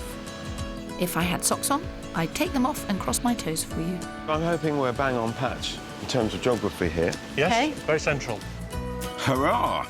There are even 2 train stations for super snapper Graham and for green-minded Gemma. This house contains every energy-efficient trick in the book. We're going to have a look round this house. Wow. I'm familiar with the outside of this, but we couldn't get into it to view it. The reason for that is because it's tenanted. We've managed to get access today because he has just decided he's going to sell it with vacant possession. I'm excited. It's 4 years old. It's easy to run, it's efficient to That's- run. It's got solar panels and all the works. It's got solar It's got panels. solar panels. Really? Wow. So how does the solar panel work? Come on, let's get in and have a look. The interior proportions of this property are fantastic. It's exactly what they've asked for. Light and airy, with 3 decent bedrooms, a modern shower room upstairs, and a front reception that's currently being used as a 4th bedroom. But what will really get them excited is the open-plan kitchen sitting room at the back that opens up into, you've guessed it, a west-facing garden. Only on the market a few days, it's top of the budget, just under £300,000, and we're the first ones through the door. I want you to see this, because I did listen to you yesterday. Yes. Brightness, light, west-facing garden. Very little money to spend on it. Very little money to spend living in it, because it's modern and efficient. Good. I'm very comfortable with that idea. How did I guess? So far, it looks... So far, it does work. We're on a roll. Let's keep going. After you. Rock and roll, Phil. This could end years of renting and send them leaping through the door of ownership. Let's hope so, Kirstie, because buyers are queuing up here. If they want this, they better be ready to jump. I think one of the attractions for you, and indeed for the owner, he's looking for a quick deal because he wants to go to New Zealand and he wants cash. Yes. We've got cash. That makes it even more interesting. Yes. A deal to be had. Now you're really talking Gemma's language. It's another good size room. Yeah, it's great. You seem to feel a lot happier about this property than the property yesterday. Yeah, definitely. More confident going forward? Well, I feel comfortable in here. Yesterday, I took a bit of a gamble. It didn't pan out, but today, I mean, Gemma's come in here and she's completely come alive. It's insulated within an inch of its life and she can see what she's getting. She really, really, really likes it. The location's good because it's right in the centre. It's got the space that we need and want, actually. OK, I'm happy to admit it. It seems you might have got this one right in the frame. You ain't seen nothing yet, Allsop. The money shot's really in the garden. The owner currently rents the parking for £100 a month. Perfect. For one car. Wowee. Wow. It's residents parking down here. Just gets better. It ticks nearly every single box for me. I think it's the perfect house. It really is, in every way. Yes. Is it for you? For me, it's really excellent. Given how long you've been looking and how many you've looked at, what should we do about it? It's a fast-moving market It here. is a very fast-moving market. You can put an offer. I think it would be a shame to lose this house. But we're fast we're following your advice on this. Yeah, so, following your advice. Just do whatever you think. It's on for just under the 300. Yeah. Cash offer, 275, complete in a month. Do it. See what happens. Yes. Do it. Yeah. Should we do it? Mhm. Do it. Yeah, absolutely. Go. Should we do it? Do it. This is decision-making at its finest. I love it. No. Are you happy about that? I'm sorry, I didn't even ask you. I said do it still. I said do Are you it. okay? Yeah, fine. Hi there, it's Phil Spencer. I'm stood with the buyers in the garden at the moment. They have a cash offer, and I do genuinely mean cash, of 275. They have been looking for a long time. They've come in here and gone, right, let's make an offer and get it off the market. It is very unusual, yes. Thank you very much. Bye-bye. She's going to ring the vendor right away. Okay. Excellent. We've made our move. It's out of our hands, so we just have to hang on and hope for the best. In Southend, the tension's high. My super savers fell in love with property 3, so much so they took no chances and decided to offer on it on the spot. Do it? Do it. Now the waiting game begins. Perennial house hunters Charlene and Jay like the last house but are fretting over cosmetic upgrades. So in my search to find them a family home, I'm taking them to a final property in the hope that this will end this year-long search. I'm heading back to Molsham, an area we know they like and where the last house was. The compromise? It's slightly further from town. Wish me luck. I had to take my shoes off, and so I couldn't go back out. It's an immaculate house, this. This semi-detached family home is finished throughout. They wouldn't need to do a thing. With 3 bedrooms upstairs that feel spacious and light, it has Charlene appeal written all over it. On the ground floor, there's a large reception and dining room with a modern kitchen and breakfast room. All this, and it comes with a pretty family garden. It's on budget at a guide price of between £400,000 and £425,000. So you've got a front room with fireplace. This is lovely. This is a very interesting house. I know, it's a different kettle of fish. Yeah. It's such a nice property. Yeah. This has really confused me now. Stirring the mix, Kirstie. You've obviously given them food for thought. So what you've got here is the playing fields. You can walk to Chelmsford City Centre. Through the playing field? Well, I give it a try. No reason why you shouldn't. That space is ridiculous. Green for go there too, Kirstie. I think considering this would be a baby's room for now, this is very generously sized for Kai. There's a problem which I haven't shared with Jay and Charlene. There are 9 people lined up to see it. Muggins here has to basically say to them, if you really love it and you really want it, you've sort of got to offer 425 for it now. The rating so far with this house is quite high, I think. I'd say this is like an A. This is an A. For it being finished, I wonder if the other house had the potential to be... It's a B that had the potential to be an A, but this is something where you could just move into. It looks like there's 2 houses in the running now. But when are you going to tell them your secret? OK, I'm getting to it. between now and Saturday, there are 9 viewings already lined up. Wow. If I put a gun to your head and before your husband could wrestle me to the ground and call his colleagues, you'd go for house number 4. Potentially, yes. I think the bedrooms upstairs just felt much roomier, lighter. OK. Are you going to be 3? I'm going to be 3. The fact that it's got that downstairs office really does appeal to me. But I'm not discounting 4. 4's And I'm not discounting 3. Yeah. Okay. Dun, dun, dun. I really, really want to help What's you. the answer, Kirstie? I don't know. Oh, I feel so anxious. The third property, I would not go any higher than 415. Hi. OK, I'm going to go and have a chat with the agent about house number 3, about price. Yeah. I'm going to come back, OK? Stay there, stay there, stay there. Well, you've managed to split the camp, Kirstie, with Charlene and Jay teetering between 2 houses. I hope that call makes it easier for them. Anything that helps them make a choice is a bonus.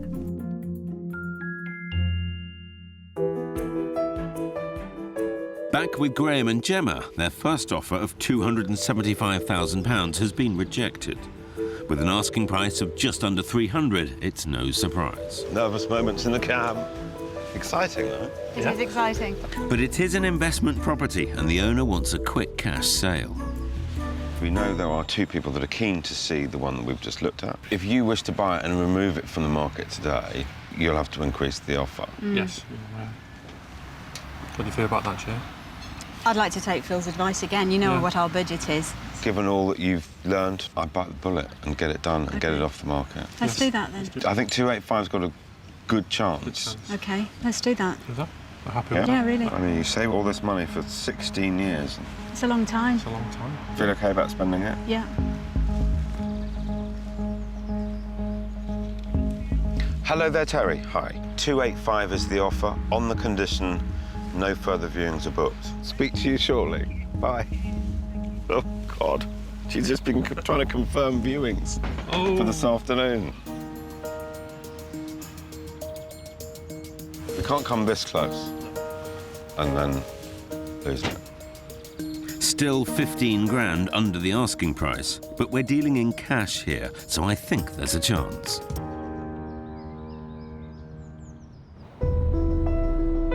Meanwhile, in Chelmsford, Charlene and Jay are finally on the brink of making a choice. It's between property 3 and property 4. This is 4, this is 3. It's closer to the nursery here, and that's the train station there, so it would be closer for you to walk to the station than from here. Yeah. Oh, look, you looking at maps and things? Yes. OK, so, right, the answer to that is the agent says it's possible that they will take 425, but less than that. Definite no. Well, you can try, but yeah. OK. So, you guys need some time with that, me jabbering in your ear. You need to go and see property 3 again. You 2 need to make your decision. If I was a betting man, I'd say you'll make an offer on property 3. I'm guessing we're probably leaning that way now. I think you're quite set on it now, aren't you? Yeah.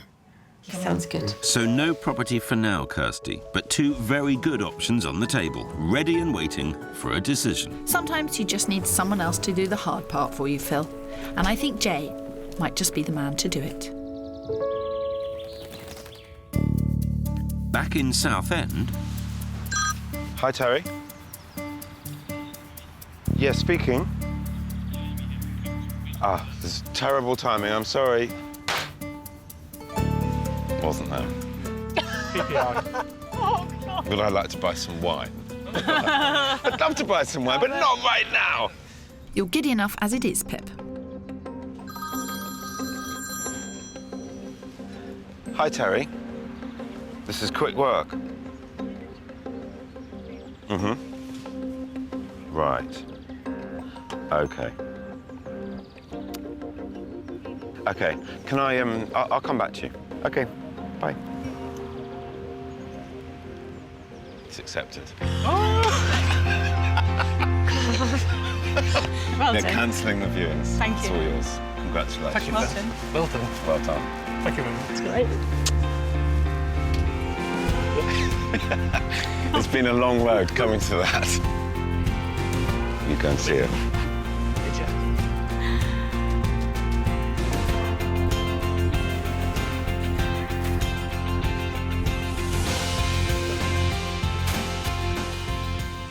What a wonderful result. You okay? And my super savers saved a decent 15 grand. How does that feel, making the decision? It's definitely the right one for us. Yes. It's perfect. It's, yeah, I couldn't say more. Yeah. Yes. Great. Congratulations. Thank you. Thank you. Now it's time for that wine. Make that champagne.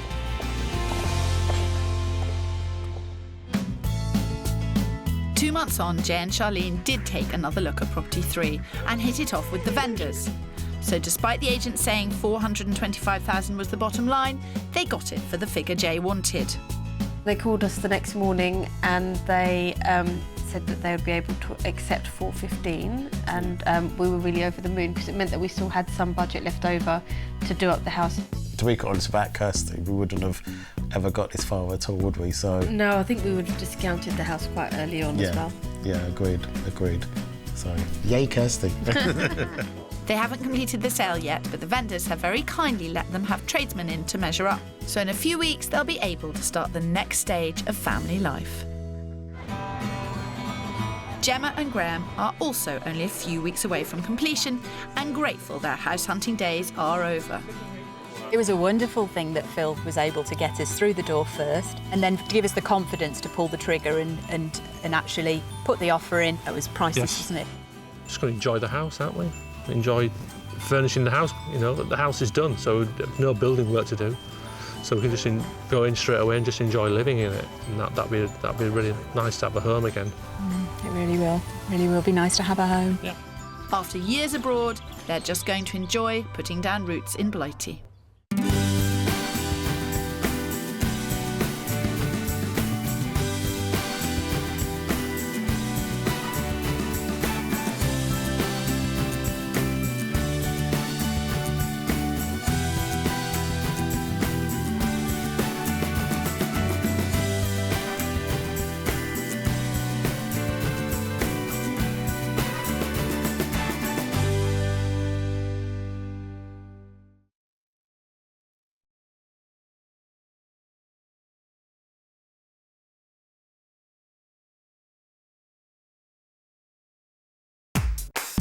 This week, we're in London.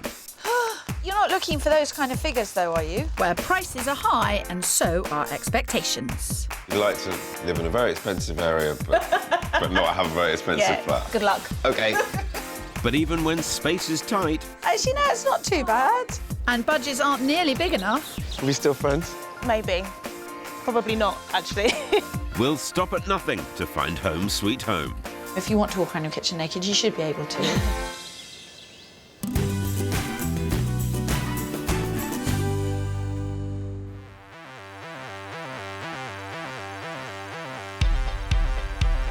This week, I'm steaming along with single sisters Ruth and Anna, who are doing it for themselves. While I'm motoring ahead, sourcing City Lawyer ABBA, a pad that doesn't steer her too far from the action. Money, money, money. Location, location, location. It's an ABBA song. Oh, is this? Oh, dear. Oh dear indeed. Though maybe SOS is a more appropriate theme tune for this week's search, as the average property in London will set you back more than £570,000 compared to the national average of 200k. Last year alone, prices increased by more than 9%. And in March just gone, they were going up by a staggering 900 quid a day. But what's making our job even more challenging? We're house hunting in the week after Britain voted to leave the EU, putting the housing market very much on edge.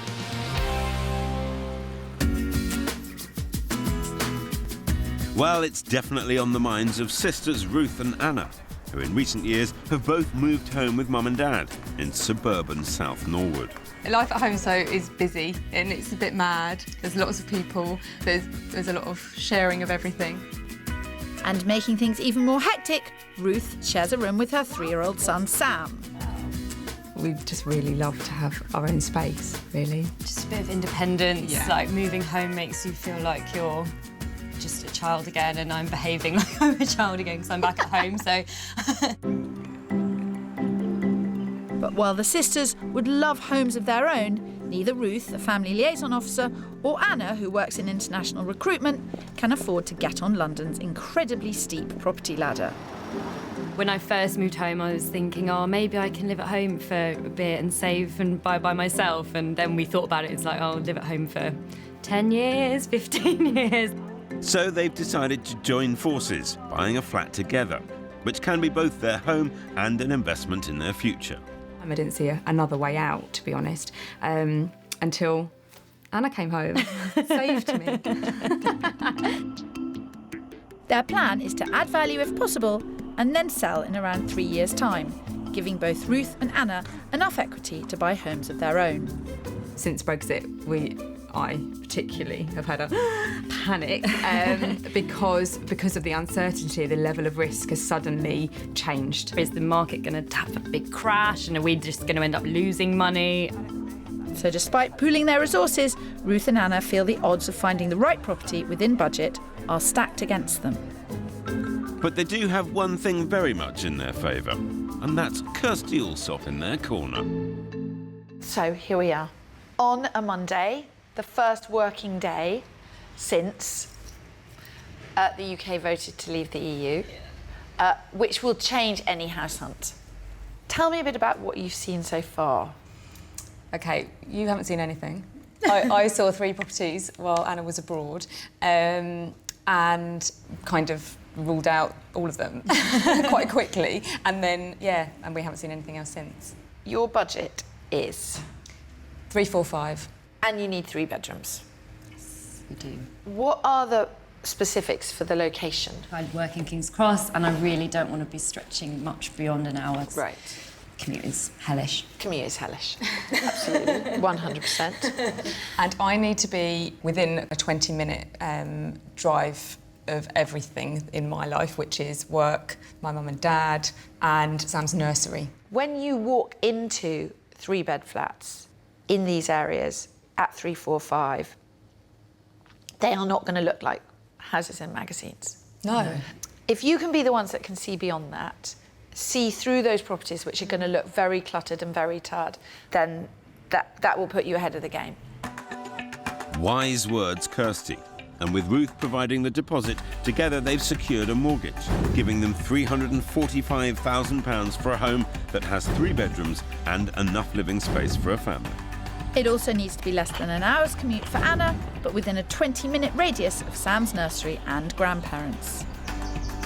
Though just as importantly, Ruth and Anna are also looking for investment potential. As for location, their hometown of South Norwood is at the centre of this search, which means the likes of Crystal Palace, Beckenham and Dulwich are very much on my radar.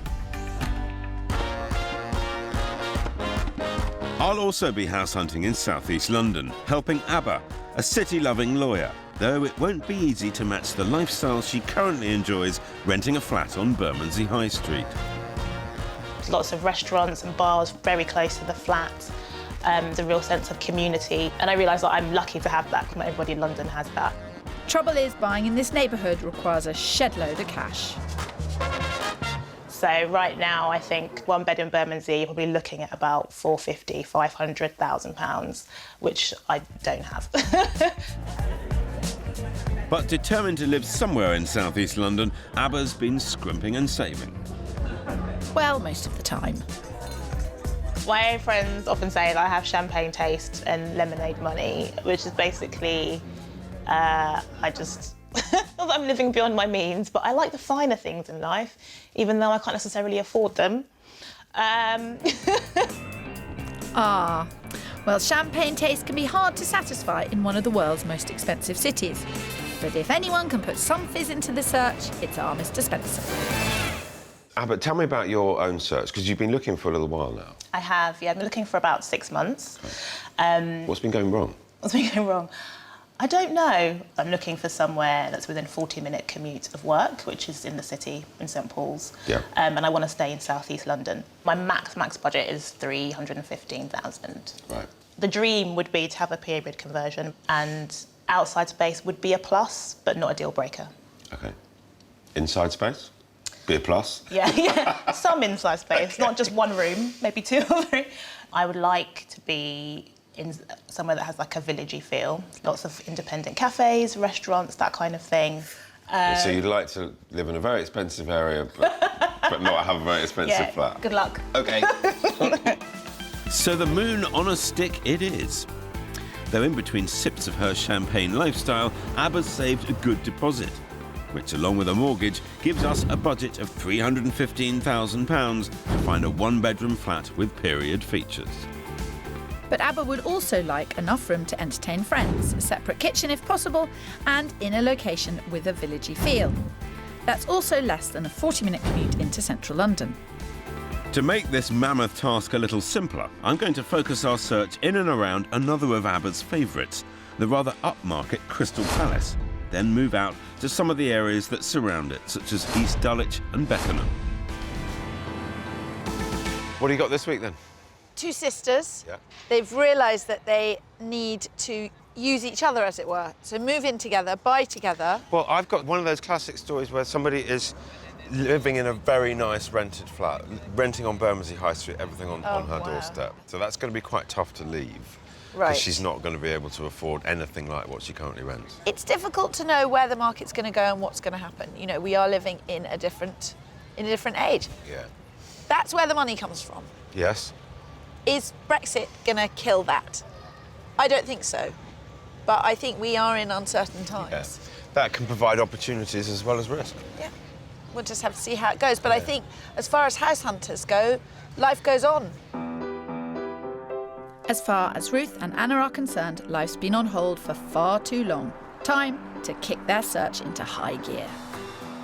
After all, Ruth's only seen 3 properties and Anna hasn't seen any. So for my first roll of the dice, one very sound investment on their home patch of South Norwood. Which, as the girls will tell you, offers good schools and great transport links. And it's around a 15-minute walk from Mum and Dad, which means it's the perfect location for Ruth's son Sam as well. But just as this search is about to blast off, Houston, we have a problem. Right. So, as we were walking along the street, Ruth, what were you telling me? That this was one of the properties that I've seen. Right. This is not a cracking start. Got to be honest, not a good start. That's awkward. Then again, Anna hasn't seen it at all, so I think they both need to view this property through the eyes of an investor. The price was dropped. It is vacant, and the vendor's got to sell it. But we've got to address the issue that you rejected this property because you thought the 3rd bedroom was too small. Yeah. OK, right. OK. Let's go in. I'm still confident this place can work for them. After all, this Victorian maisonette boasts its own separate entrance, 3 bedrooms and 1 light-filled reception room with an open-plan kitchen. Although not huge, it could easily work for a family of 3. And with the recently reduced price tag of £325,000, it's 20 grand under budget, leaving Ruth and Anna some cash to make improvements. Mind you, this viewing all boils down to one thing. Is the 3rd bedroom big enough for Sam or not? OK, so what have we got here? I am 5, 6 and 3/4. Oh, there's loads of space. So you could put a 6-foot bed in here. Just how tall is Sam at the moment? 90 centimetres. We've also got really good ceiling height.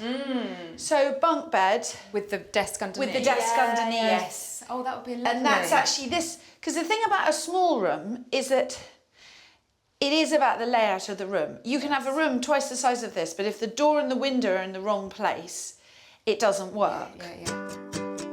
This one could definitely work. Meanwhile, the girls' other concern was whether there was enough reception space. Okay, this isn't as small as I was imagining, really. No. And it's From your really... description just now. It's really light. My feeling is that what absolutely nails it here is the light and the height. I kind of feel like we could do this. We could We make could this do it. work. We definitely could. So, and the location is ideal. And I've got to say it, it hasn't sold. And I should think, if I owned this flat, I would be sitting around thinking, oh dear. And so this might be the moment to come in and say, don't worry, Mr. Nice developer who owns this flat, I'm going to take it off your hands for £305,000 or £310,000 or, you know, something along those lines. Which potentially could put this flat up to £40,000 under budget. Now there's food for thought. I'm feeling excited. Well, that's good, because it's really good when you have a day when someone's seen a flat rejected and then you come back to it and they feel excited about it. So this property is back on the maybe list. What's more, with a little guidance, Ruth and Anna are now viewing like absolute pros. Are we both lying down? It's double bed, isn't it? And those Brexit fears seem to be lifting a little. There's no doubt about it. They are being immensely practical, and practical is what we need right now. Yes, but liking it is one thing. Having the confidence to make an offer could prove quite another.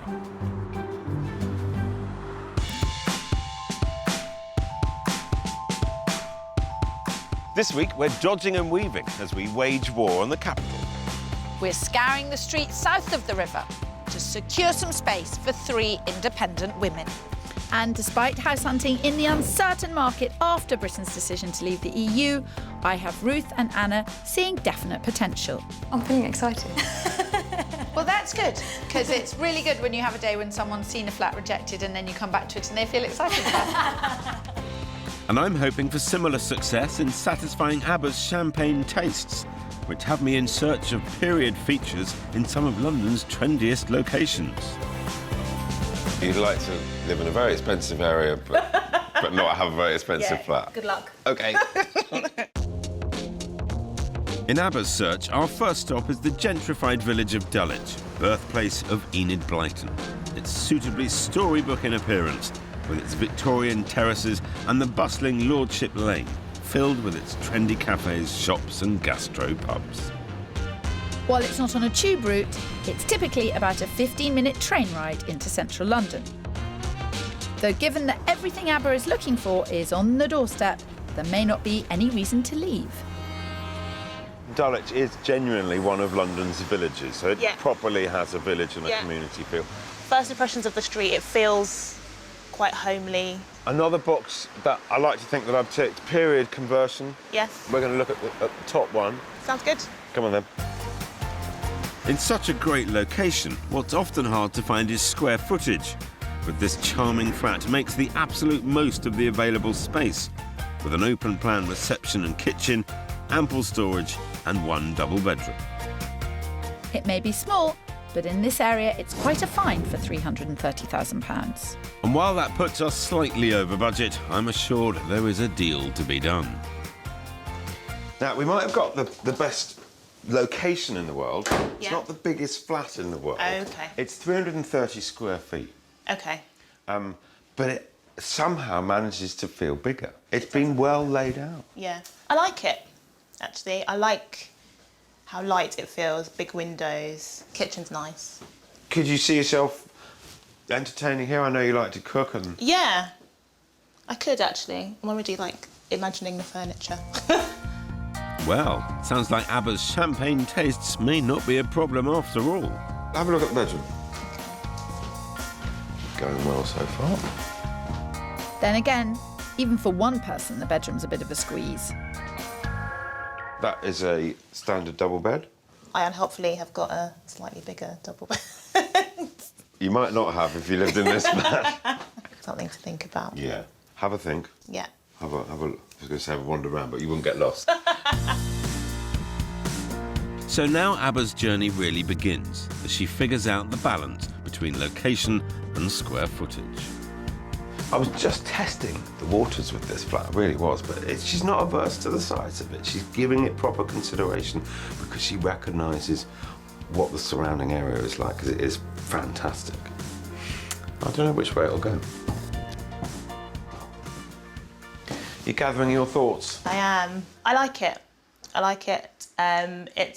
Is it big enough? I mean, that's the crunch thing. question. I don't know. If I'd seen the description online and read the square footage, I would have just like dismissed it. I'm not going to show you anything smaller than this. Okay, good, good. But then I'm not going to show you something else in Dulwich either. Okay. So I think as we go on, it will become clear in your mind Yeah. whether it's worth having a smaller space to be here. Yeah. Or the other way around. Okay. Yeah. Yeah. Come on then. All I ask is that my city-loving lawyer tries to keep an open mind.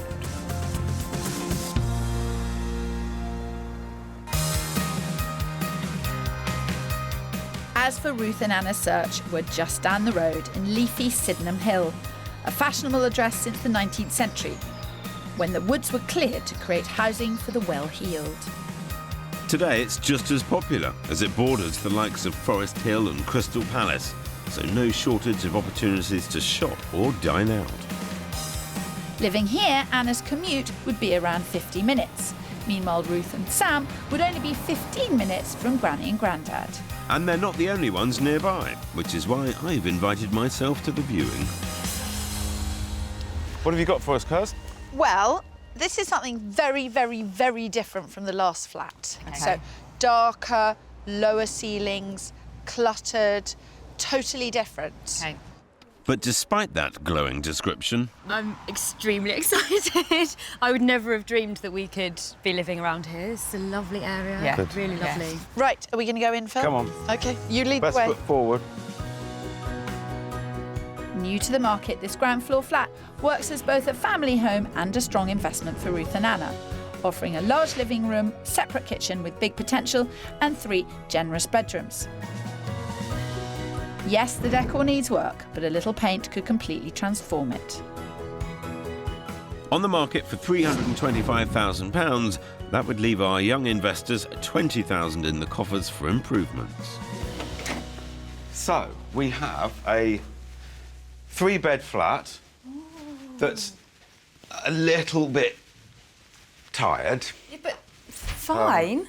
Yeah, but oh, don't you love them? You see, this is the attitude. All that's required, Phil, is a little imagination, as this flat is most definitely a good investment. Slight sting in the tail is the service charge, which Yes. is $2,800 a year. But this is a maintained block, and as you see, with extensive gardens. Yes. And what you get for the $2,800 is all your hot water, all your heating. Great. OK. Should we see some more? Yes, okie dokies. As for adding value, the best strategy is to attack the decidedly dated bathroom and kitchen. Contemporary kitchen design, you utilise the window. So there is no reason not to be able to have a little table and 2 chairs in here. Okay. Obviously, you can see the road, but I'd put the opaque sheet on the window just to here, you know, so that, you know, if you want to walk around your kitchen naked, you should be able to. Is that what you do? That's why you've got the opaque things on your kitchen window! You absolutely know. OK, we know. Don't believe it. Phil, Never knew that. people who don't have pants on in glass houses should not throw stones. That is all I'm saying to you. But whether this flat is clothes optional or not, there's no denying the potential. Okay. Yeah. Yeah, the rooms are really good decent sizes. aren't they? If your 10-second rule applies, as in people make up their mind very quickly, you've got it in the bag here. It's a perfect space because everyone will have their own decent-sized bedroom, separate reception room, separate kitchen. I think it's lovely for Sam to be in a block because there are bound to be other kids. I'm excited about being here. Yeah, me too. Sounds to me like Ruth and Anna are beginning to recognise a good investment when they see it. I'm feeling kind of proud right now. We can do some work, we can add a bit of value. Yes. The one thing that's a factor for us that we're thinking about is the service charge. We just need to be careful that we're not stretching ourselves too far. Yeah. But otherwise, really Really excited about it. Right, well, we better let Phil go.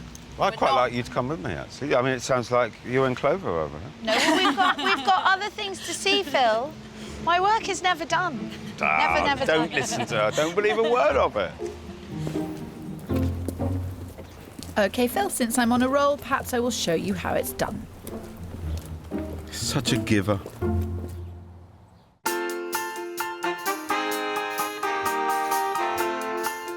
To give city-loving ABBA what she wants, namely more space, and the cosmopolitan surrounds she's used to, I too have brought my search to Sydenham in order to explore its wealth of period properties. It's also a very sociable neighbourhood. With a lively high street and Crystal Palace just 10 minutes away, even better. ABBA's commute would be around 40 minutes door to door. And what I found is another period property. Well done you. In its present incarnation, is a bit scruffy, but lovely, lovely flat. Let's get in. Okie doke. So on this beautifully leafy street, I've found a raised ground floor flat that's bursting with potential. And despite being a conversion, many of its original features are still intact, offering open plan living and a generous double bedroom. While the decor and layout need updating, there's no denying this flat could be perfect for ABBA. Though it offers between $300,000 and $325,000, it is at the top of her budget, so any work might just have to wait. So you've got bedroom, bathroom, but come through the back here, because you've got, I think, it's what's quite a grand room. You've got ceiling height, you've got fireplace. Love the chandelier. It's the proportions of the room that I particularly liked. You could entertain on quite a reasonable scale. Yeah. If I had seen it online, I think I would have dismissed it. Why? Just because it feels like I'm sitting in the kitchen. Something that's very easily fixed. A very simple plan would make this a galley kitchen. Yeah. Yeah. I mean, easy to do a morning's work. Yeah. But Kirstie does have a plan, as she always does, to flip things round the other way. But I'll leave you in her capable hands. Stand back, Phil, as I think it's possible to improve the layout even further. That is the bathroom currently. Oh, wow. And you can see this is a false wall. Okay. Now, if you knock down this wall and put a kitchen across the whole of the back wall, this could be your reception room. Meanwhile, the existing reception would become an amazing master bedroom and bathroom. But ABBA would really need to love it to tackle all that work. The thing is, if you're redoing the bathroom and the kitchen, doing this configuration makes no difference. You've got the plumbing here, you've got the plumbing for the kitchen there. Food for thought. I know. Well, I try. Come join me. You're just sitting out in the sun. I know, I'm enjoying it. Well, you were doing my job for me. I thought I'd take... Well, I wasn't really doing your job for you. I was just being more forward-thinking and imaginative than you. You say that in such a polite tone, with such a degree of sarcasm bolted into the end of it. Still, at least ABBA seems to be smiling. The plan? I liked it a lot. Very interesting, and I can see that happening maybe a few years in the future, but it's definitely livable now. It's the kind of place that I would want to live anyway. Great. Happy days, all Good going vibes. well. Good Excellent. Well done, Phil. Thank you very much. I'm feeling quite chipper about things now. Right. But I'm going to go on and beat it. I'm going to Okay. show you something bigger. Wow. Further out, presumably. I couldn't possibly say. I don't want to give trade secrets away. Though what's not such a secret is ABBA's fear of the suburbs. Best of luck, Pip.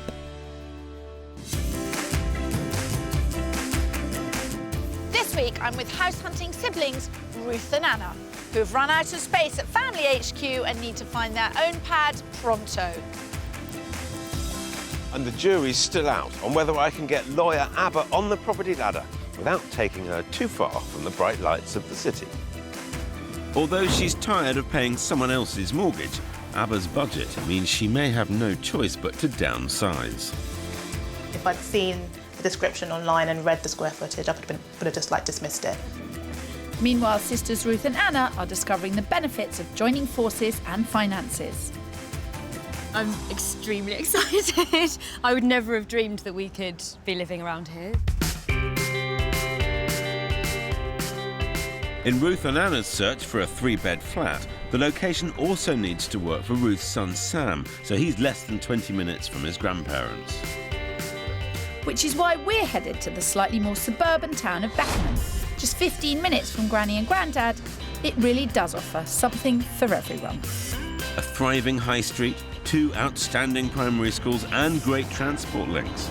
As thanks to the 6 railway stations, it's only a 20-minute journey to central London.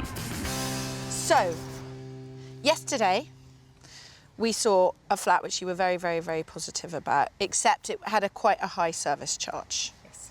Today, we're seeing a strangely similar flat, but just in a different location, but different.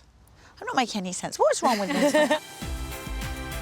Fortunately, there's nothing wrong with this second floor flat. The layout's family-friendly, with a reception room that has zones for both living and dining, as well as 3 decent-sized bedrooms.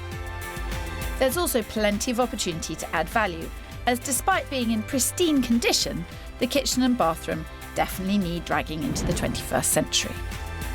On the market for £350,000, it is at the top end of the girls' budget, but we're told the vendor's open to offers. Right, now what we've got there is a lovely kitchen. Oh, yeah, lovely. And an even lovelier living room. Oh, lovely. This is big. Oh, wow, look at this. There's loads of space. It's massive. Dining table. Yeah. As for adding value, the obvious place would be the bathroom. As modern or spacious, it's not. There we are. So you can do like that. Leg shaving. Yeah, perfect. I'd love a bath. And then the main bath. Can you fit in the main bath? Yeah. Right, okay, perfect. Oh my, it's quite diddy. Okay, it's very diddy. Anna makes it look so easy. I would struggle. Actually, no, it's not too bad. It's quite cosy. If I wasn't at the tap end, I'd be fine. Though looking beyond the bathtub also, sounds like your trainee investors are seeing real potential. It is a joy to work with 2 such sensible house hunters. When you get a pair like that, you are very grateful. But with 3 strong properties, it all comes down to whether or not these 2 are ready to make an offer.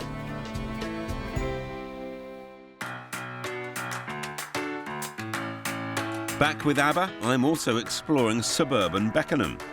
Though while this location definitely gives my inner city lawyer more bang for her buck, will she find the slightly quieter surrounds up to her cosmopolitan standards?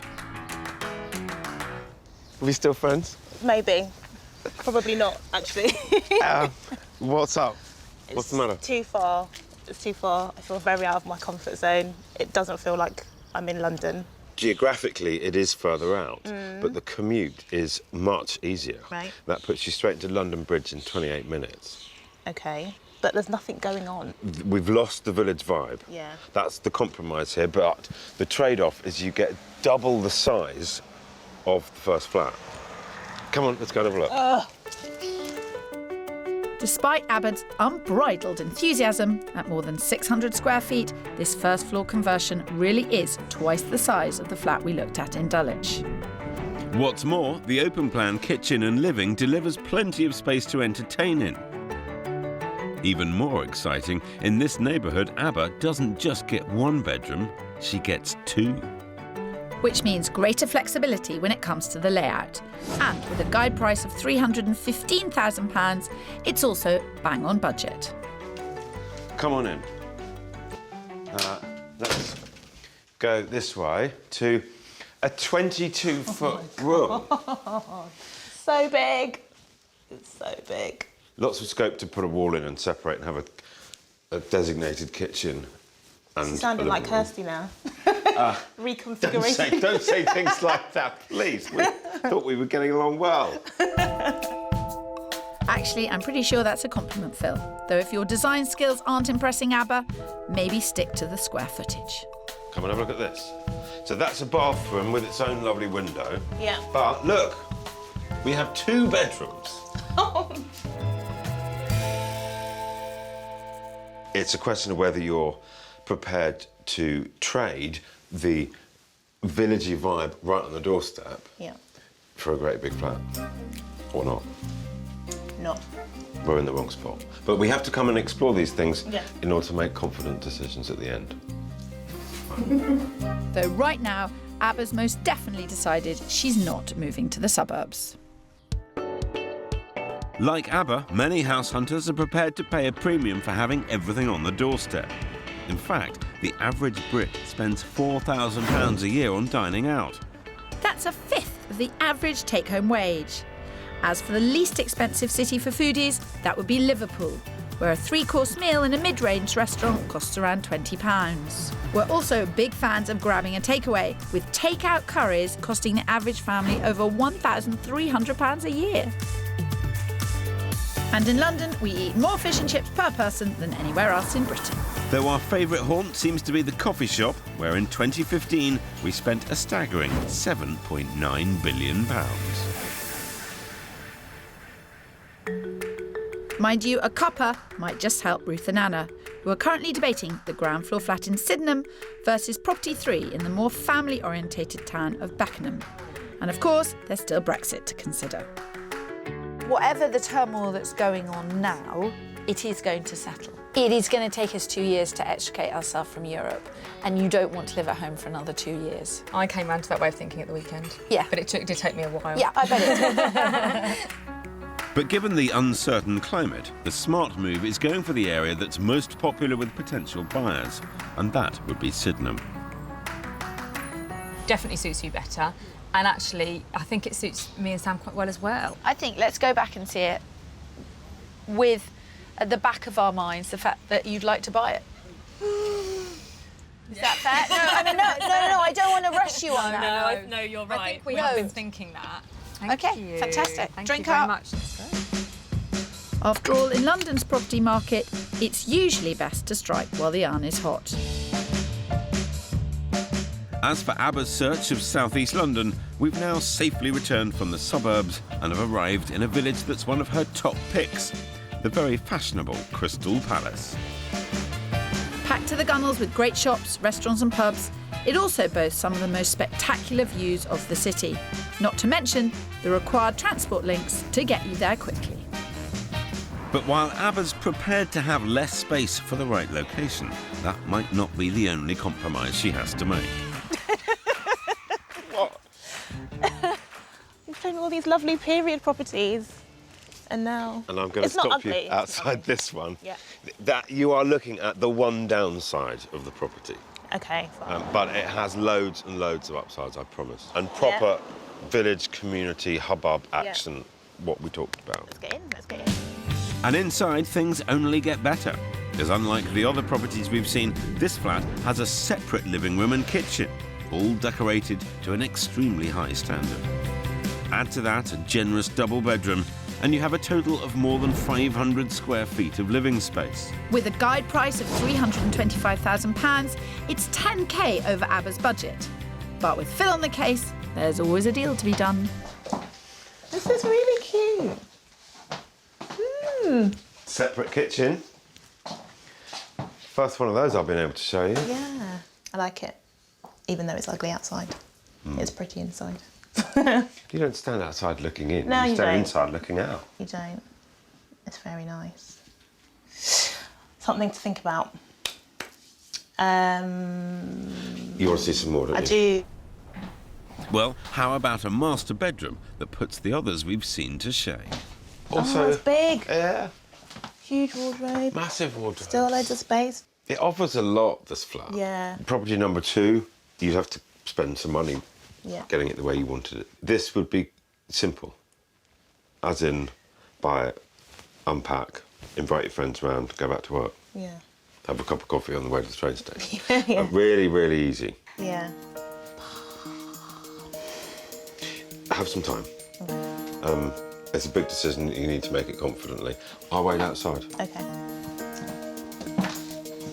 At this point, I've no idea what Abba's going to do, not a clue, but I do know that I've shown her good options and we've properly explored the whole brief. So she's in a good place to make a decision, but it's not going to be an easy decision for her to make. And it seems Abba feels exactly the same way. I'm very confused right now, because up until this point, I think flat number 2 was the one, so I just don't know. It feels like it would be the sensible thing to do to go back to property number 2. Yeah. This is fresh in your mind. Yeah. I'll organise it. We'll sort it all out tomorrow, don't you worry. Bold words, Phil. I just hope you won't be eating them by tomorrow.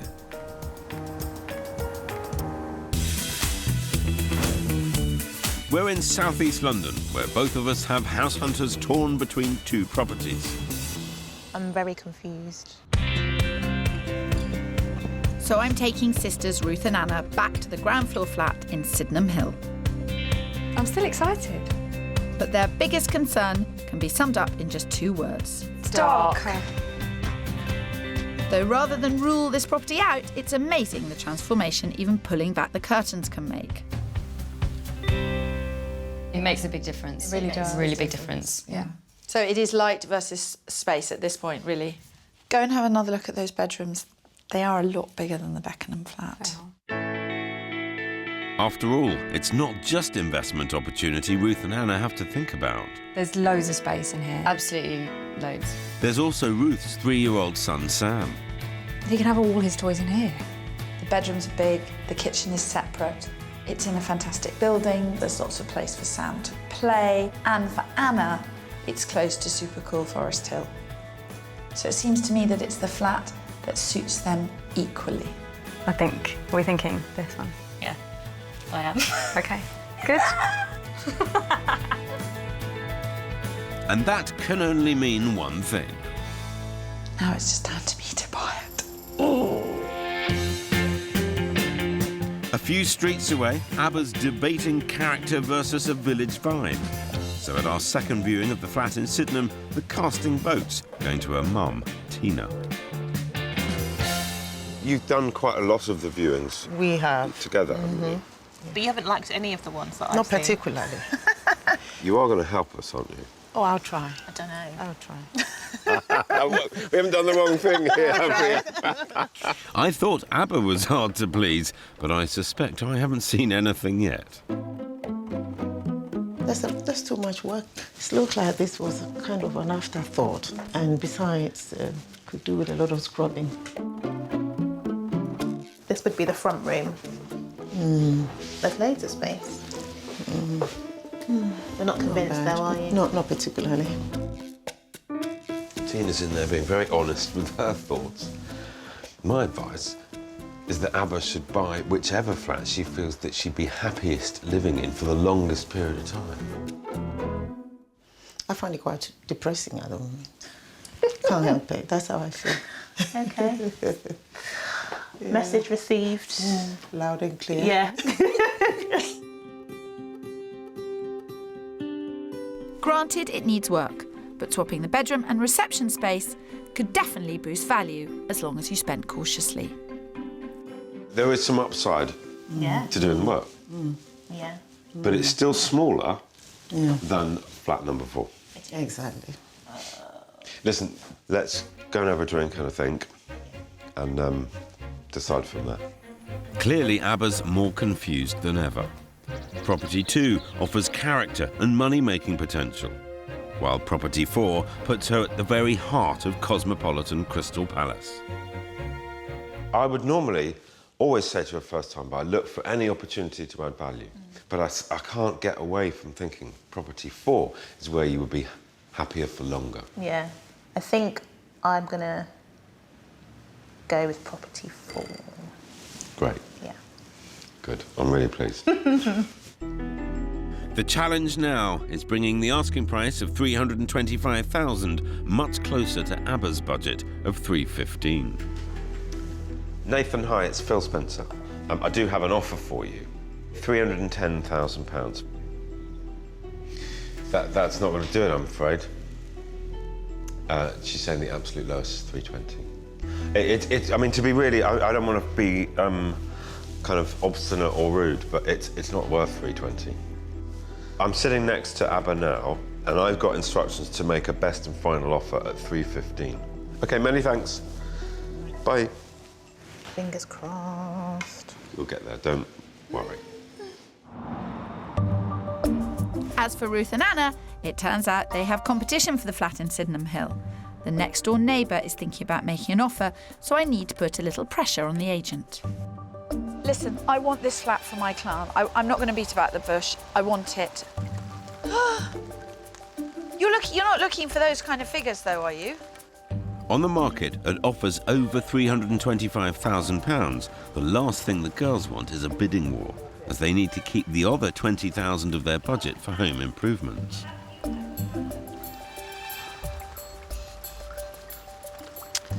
Right, entirely good news. Turns out a little competition from the next door neighbour isn't our only hurdle. It seems that the vendor and his wife have different aspirations for the flat. Okay. The gentleman is like, well, a flat in the building has gone for 370, so I should be able to get 370. Well, that flat was in much better condition and it was higher up. So I just said, when you know where you are and you can give me a figure that you want, I will tell you whether we can match it or we can't match it. We are completely in a position to, play the long game. Yeah, so we sit it out.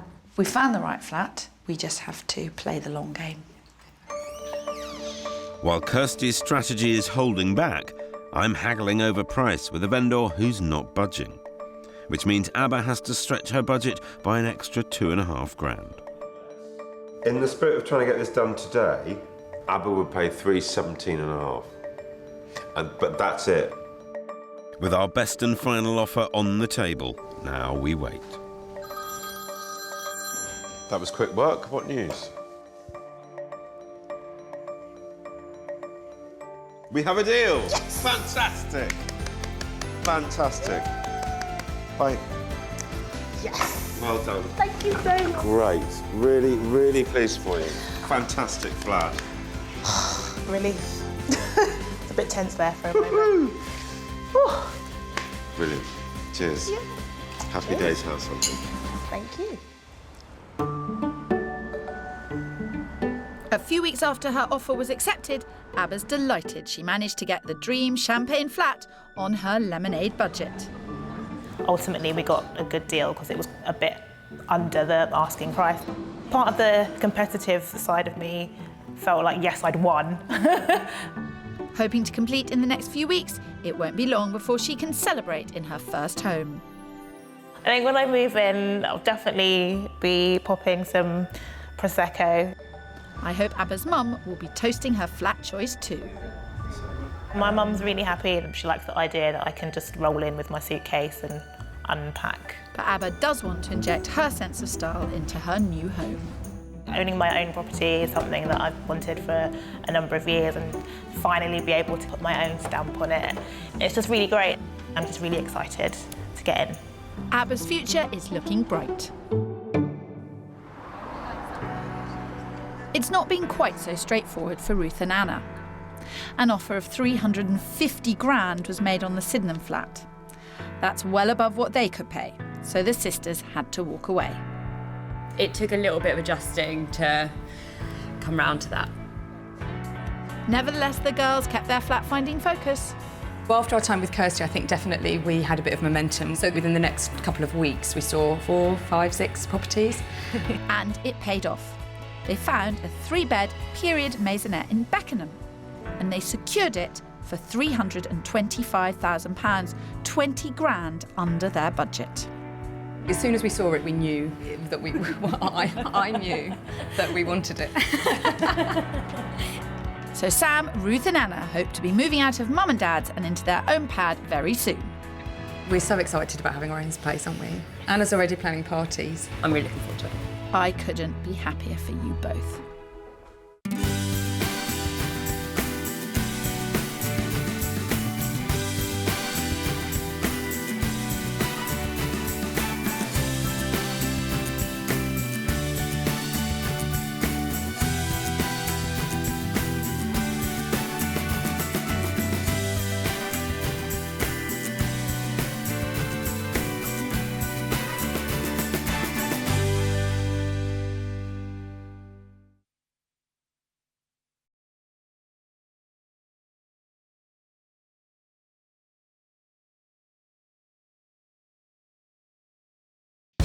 This week, we've got wise words. I'm not a house hunter. You're a marriage counsellor. Strong words. I don't have a great feeling about it. This is about homes. House hunters at a loss for words. Yeah, I'm kind of speechless. Look at you, you're both just transfixed. But I get the last word. No, can I say something? Yeah, well, I don't just think we for should. the record. That's what you think. It's like a scratch record.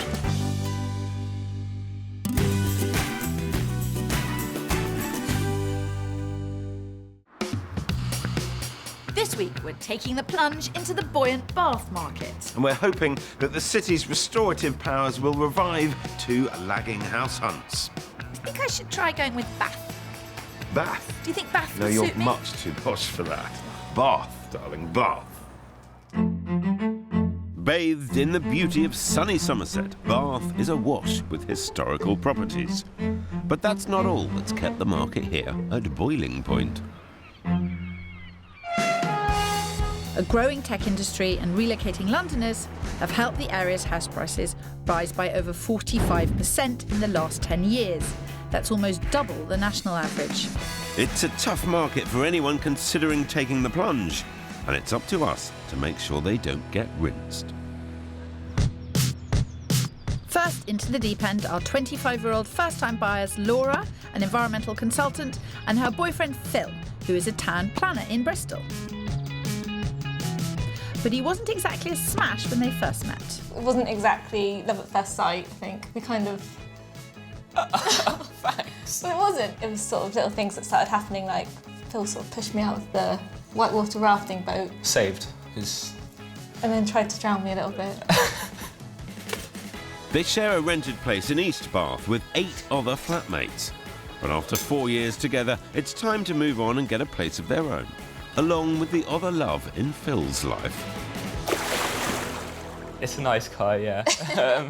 You know, I like to Look after it. Yeah. Phil needs his coveted car for his commute, but it's putting the brakes on their move. Not having car parking, it's definitely put houses straight out of the running. Yeah. For me, probably the outdoor space. I would be willing to compromise on a lot of things if I could have a garden. So deal breakers from both parties. But as for location, well, Phil hates his commute to Bristol from East Bath, so getting to the other side of the city is a must. You're so miserable sometimes after a commute that it'll be much better for both of us living on the west. So it sounds like compromises are possible on this house hunt, and that might be for the best. In all honesty, we are totally clueless about the property market, and we're completely on our own, aren't we, really? I think we've learnt a lot since we've started looking. Clueless, maybe not. This is like, yeah, what's it? Therapy. We like to think of it more as couple counselling, though others may disagree. It's recently come to my attention that some people regard this bit as sort of torture.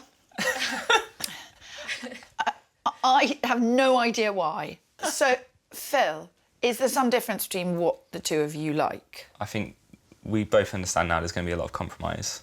Yeah, I think our priorities vary slightly, and that's the snagging point. I think that it is always difficult buying a first home together. In fact, have I ever bought a house with someone else? Technically, no. So I'm not sure I could do it. So what would you say are the things which are really important to you? A garden, or at least some form of outdoor space. And then I'd like a house over a flat, ideally, and 2 bedrooms. Right. Phil? Mine would be location. I think 2-bed as well is quite important. Very important, actually. You've got to have growing space. You never know what might happen. This is the bit where Phil ducks under the table and goes red behind his ears. Try to. Well, no, I meant the other Phil, actually. Oh, right. Phil. That's right. You're not allowed to ask about children. One thing at a time. One thing at a time. Yeah. Right, OK, well, I think that's it. We should get on with it. Drink up. They're on their own with babies, though. Laura and the other Phil have a budget of £270,000 and want 2 bedrooms in a house rather than a flat. Laura would like some kind of outdoor space. Phil would like off-street parking for his beloved car. We'll be looking at the West Bath areas of Newbridge and Southdown, and then out to Keynsham, places where Phil's commute to Bristol is shorter and Laura can get public transport into central Bath. Our next house hunters this week are downsizers Kerry, a podiatrist, and Dave, a retired supply chain manager, who've been married for more than 40 years. They're unhappily renting in the Cotswold town of Bradford-upon-Avon, and finding somewhere to buy for a fresh start isn't proving easy. We're not good with decisions and we're not good with choosing things. So... I just think as long as it's a decent pub near. If only it were that easy. This search has ground to a halt. Yeah, we've disagreed on price. Size of garden. We've disagreed on size. I'm not particularly keen on cottages. Quite a lot, really. Quite a lot. Quite a lot of things. But hopefully we will eventually say, yes, this is the one. Last year they sold their much-loved and laboured-over family home, a renovated but expensive-to-run barn in Hertfordshire, to free up cash for their retirement and to be nearer their kids and 3 grandchildren. But it was a decision they've still not come to terms with. The house meant a lot to us. It was a place where our kids spent a lot of their growing up time. It meant everything. It really did. It meant a lot to us. It did mean a lot to we us. have both struggled With leaving it. with leaving it. Kerry would love a simple move into a country cottage, ready for the grandkids to come and stay. But Dave isn't ready for the quiet life just yet. I think I've got one more You've project got one in more me project in you. before I get too old. Yeah, maybe. I worry what would happen when you'd built it and then you'd want to build another one. No, I wouldn't. It'll be the last. I believe you, Dave, but does Kerry? So these two need a wise head to bring them together and help them move on. Sounds like a case for Phil, our Phil. I've got to start by asking, because I know a bit about your situation. What am I here to do? Right. We've definitely lost our way. Partly, I think, because we struggled leaving the house, and I think for quite a few months the homesickness was quite difficult to deal with. It's like you're in mourning, I suppose. Stupid analogy, but... You sold it to be closer to your children. Yes. And to downsize. To downsize. It was an expensive place to run. And when you're not working, you're on a pension, you have to be realistic, you know. So you've done all the right things, but now you've got to move forward. Yeah. Exactly. And that's what you haven't been doing. I'm going to be really honest, I'm not entirely sure what I'm looking for here. I feel like I'm looking for 2 houses. So it's either ultra-modern... or I mean, I'm very much period and character. You know, I read all the design magazines. I look at these houses and really contemporary, and I think, wow, she's more a cottagey girl, I think. Yeah, moving I in quite that like that direction. sort of cosy cottage kind of look. Yeah. Neither of you are going to get your dream house. Oh, no, absolutely. I think that's. I know, we know that. I think we know that. But you've got to have a dream, Yes. otherwise you don't start. Do you? People. But you've got to have the same dream. Yes. And I think I'll have a job making that dream come true. Despite Kerry and Dave having 600 grand in cash for a new place, plus any work it might need. They want at least 3 bedrooms for when family come to stay, and something rural with character. They both want a garden, but can't agree on whether they want to renovate. As for location, their kids are spread across Oxford, Devon and the New Forest. So Bath and the surrounding areas of Somerset and Wiltshire are a good central location. So 2 couples, but not quite seeing eye to eye. Sound familiar, Phil? So, I think this is one of those, you know, so often looks easy but it's difficult type of search. Yeah. This is one that looks difficult, so I've high hopes that that might mean it's... It's my turn for an easy, but I'm not going to get one either. Really? No, I've got quite a severe case of a couple who cannot agree on what it is they're looking for, and they've abandoned their own house search because it was too stressful amongst the 2 of them.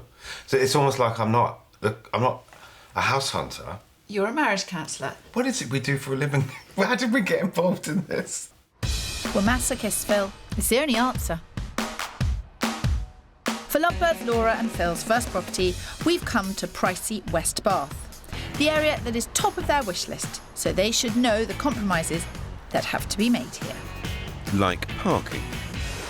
Aside from the parking issue, how does this location strike you? It's perfect. Yeah, it generally is. Yeah. The only thing is the parking, but we can, you know. Wow, this is a really good start. I will blaze over it. Wow, did you hear that? OK, let's get in. Phil's already compromising. It looks like our therapy is working. This is a Victorian period conversion. It's got a spacious sitting room and kitchen breakfast room to the front of the property. And a master and smaller double bedroom to the rear. For Laura, there's access to a section of garden. It's being marketed at £260,000, 10 grand under budget. This is the smallest room. Right. Big. It's still pretty big. Still pretty big, isn't Yeah. it? And look at that. I know, it's nice view. It's amazing. That's really exciting. OK, let's see the rest of the flat. Okay. I mean, this is a really, really, really big bedroom. Yeah. Oh, yeah. Definitely probably the biggest we've seen so far. Yeah. Way to go. Yes, yes, yes. OK, moving on. It's a bit early for a victory dance, Kirstles. And here we have the rather generous kitchen. I It's like really it. nice. Yeah, So, positive feel. definitely. I feel really positive about it. It's not in that sort of state when you can't do anything to it. Yeah. But it's not at the same point something that you have to invest a lot in. Straight Which away. is just what you want, isn't it? Yeah. There's some question over which bit of garden would be theirs. That would have to be looked into if they decided to buy this place. Oh, that's a great space, isn't it? Perfect. It's perfect. See, I would get the family over for the weekend with the strimmer and destroy all of this. Yeah. What's been very clear is that Phil and Laura may be young, but they're very sensible. They've got the right can-do attitude. And you know what? I don't see that often enough these days. Top marks from Muzulsop. Let's hope they don't do anything to spoil it. So, you've seen the lot. How do you feel now? I felt really happy looking at it. Yeah. It ticked so many boxes. The garden was a surprise for me because I wasn't thinking it would be that much of a pull. But after looking at it and seeing the space and what you can do with it, it really excited me. I'm impressed already by Phil's enthusiasm and willingness to compromise. That's Phil's for you. Always happy to help. Let's see if it lasts, shall we? This week I'm refereeing Kerry and Dave, who have different hopes for their next home. And I'm with first-time buyers Phil and Laura. I'm just hoping I can keep them happy. My young couple loved the first property I showed them, a 2-bedroom flat in West Bath. And to my surprise, Phil's already thinking about compromise over the parking for his beloved motor. It is a good location. Yeah. The only thing is the parking, but we can, Wow, this is a really good start. I will blaze over it. Wow, did you hear that? And can Kerry and Dave get over selling their beloved barn and find a place with a building project for Dave and simple village life for Kerry? Well, I might have just cracked it with my very first property. Talk about tempting fate, Phil. We're 6 miles from Bath in the small village of Carlingcott. Its semi-rural Somerset setting is ideally positioned for visiting their various offspring across the southwest. This is, it's called the Chapel Barn. Given that you sold a barn, I thought this would be as good a place to start as any. First impressions are good. Good. Let's see what happens inside.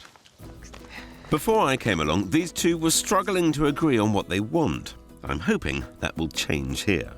This 19th century chapel has been a house for less than 40 years. Upstairs there's a landing which leads to 3 bedrooms. Perfect for family coming to stay. Downstairs there are 4 reception rooms and even an annex with a kitchenette and a loo. And for Dave there's a coach house offering a great potential project. The current asking price for Chapel Barn is £525,000, which would leave 75 grand for Dave to tackle the coach house. It has a really impressive hallway. You have the fire light, it would be warm and cosy, and yet it's quite big. Yes. Different. Definitely different. Well, fire or not, I've had warmer endorsements. I'm praying the kitchen might meet more approval. Oh, this is nice. Probably a little bit on the small side. Yeah. I would have liked something a bit more open. We're not going to be able to do very much You with... wouldn't be able to knock the walls down. Not with that external wall. You're looking at the garden. Let's deal with that next. It's not going too well for you, Phil. I'm presuming the garden is heavenly. Ah, now, about the garden. Those windows obviously look straight onto this garden. Yes. They're not main living rooms, and the owners here tell me they have scarcely ever seen their neighbours through any of those windows. I don't have a great feeling about it. We're a bit overlooked. The garden. The garden is a big negative, yeah. Bit awkward. I do have one last ace up my sleeve, though. The old coach house in the grounds that could be a great project for Dave. This would be something that you could get excited about here, and it would add value to the house. It would. And oh, no question. Yeah, I've got quite a lot of positives about the house. My concern is the garden. Yeah, no question. I'm not sure I can live with being that overlooked. Okay. Yeah, I feel much the same. Garden's too overlooked. I'm a bit small. I chose this because I felt that it combined lots of what you were both looking for. Oh, yeah, absolutely. Yes. And I think it does. Because some of the other houses that we're going to go on and see, well, they're more Kerry houses or they're more Dave houses. So at least I've got you agreeing. You've got us agreeing. Although you both said it's a no, at least you've agreed it's a no. Yes. Come on. Definitely won't last.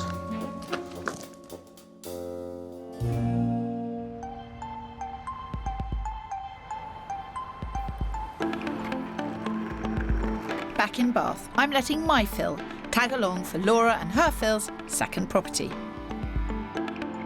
We've now come to the vibrant community of Southampton. It's a little further out than the first place in pricey Newbridge, but it's a similar commute for Phil, and there's better parking. And one of Laura's top wishes, it's a house rather than a flat. That's a gorgeous house as well. It is a gorgeous house, really yes. pretty. Now, this house has been completely refurbished.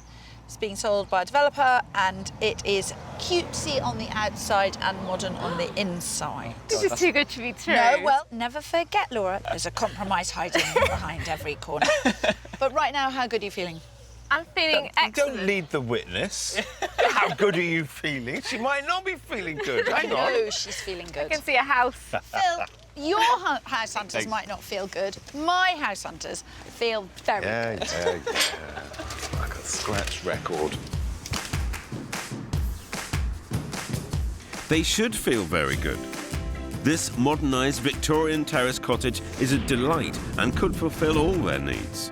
There's an airy, open-plan living dining room and a kitchen with French windows to Laura's all-important outside space. Upstairs is one double bedroom, but unlike the last place, the second room is only a single. The guide price is £280,000, which is 10 grand above budget, but the agent has advised that there's room for negotiation. So, completely opened up, redone, and everything has been done. It's so new, you can smell it, can't you? Yeah, you can. I can't believe it. You're looking for a catch, I aren't am you? looking for a catch. Because this is a great. There is a catch, but I don't know what you'll feel. No, can I say something? Yeah, well, I don't just think we for should. the record, my house hunt. Okay, shall I go? No. Can I? No, you Look, can't. you're doing so well. No, you can stay. It's okay. Your opinion I'll is stand in the valued. corner. Your opinion is valued, but just shush. Okay. Okay. It may be that I think it's a catch and you don't. Okay. Okay? Go find it. Go on, you go first. I forget how sort of helpful and everything you are. You know, you really care about these people. You guide them round. No, but the thing about it is, it's not for me to judge that it is a catch. You're right. Just a catch. So there's a second bedroom, at least. Yeah. But it is a small second bedroom. I do think you can make this room work. I think It's just we got to work out how. I don't think we need to think about that. I think it's a bigger deal for you than for me. Because I would just be like, yeah, let's buy it and let's make it work. Because I love it. They seem very upbeat and, genuinely almost surprised at themselves and their own reactions to both the houses. You pulled it out the bag. Well, I like to try, You Phil. do try. I know, you're very trying. More ways than one. Ha, ha, ha. How'd you get on? I love it. I do love it. Phil's got concerns about the second bedroom. That is the catch, that's the rub, but you're getting a house on a street where you can park the car, you can catch your bus into town and you can do some gardening. Yeah.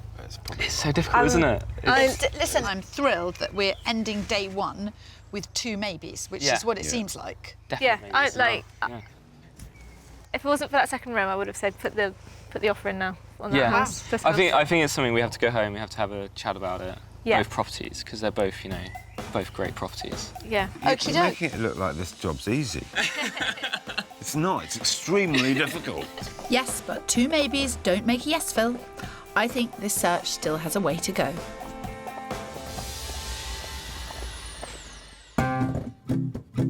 Back with Kerry and Dave, and Kirstie's joined me in the village of Upton Scudamore in Wiltshire, 11 miles southeast of their first place in Carlingcott. It's got a few more amenities here, including, Dave will be pleased to know, a pub. Oh, wow.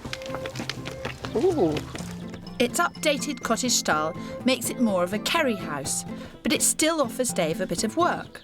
Though, will it be enough? How does it strike you initially, first impressions? Pretty. Very pretty. Quirky. And quirky. We'll take that and we'll run with it. Right, in we go. The original coach house is 300 years old, and the living room could do with a bit of Dave's TLC. The rear of the ground floor has been renovated into a gorgeous open kitchen, with a sunroom looking onto a landscaped garden that they'll be pleased to hear isn't overlooked. Upstairs, the very large and stylish master bedroom and bathroom have both had an upgrade. And at over 2,800 square feet, it's got more space than the last place. This 5-bedroom property is £599,000, so right at the top of their budget. But the vendors are looking for a quick sale, so we think there could be a deal, leaving funds for Dave's work. Beautiful kitchen. It's a lovely kitchen, isn't it? It's beautiful. It's a good start. It's a good start. I've already seen something that I don't particularly like, but could be yours. Go on.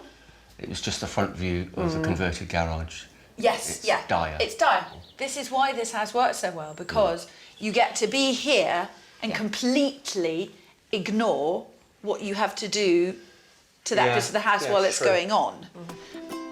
Good try, Kirstie, but I think Dave wants something bigger to get his hammer into. And I don't think Kerry wants him to get it out at all. Oh, my goodness. Goodness, This is rather a joy. Isn't it? This is lovely. Phil was concerned that you had had work going on around you for years. Yes. And you didn't want another project. No, I don't. I don't think I do, but I guess if I saw the right projects and it wasn't too much work. Might this house give you the opportunity to do that? I think it might, yes. So this could be the ideal sized project for Kerry, as well as giving her a home to replace the one they gave up when they downsized to be closer to their family. I know you both said that was quite difficult, selling up. She's lost her kind of nest, her home. I think she's getting better. There are days when I really feel homesick, but it's realistic. And, it's a state of where you are now, isn't it? You're renting. Well, it's you're wanting to get it settled and you haven't. Yeah. But that's what we're here to do this week, is to help you across that line. I know. But I'm starting to see how differently these two view houses. And getting them over that line is easier said than done. I really don't like this at all. Where,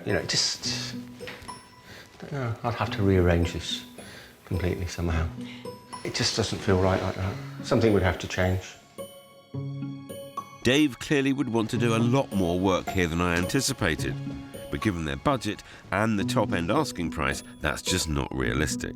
So I'm afraid my search isn't over yet. This week, I'm with Laura and Phil, who are torn between 2 Royal Bath beauties. And they haven't even seen what I've got next. But on my search, retirees Kerry and Dave have yet to find one that works for them both. But it seems I'm on easy street at the moment after lovebirds Laura and Phil liked the first floor flat in West Bath. I feel really positive about it. And loved the terrace house in Southdown. If it wasn't for that second room, I would have said put the offer in now. Kerry and Dave still aren't agreeing, other than to tell me what they don't like. I'm not sure I can live with being that overlooked. Yeah, I feel much the same. I've avoided anything that needs a lot of work so far, but at the risk of upsetting Kerry, I'm now taking them to Cologne, 19 miles north, with stunning countryside to enjoy in their future retirement. I make no bones about it. I have chosen this specifically as a Dave house. It's full of opportunity and potential, but it would mean continuing to rent whilst you did the project. Oh, yeah. It looks like there could be a lot of opportunity here. Kerry, does that fill you with horror? A bit. A bit, but I can, you know, I know that potential's there. Well, that's promising. The square footage of this place is smaller than the last two, but it feels spacious.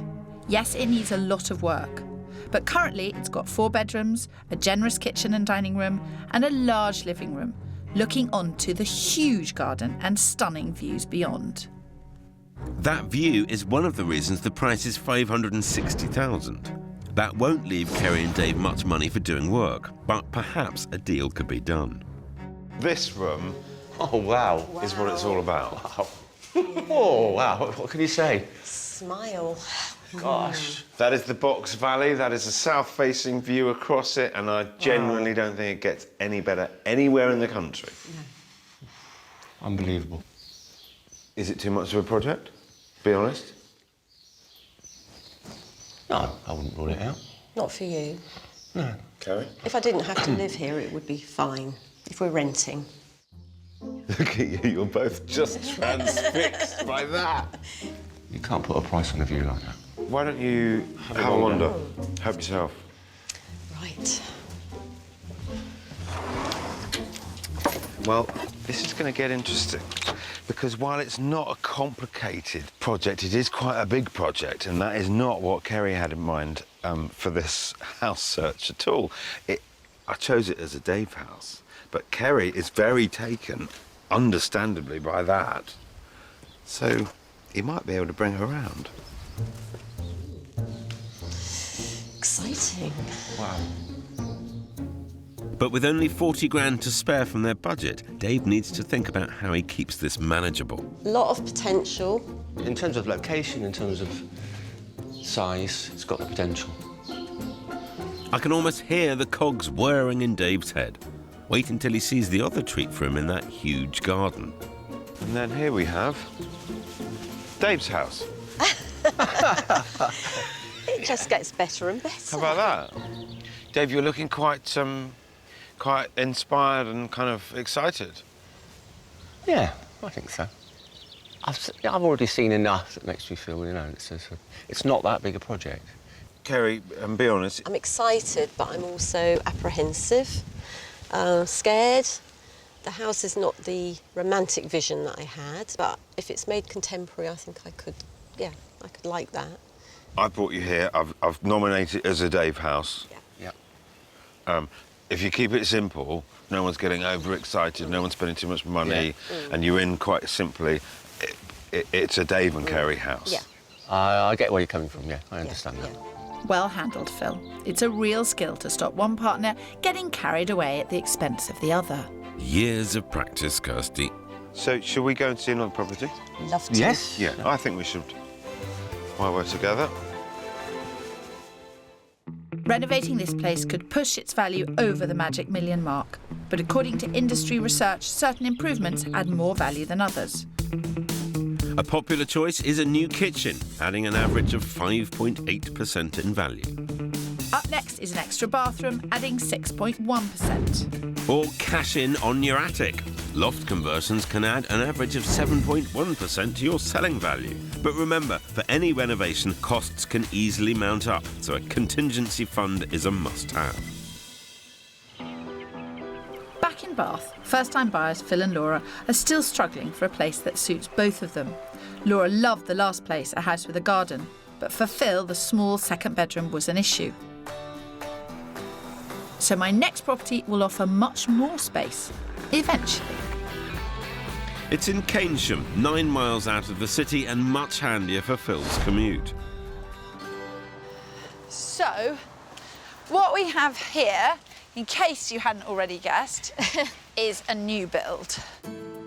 Yes, it's a dreaded new build, but with a bit of imagination, the guys should be able to see how this will be the place for space. I'm pretty sure that it'll be a plus point for Phil, but I'm not so sure about Laura. Oh, look at Laura's face. I Not think a happy bunny. This would be for Phil. Ooh dear, because the thing is, that's not the only compromise. No garden. You guessed it. Yeah. But I think, that said, Okay. this has a lot to offer. Now, there's not much to see at the moment, but the top floor flat we think will interest them will have 2 double bedrooms and a light and airy living space, similar to these in the neighbouring development. At 800 square feet, it's bigger than property 1 and will have the mod cons of property 2. It's not on the market yet, but due on at £270,000, so exactly on budget. And there's plenty of parking planned for Phil, but no garden for Laura. Tell me truthfully, honestly, would you rather just walk back down the hill? No, I'm disappointed. Yes. That's it. Oh, don't be too disappointed. It's very nice inside. Oh, do you want to go off for a second? Okie doke, you go off for a second. Oh dear, house hunting can often be emotional, and you always have to be prepared for tears. Do you want to go? Yeah, I definitely want to. It's something to think about, isn't it? Laura's realised it's impossible to get everything they both want, and one of them will eventually have to compromise. It's like your dream property versus my dream. Yeah. It's going to be hard to choose, or even nothing. Should we go this place? Yeah. Yeah? She's doing the right thing by going in. The more houses they look at, the easier it'll be to make a decision. Something that's proving tougher than they thought. Now, careful on here, although you've probably got more sensible shoes than I have. This is your kitchen here. Right. And your sitting room there. I mean, I have to admit, I do like that you are in amongst the trees. It is very, like you said, that view out of there with the trees and leaves is very pretty. Immediately I'm thinking the size for the price is really good. Yeah. If it was just you, Phil, would you be here?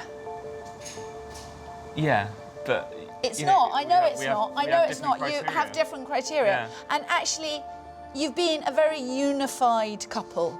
You've done it in a very unified way. You've both thought about the other people's criteria. Don't start again. I can't help it, I'm sorry. Because of the size. Yeah, And and because the I'm value. thinking... Go and stand next to each other. Go on. Go on. But it doesn't mean I'm not going to consider the other place either, you know.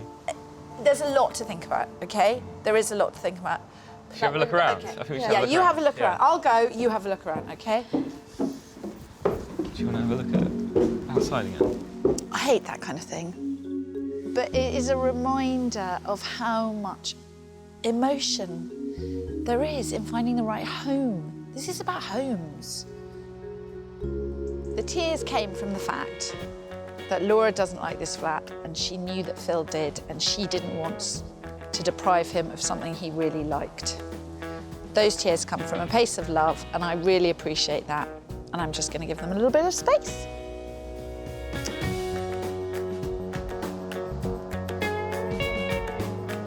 You really like it, don't you? Phil and Laura have seen 3 properties which could work in different ways. But now it's decision time. Which compromise are they happiest to make together?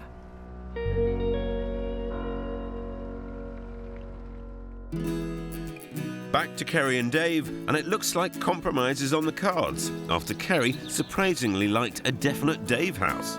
But before she agrees to living through another of Dave's projects, I want to show her what I hope is her dream house. We've come to the Cotswolds conservation village of Monkton Farley in West Wiltshire, just 7 miles from Bath, and it's perfect for putting down roots. It is the quintessential English village. Church, pub, shop, manor house, village fete, lots to get involved in, and it is absolutely beautiful. It's beautiful. And your budget would enable you to buy that. Wow. I'm really excited to get inside and have a look. It looks very my kind of house. Come on then. And indeed it is. It's the English country cottage Kerry said she was looking for. Inside, it's a blend of period charm and modern design. Downstairs, there's a cosy sitting room, a snug, and a bright kitchen opening onto the garden. Upstairs, there are 3 good-sized bedrooms. Given the setting, it's hardly surprising that it's at the top end of their budget, at 600k. But we understand the vendor may accept less. As you can see, it's cosy, cottagey. It is cosy and cottagey. Feels a bit small for me. Size. Size, yeah. Right. Size. Compact. OK. It's certainly smaller than the project bungalow, and I suspect that's what Kerry's comparing it to. I'm not sure. I don't think it'd be enough, the kitchen. Do you? No. It may be the dream country cottage, but it seems it's not Kerry's dream anymore.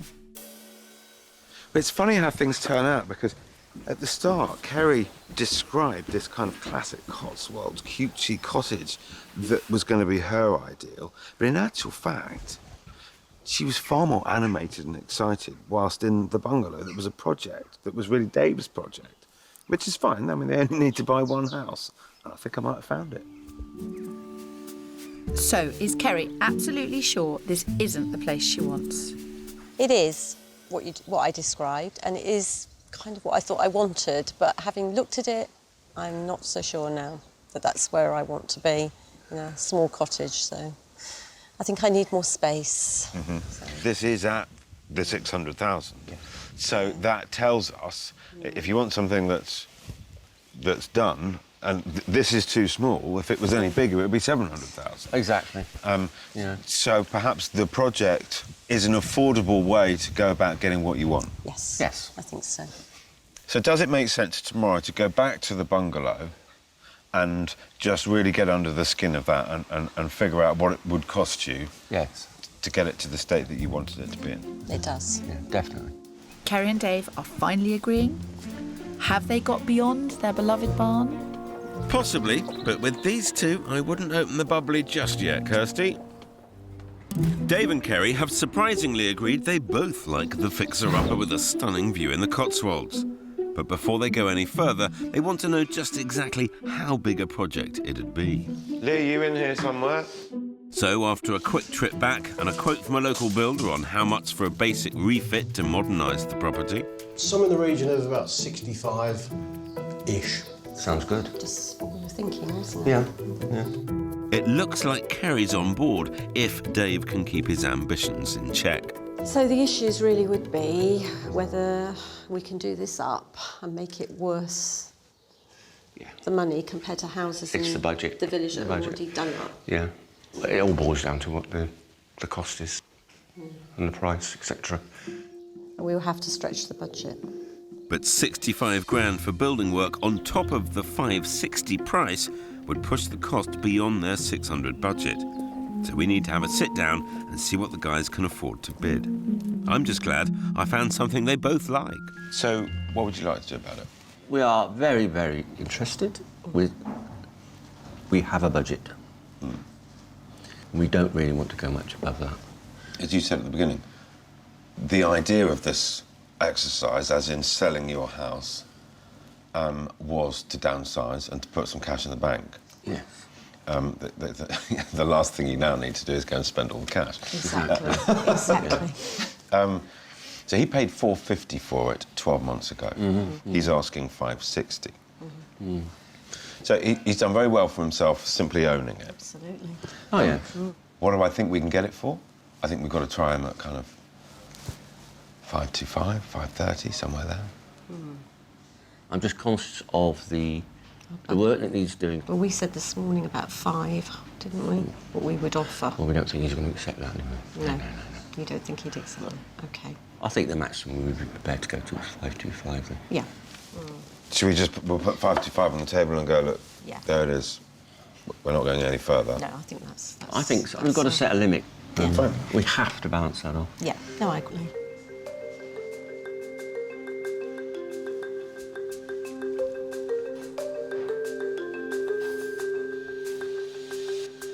Chris, good afternoon to you. Phil Spencer here. I do have an offer for you. It's a completely cash offer, 100% cash, and this isn't us trying to negotiate. They've got a price of $525,000. Terrific. Good luck. Thank you, Chris. Cheers.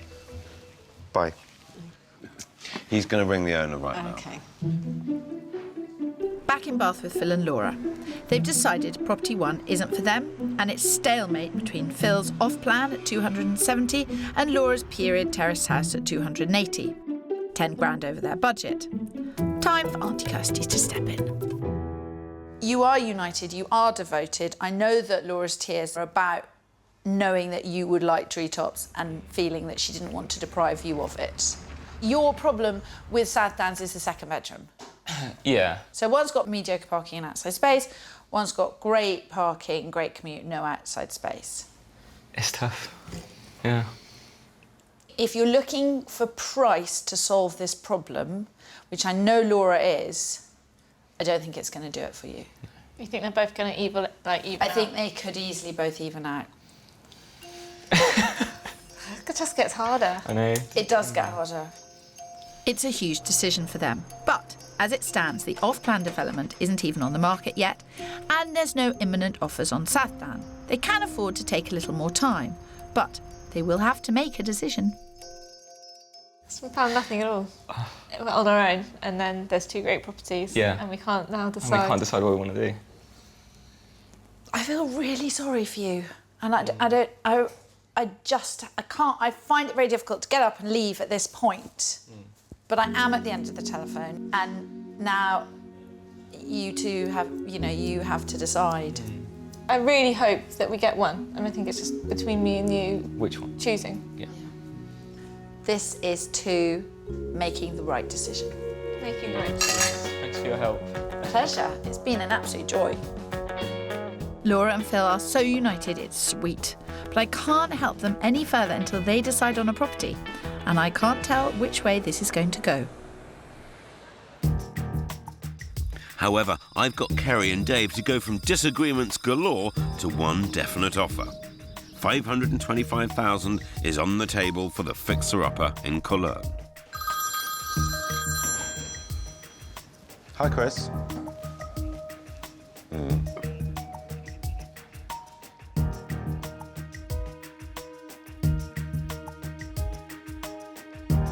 Right.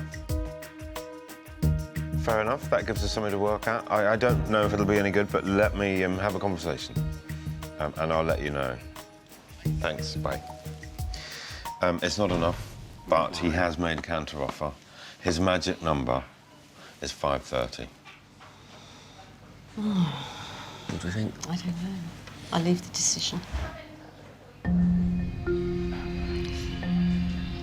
It's a lot of money. It's a tough call. It is only $5,000 more, but every penny they spend on the house, the less they'll have for retirement. Kerry and Dave have come a long way in this search, but this may prove a step too far. Yeah, I think we'll stick with what we've got. It's just, 25 was a push. I agree. Stick with it. Stick with it. Yeah, stick with that one. Thanks very much, anyway. No, absolutely. I'm perfectly understood. I'm just delighted to have found something that you both like. Yes. How about Yeah, that? that is an amazing achievement. We started this That is search, an I thought I was achievement, looking for 2 houses. Yes. Yeah. I know. You could very well have been at some point. We might have gone our separate ways. So I'm really, really pleased to have found something If that this both works out, it would be amazing. Yeah. So our offer of $525,000 stays on the table, and we'll see what the next few days bring. But 8 weeks later, and Kerry and Dave just couldn't get the house in Cologne at the right price, and have decided to walk away. Nevertheless, their search continues. We went along to the auction last week. Yeah, first auction we've ever been to. Very interesting, but unfortunately we were outbid. We sometimes have a look at land, don't we? Still not out of the bounds of possibility that we'd buy a plot and do a self-build. So it seems their search is progressing. And there have been a couple of other developments too, in the shape of new twin grandchildren, Alexander and Xavier. I'm in love at the moment, totally in love. I'm besotted. But Dave's kept them fully focused on the house hunt. I still don't want to compromise. It has to be a house we can fall in love with and pamper it. And now they've agreed on what they're after, I'm hoping it won't take them too long. With Laura and Phil, they did finally make a decision between the off-plan flat and the period conversion. It's difficult. Obviously, my favourite place was the flat in Cambridgeshire. But it wasn't in Bath, no outdoor space. I came to terms with that and we put an offer in on the South Down Road property at 260. After offering 20 grand below asking, they did something the Bath market didn't. Took a break. We came back from holiday and the property had been sold. I was gutted that we lost it because I did think it was perfect. But our search did at least show them the type of home they want. And now they know there's no stopping them. Primarily, we're still looking in Bath. There's been 1 or 2 places we've seen in the last week that we're really interested in, so we'll make a move on one of those. Bouncing back from a loss. My kind of house hunters.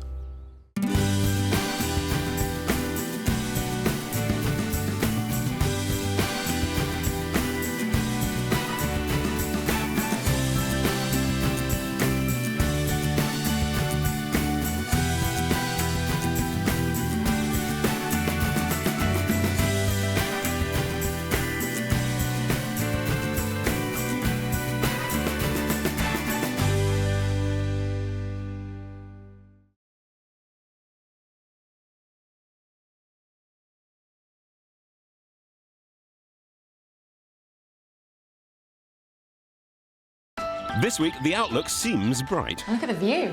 Wow, it's lovely. It's like being in the country. There's smiles and sunshine all round. You were waiting for this moment, weren't you? I was a little bit.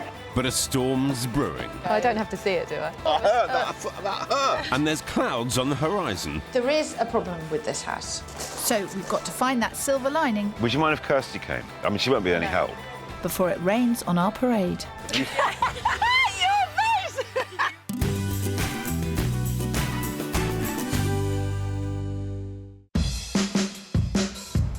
This week, we're in Greater Manchester and Cheshire. I'm with Jacinta and Marco, who want to go from good to better in budget-busting Didsbury. And I'm helping newly engaged Olivia and Amy settle back in the north after 5 years on the move. Is this one of the most beautiful spaces we've ever been in? Very, very pretty. It's very pretty. Just like your dress. Oh, thank you, Phil. It's lovely. What have I done to deserve a compliment? You've turned up on time and been very cheery. Phil, I always arrive exactly when I mean to. Homeowners around here have had a lot to be happy about over the past year, with average house prices in some areas increased by as much as 11.5%. It's been a good market if you're selling, but it could prove tough for our buyers. Luckily, my hockey-mad couple, HR manager Olivia and children's charity chief exec Amy, aren't afraid of stiff competition, nor juggling a lot of things all at the same time. Amy asked me to marry her a couple of months ago, and I'm starting a new job in 8 weeks' time, and that's what's prompted the need to move back so soon, really. New jobs, moving house, planning a wedding, all those stressful things you can do at the same time. Living in St Albans, more than 3 hours south of their search area, has made finding their first home together a bit of an uphill struggle. We've actually only visited 2 properties, and a big part of that is because we're not around the area. Although they've not been able to physically see what they want, they do know what they're after. It often can be a whole hockey team around for drinks and things on a Saturday night. We like having a barbecue and having somewhere that sort of opens from the kitchen out into the garden, so I think that's really important. Yeah, I think the other thing with that is the 2 bedrooms is an absolute must. The 3 bedrooms is preferable. They do have some budget flexibility, which will all depend on whether it's walk-in livable or needs a bit of work. Ideally, we are looking for a house around the £300,000 mark. If there's potential to add a bit of value to the house and make it how we want it, then that's definitely something that we'd consider. Kirstie and Phil will hopefully be able to help give us that vision that we maybe don't have ourselves. Definitely very excited. I think it's a new chapter for us both, and we can't wait, really. High expectations there, Phil. Yes, and it's up to me to meet them.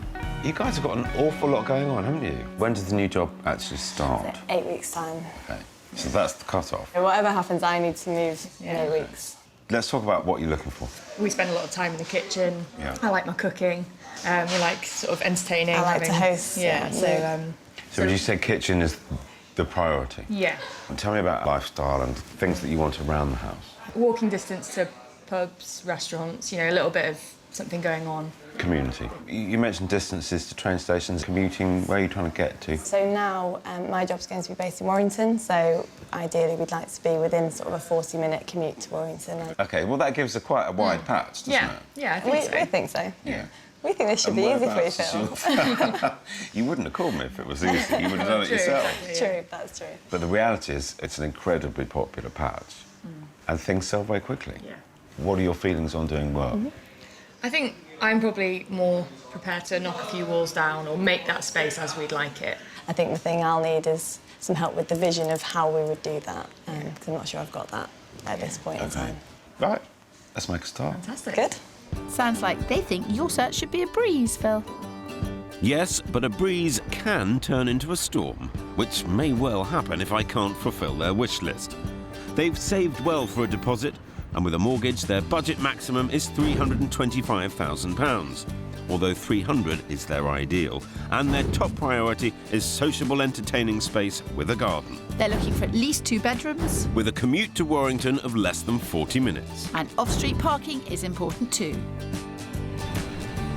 With Olivia's parents in Lymm and her new job in Warrington, I'll be taking Olivia and Amy to the Timperley, Hollins Green and Stockton Heath areas of Greater Manchester and Cheshire. Whereas I'm scouring the affluent towns and suburbs of Didsbury, Cheadle and Chorlton, where I'm searching for new parents, Jacinta, a law tutor, and her partner Marco, an electrical engineer. They met on a bike tour in San Francisco before love conquered the geographical divide between Britain and Australia. It was easy for me to get a job in Manchester. I figured I'd move 12,000 miles from Sydney to the UK. Jacinta could move that last little 200 miles from London to Manchester. Well, that made it sound reasonable. Yeah, it sounded perfectly reasonable in my head, but it took a bit of convincing. They bought and renovated their first house 2 years ago. But with 2 additions to the family, they quickly realised the layout just wasn't right. We've got the dog, Dexter, we've got our daughter, Marilee, and we've also got an au pair. The way the house is laid out just doesn't work for us. So we want bigger rooms, particularly a big kitchen diner, and we'd like a bigger garden and to be closer to a park that we can take them to as well. Although they agree on the what, maybe not so much on the where. Jacinta is keen to stay local. West Didsbury's got lots of really nice independent shops and bars. But Marco's after even more green. I grew up with quite a bit of open space around me. Big houses, big gardens. I would like to get something like that here, but I don't think it would work for Jacinta. I think for the moment, we'll stay in the city. Yeah, we'll see. Clearly, it will take a special location to please them both. But that's not the only issue. Their budget of £660,000 may seem healthy, but it's not much more than their current home would go for. So improving on their house within a similar area is a tough task. We've had 2 houses fall through. We're very hopeful that Kirstie or Phil could find us what we want. I don't think we're super fussy. No, just a little bit fussy. Just a little bit fussy. Well, I know a woman who can cure that affliction. This is a proper grown-up move. Basically, what you want to do to your current house is go and have it go like this, and the garden to do the same accordingly. Yeah. If someone said to you, what's the one thing which is more important than anything else, what would you say? The open plan, so the whole sort of ground floor could be sort of a nice place to sort of walk around for the baby. So it's about garden, open plan living, family space is quite important. Yeah. How much work did you do to your current house? It was quite extensive. We've never done anything It was like a that lot. before. You were pleased with the results? We were pleased and we enjoyed doing it. We feel that we've learned a lot from it and that we can do it again and add value. He worries that I'll do it every 2 years. Do you? Yeah. There's some differences. What don't you want? Tell me what you don't want. I don't know until I see it. And what use to me is that? You really want to stay here in Didsbury, but which other areas would you consider? So I think the Chorlton area, so around the beach road, Chorlton Green and Chorltonville. This is where we've lived. I've got friends, I've got baby classes. And I like Marco having a really short commute because he's able to spend time with the baby. That's really nice, yeah. So I don't think we're terribly fussy. We will find out. So drink up your very parsimonious beverages and we'll see. Parsimonious, eh? Understandable, it might seem like they've got a luxury budget, but they do need to watch their pennies. Their money doesn't go that far where they're searching. Don't I know it? With savings and a mortgage, they have a budget of £660,000. They're after a 5-bedroomed house. With a more open-plan living arrangement than they currently have. A large safe garden for baby Aralee and Dexter the dog. And Jacinta's very keen to stay local, although Marco's more flexible. Hello. What are you doing in the herb garden? I was looking for you, but I gave up and thought this was a nice spot. Yes. It was a nice spot to perch. Nice spot to sit in. Quite happy my end. Got a lovely couple. Moving up for a new job in 8 weeks' time, so a bit of pressure. I guess the concern is they've only seen 2 houses, so I kind of feel like I'm starting from scratch with them a bit. But at least they do know the area. Olivia, born and bred round here, so she knows her way around. How about you? Well, I've got similar in that they know the area because they live in the area already in a house that they like. Oh. I know. They just want slightly more lateral space and a bigger garden. How much extra are they putting in the pot on top of the value of their house? 50, 60-ish. Is that I know. wise? I know. Well, they know what they're doing. They know the market. Yeah, I suppose so. Come on, cheer up. With Olivia and Amy, there's real time pressure. Olivia starts her new job in Warrington in 8 weeks, and they need a place to live. I'm kicking off in one of their top areas, the busy little village of Timperley. You get a quiet cul-de-sac. In terms of the area, access to family, pubs, shops, that kind of thing, hopefully it's in a decent spot for you. Ticks a number of the boxes, yeah, definitely. Looks very nice from the outside. Right, we're on the right track. Come on. Parking, curb appeal and location are certainly on point. The inside better deliver, Phil. It will, Kirstie, but it'll also test their vision for reconfiguration. This is a 1930s semi-detached house. Master and second bedrooms are a good size with plenty of storage and the additional bonus of the 3rd bedroom. Granted, the downstairs isn't exactly how they'd like, with a long, narrow kitchen. But there's plenty of living space which should keep Olivia and Amy happy with their priority for entertaining. It's on at £285,000, so 40 grand under their maximum budget. Through here. This is the main entertaining space. Yeah, it's nicely done, isn't it? The floors are nice. I like the floors, yeah. And nice and bright as well, actually, because that's another thing, isn't it? You could move in. You could just move in Yes. and start the new life. Yeah, and that definitely feels like that, doesn't it? Good reaction to the living space, but can they see past the compromised kitchen? There's no eating kitchen. And I know you said that the kitchen was the key room. However, this is priced at 285 grand. Okay. And I think there is the possibility to reconfigure the space. Okay. Either with an extension out that way, or open it up through to where the dining table is. I do think we'd be looking to go that way to try and open up this space and make the most of the garden as well, the sort of back area. Good vision, good potential, good news. I hope the headlines are as positive upstairs. Some fitted wardrobes. Yeah, it feels a bit smaller than you'd want it to be. Okay. Well, the girls have got a lot going on at the moment. Olivia starts her job in 8 weeks' time, so they're going to be moving anyway, whether I can find them a house or not. I'm guessing this is a similar size room to that room. They almost feel like they're equal size. These 1930s houses do convert very well. You can chop and change them. And Olivia, although she said she's going to struggle to visualise changes to room layout, actually seems to see that fairly simply. So I live in hope. But do they want to live in here, Phil? Come and join me out here. Yeah, it's a good size for us. Yeah? Not too much to maintain. But how did you get on upstairs?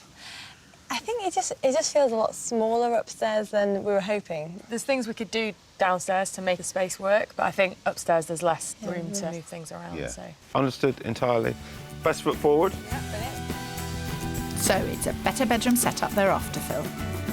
Well, that's something my next property definitely delivers, but it remains to be seen whether they think it's better. This week we're searching the Cheshire and Mancunian markets for 2 new homes. I'm with Olivia and Amy, who have discovered that long-distance house hunting is a losing battle.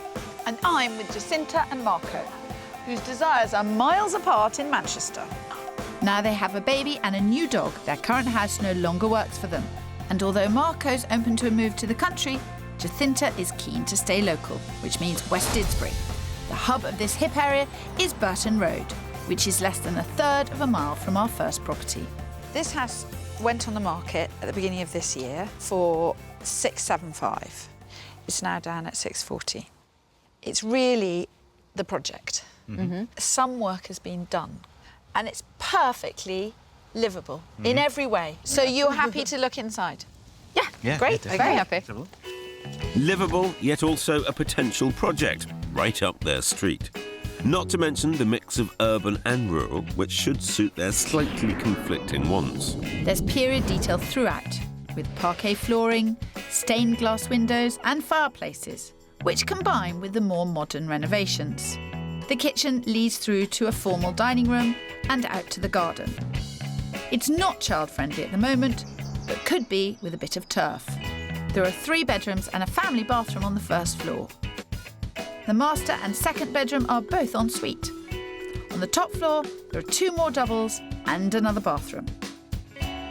This place certainly fulfills a lot of their criteria. It's exactly the location Jacinta wanted. It's 20 grand under budget at £640,000. So this is your full width of the house. You can see right back to the back of the sitting room there. We've got a good-sized kitchen area at the moment with a lot of cupboards, and this, although it's done, like we'd want to.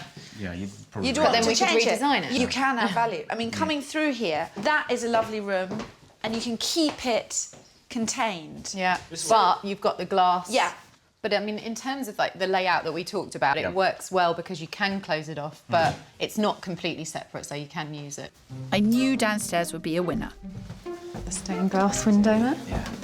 But it's the upstairs layout I'm hoping will really blow their socks off. It's got a proper dormer, so it's not window. too sloped. It's exactly the layout we want for up here. Yeah. Nice view out there. Wow, it's lovely. It's like being in the country. That can be your compromise.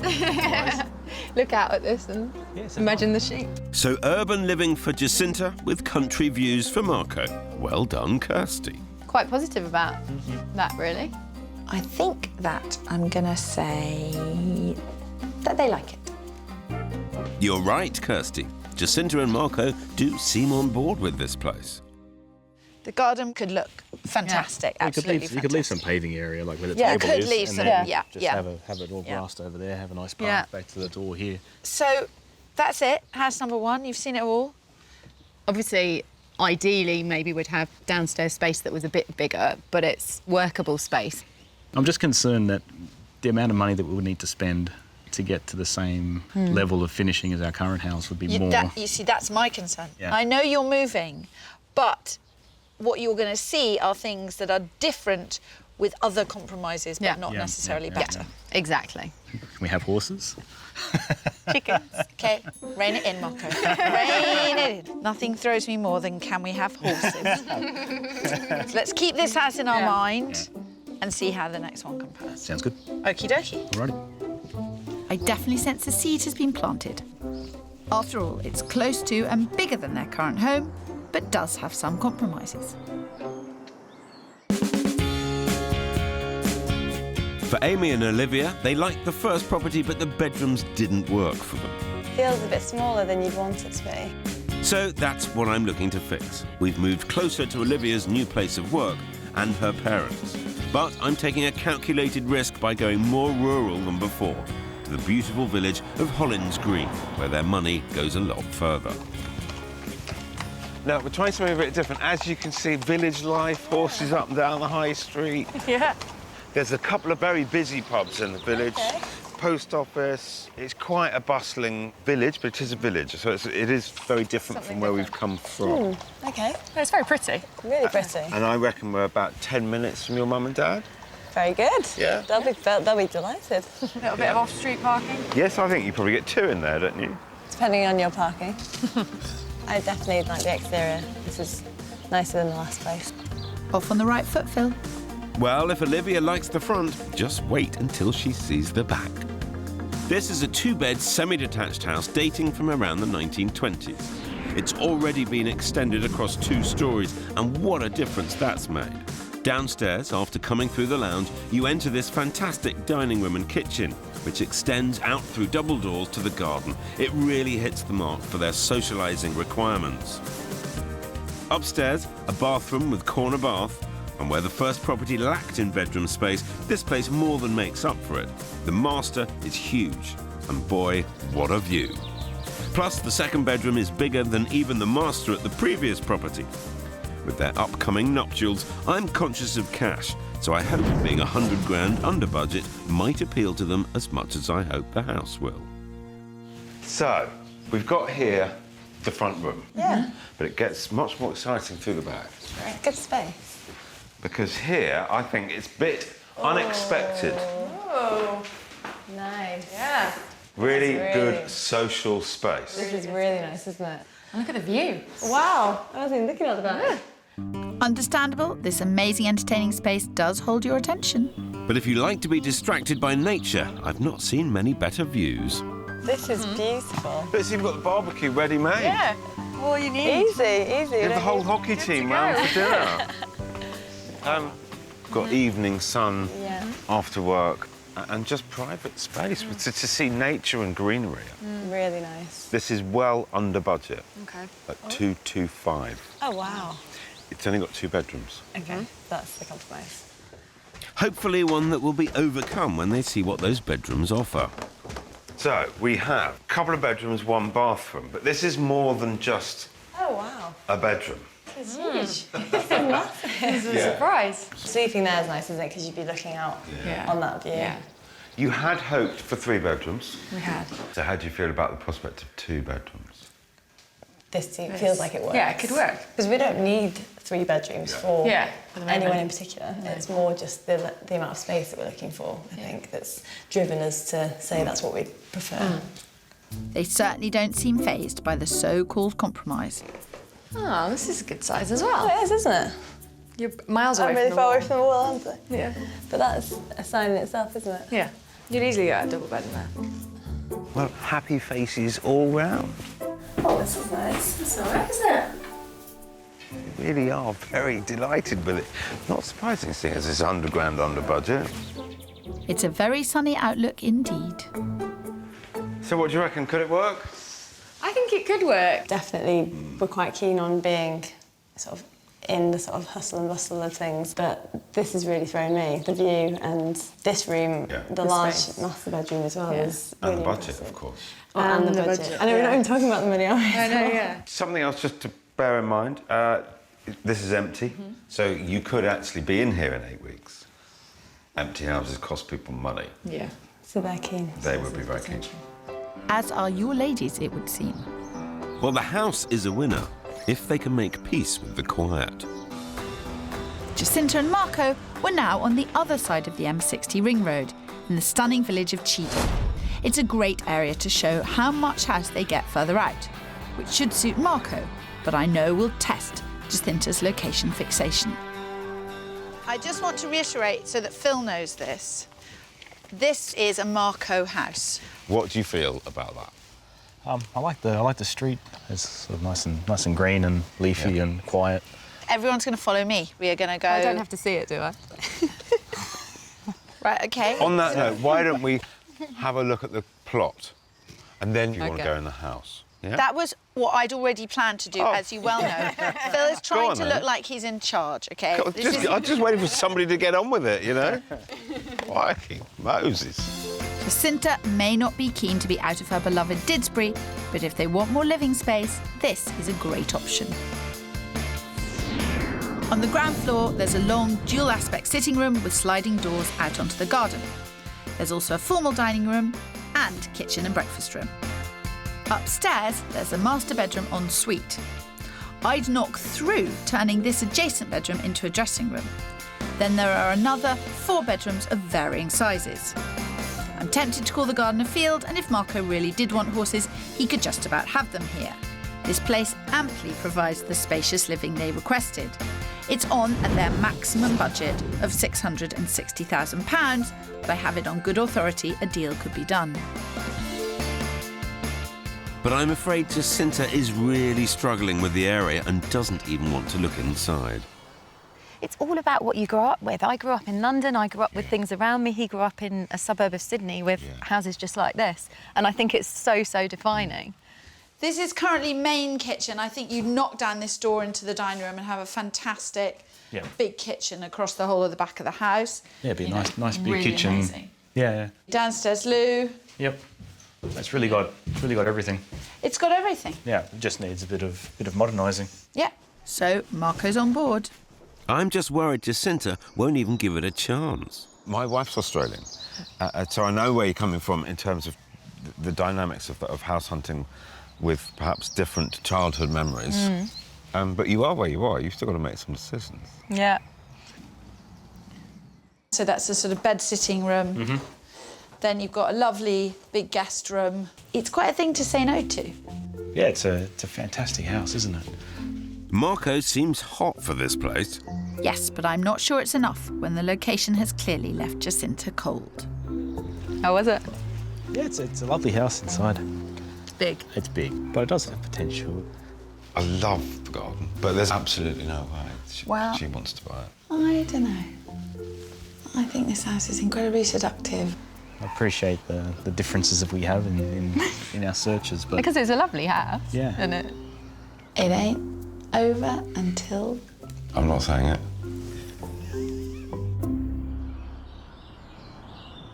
Marco, what did you make of it? Yeah, it was a lovely house inside. It did need some work. It does sort of bring home that size garden is maybe too big. I'm so used to living closer to things happening. I must admit, the romantic part of me held out some hope that you would see this, a family house for 30 years, think, yes, this is the forever move. It might be house number 1. It might be house number 3. But it isn't house number 2, that's for sure. Our search this time sees us around Greater Manchester and Cheshire. I'm with lovebirds Amy and Olivia, who are looking for a nest big enough to host a whole flock of family and friends. And I'm with adoring parents, Jacinta and Marco, who are dotty about Didsbury. Could be disastrous.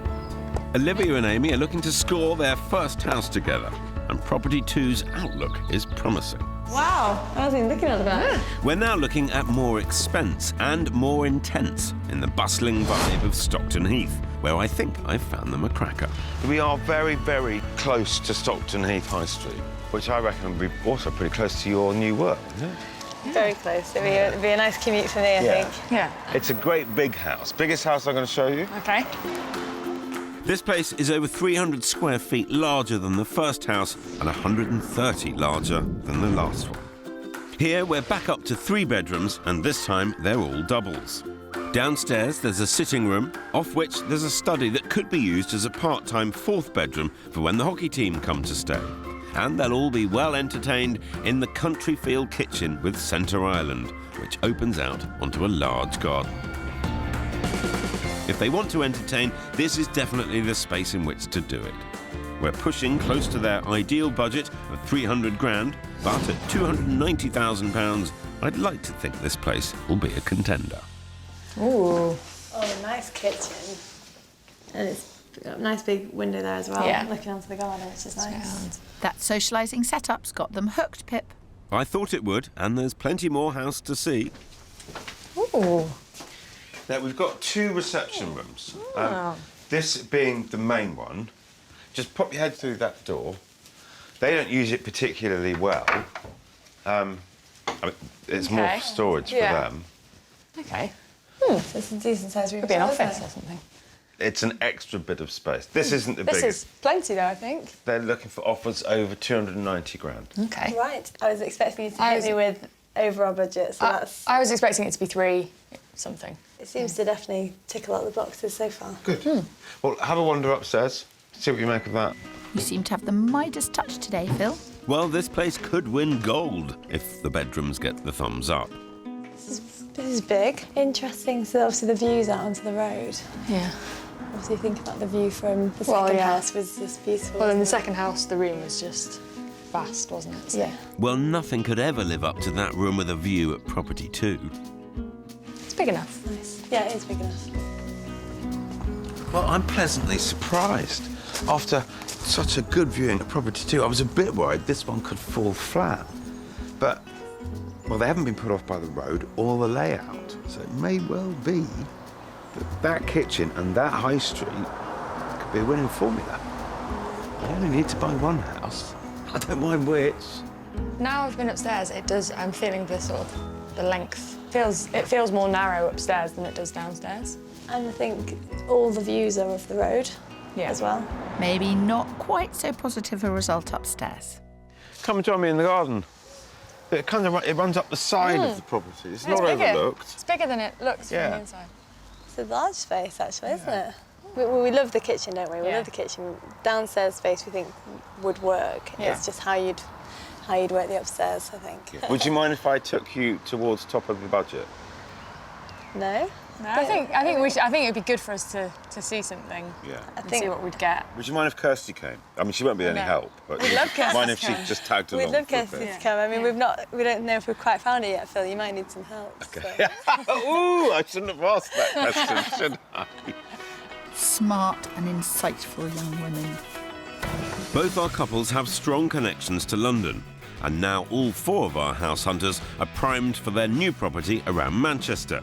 So this really is a tale of 2 cities. The overall cost of living in Manchester is 37% cheaper than in London. Heavily influenced by rent in Manchester being around 60% lower. Which isn't to say it's necessarily a better place to live. The average temperature is higher and rainfall is lower in the capital. Also, an amazing 47% of Greater London is green space or tree covered. Compared to roughly 20% of Manchester. Not that there's been any shortage of green space on our properties this week. With Jacinta and Marco, we all realised yesterday that being more rural in Cheadle wasn't cutting it. So I'm taking them closer to the throng. We're now in the cosmopolitan suburb of Chorlton, which has been described as the Notting Hill of Manchester.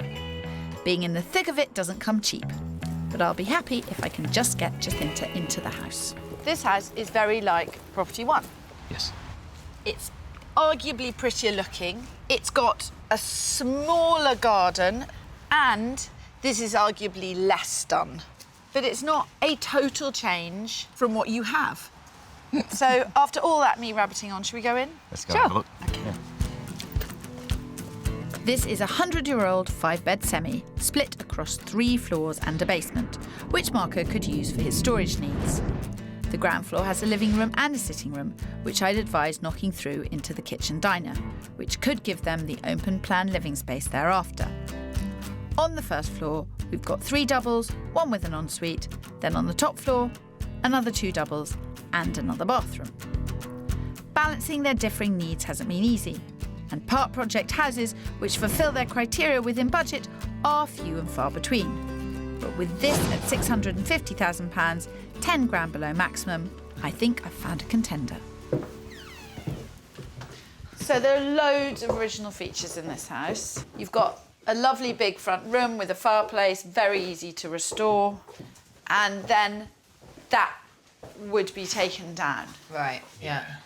Now, obviously, they've done this extension already, and then, as you see, the garden needs some work, but it is turfed. That would be one thing ticked off the expenditure list. Yeah. To rejuvenate it a bit. They're already seeing the potential here. This could be a winner. So what you've got here, you see, is similar to property 1. There's many comparisons. There's the garage. So you can get there from the front. You can get there from the front. Obviously, there is shared access.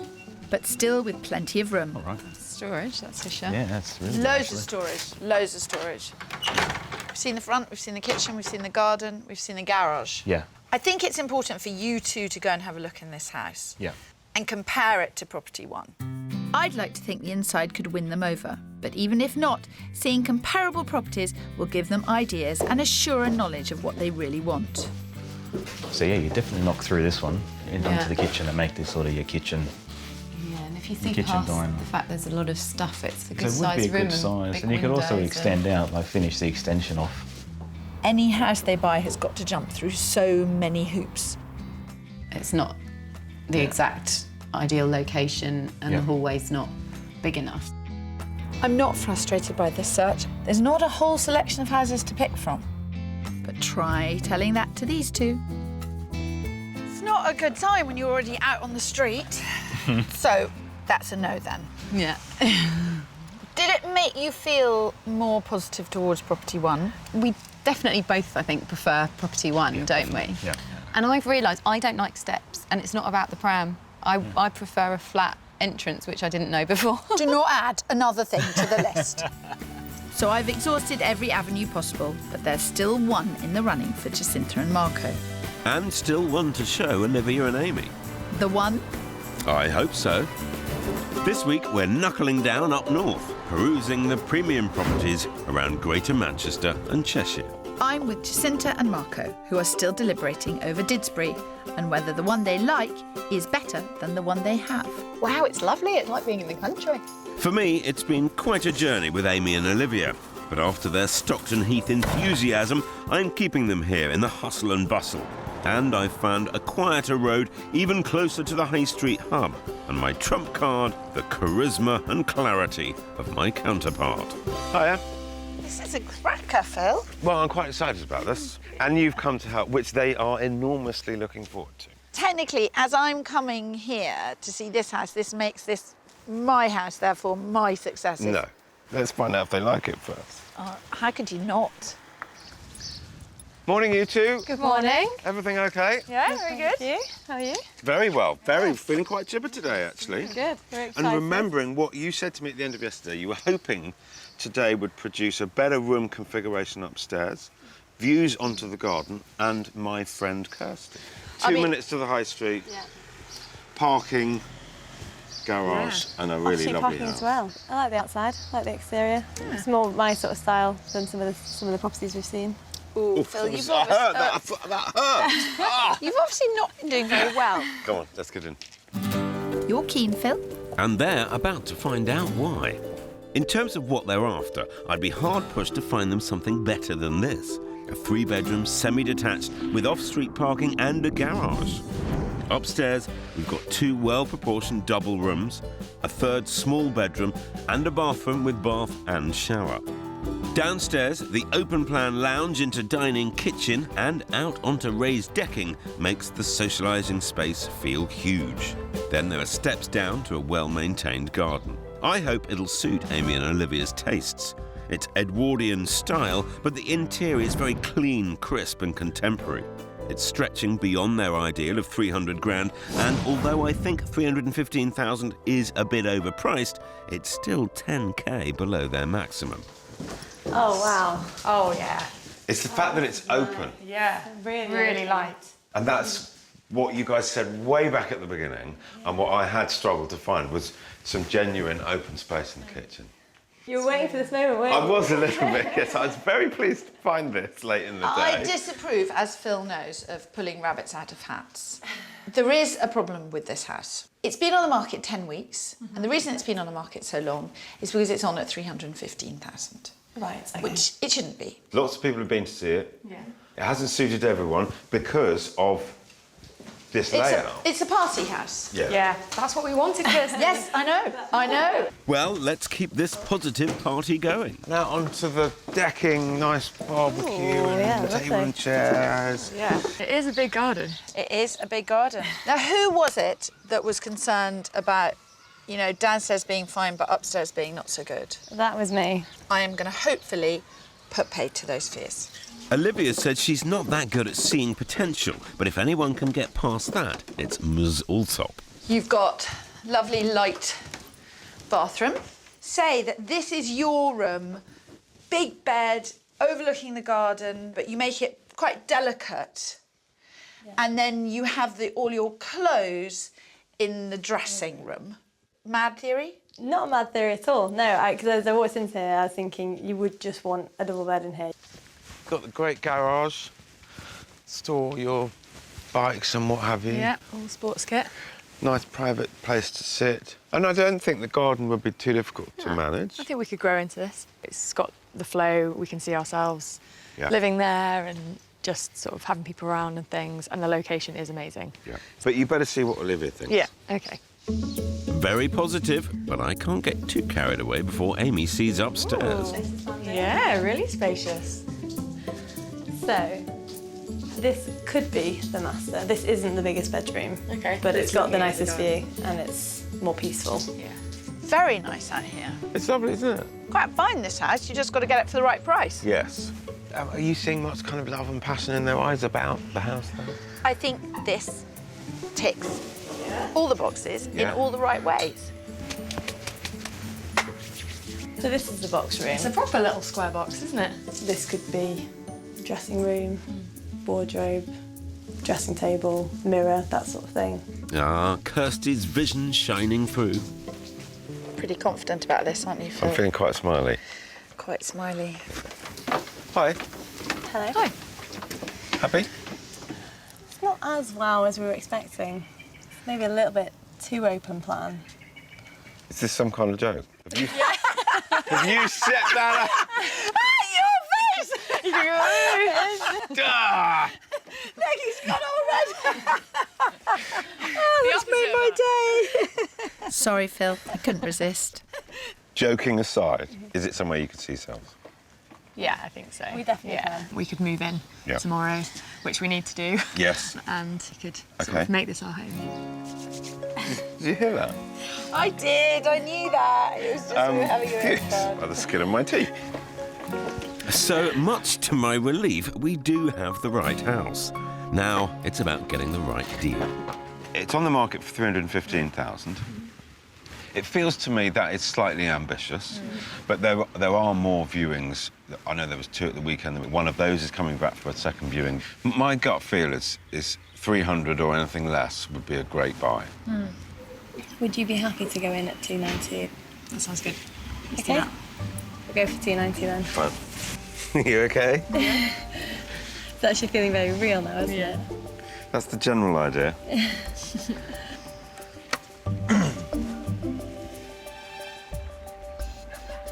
Jane, good afternoon. It's Phil Spencer here, and I've got an offer for you. They do very much love the property. The offer that I've got for you is 290,000.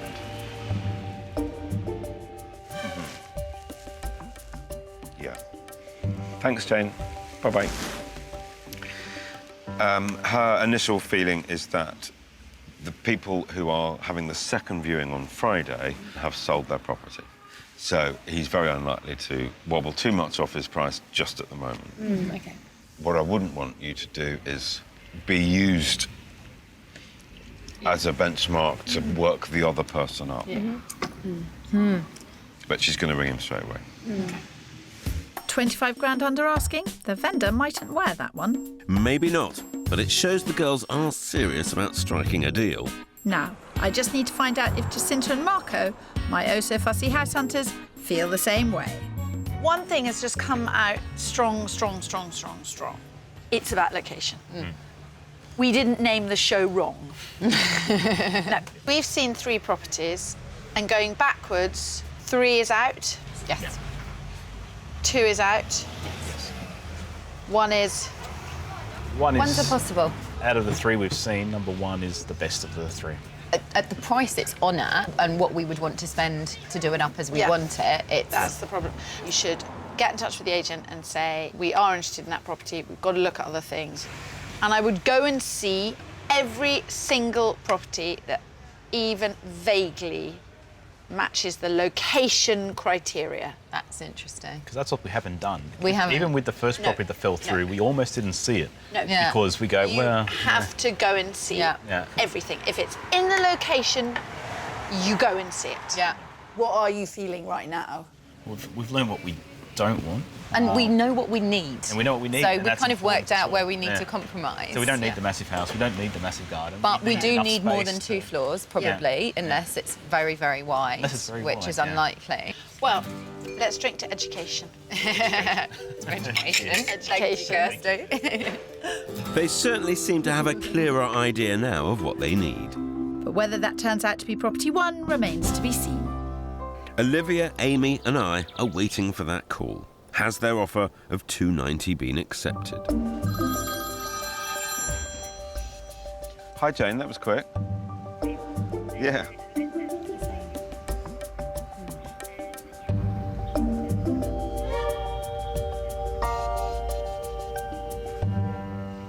Okay.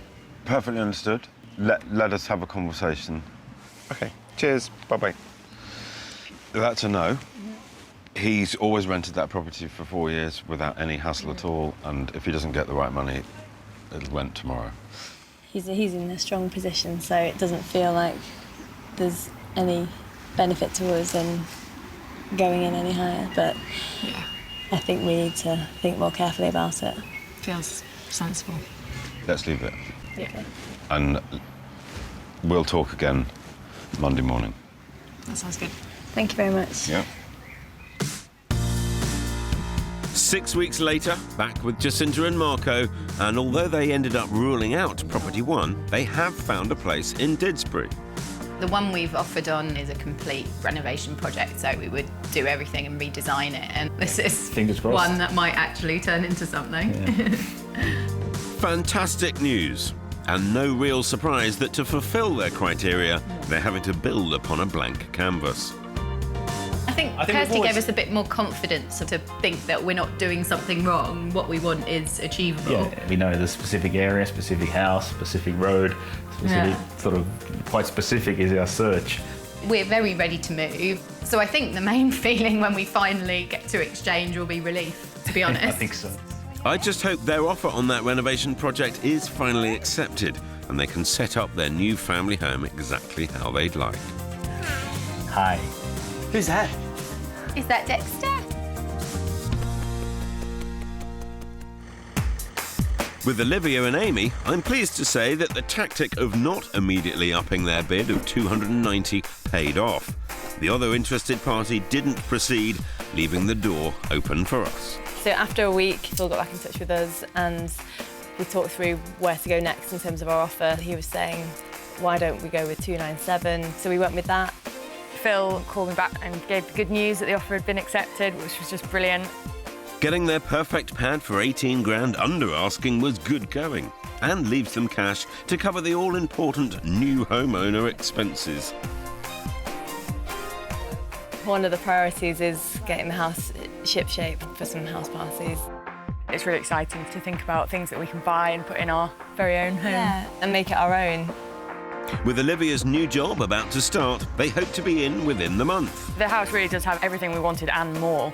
And you know, Phil helped us to find that in the right location, which was just brilliant, and at the right time as well. So it couldn't have worked out better. No, it feels like a bit of a fairy tale story now. And it's a very happy ending indeed.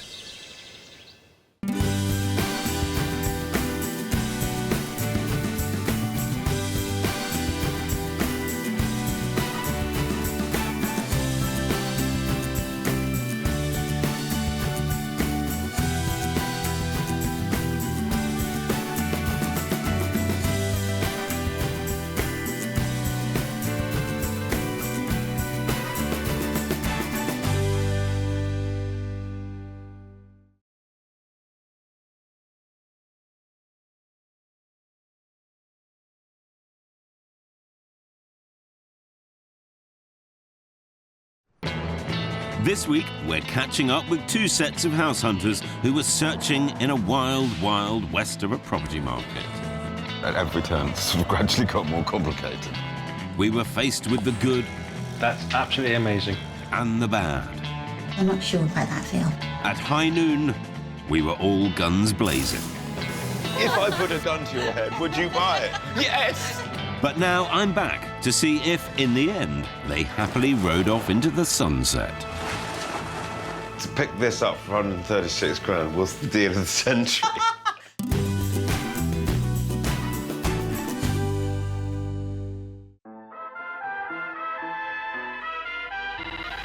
This week, we're catching up with two sets of house hunters who tasked Kirstie and me with finding them properties not just to accommodate them, but a whole load of stuff. From vehicles and spare parts to music and sound equipment. It proved quite a space mission, so I'm keen to find out where our cadets eventually landed. In 2014, I was in the West Midlands, searching for a home in Wolverhampton. With its vibrant city living, cosmopolitan culture, and the average house price at just over £102,000, 75 grand below the then national average, it was no wonder our first set of house hunters wanted to buy in the affordable spot. professional vocalist Misha Bryan, Where do we go? and drummer and music teacher Darren Ashford had been making music together for the past 2 years. We met on a gig. And I was like, you can't go out with people who are in your band, Misha. That doesn't work. Don't do it. But she did do it, and it worked. And now they're leaving behind the bright lights of London to set up home together in Misha's hometown of Wolverhampton. And while they house hunt to save money, they're camping out at Darren's mum's house in Oxfordshire, 2 hours away. Everything I own right now is in storage. And Darren is commuting to work back in London, something he hopes to change by building his own studio. It'd be nice to have a base, you know, and just work. I'd really like to work from home. This will be the couple's first house together, and they're keen to find a place that suits both their needs. Something that they've struggled to do despite viewing over 70 properties in just 5 months. We're not that picky, are we? No. Well, that might be a matter of opinion, as their huge list of criteria doesn't quite match their 130 grand budget. We don't like mid-terraces. 3 bedrooms. I couldn't compromise on coming in straight off the street. Can't have that. Bathroom upstairs. It'd be good after a gig, come back and soak my feet in the bath. That'd be brilliant. Yeah. A garage or somewhere for Darren's studio. Also, I have a lot of stuff too, so I kind of need a bit more space. We're not terribly difficult to please. I don't think we are anyway. Well, I'll be the judge of that. Wish me luck, Kirstie. I'm going in. You've seen 70 properties, so you've been very active. What's been the matter? Some were really bad. I think as we went along with our search, we refined our criteria. I'm absolutely confident that I can show you everything that's on your list. It might not all appear in the same house. But you're very good at this, Phil, Yeah, so but- you'll be all right. You're a miracle worker, Phil. I'm going to need a miracle to get them everything they want. Keep the faith, Phil. I'll try. Misha and Darren have a maximum budget of £130,000 and a very long wish list. This is the edited version. They'd both like a semi-detached house with 3 bedrooms, an upstairs bathroom for Misha, and Darren wants to work from home, so enough outside space to build a music studio. So, in 2014, I had an extensive wish list and a search area that was within a 3.5-mile radius of Wolverhampton city centre. While in 2015, Kirstie's search had her roaming much further, in and around the Lothians, home to the Scottish capital of Edinburgh.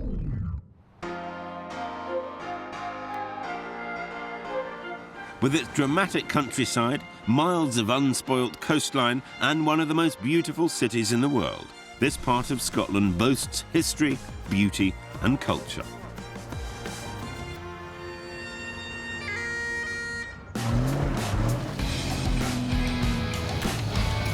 Which all means it certainly wasn't a cheap place to house hunt for computer programmer Ian Stewart, a man with a passion.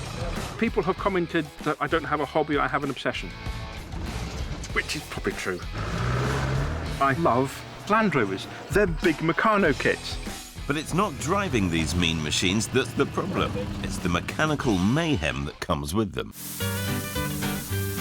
I've got spare axles, and I've got spare diffs, and I've got spare gearboxes, and I've got welders and plasma cutters and air compressors. It's scary how much money I've spent over the years on my hobby. Currently, Ian keeps all his spares along with his 4 vehicles, 2 trailers, a caravan and 1 shipping container, and a huge barn with land. Just a leisurely stroll away from his comfortable 2-bed cottage in East Lothian, which he's rented for the last 12 years. It's huge, but I don't own here, and that's what I need to do. That's now a real possibility. But sadly, it's the result of both of Ian's parents passing away in the last 3 years. I'd much rather have my parents, but if one of the things they can give me is the ability to buy somewhere, that's a really good gift. And a big responsibility for us.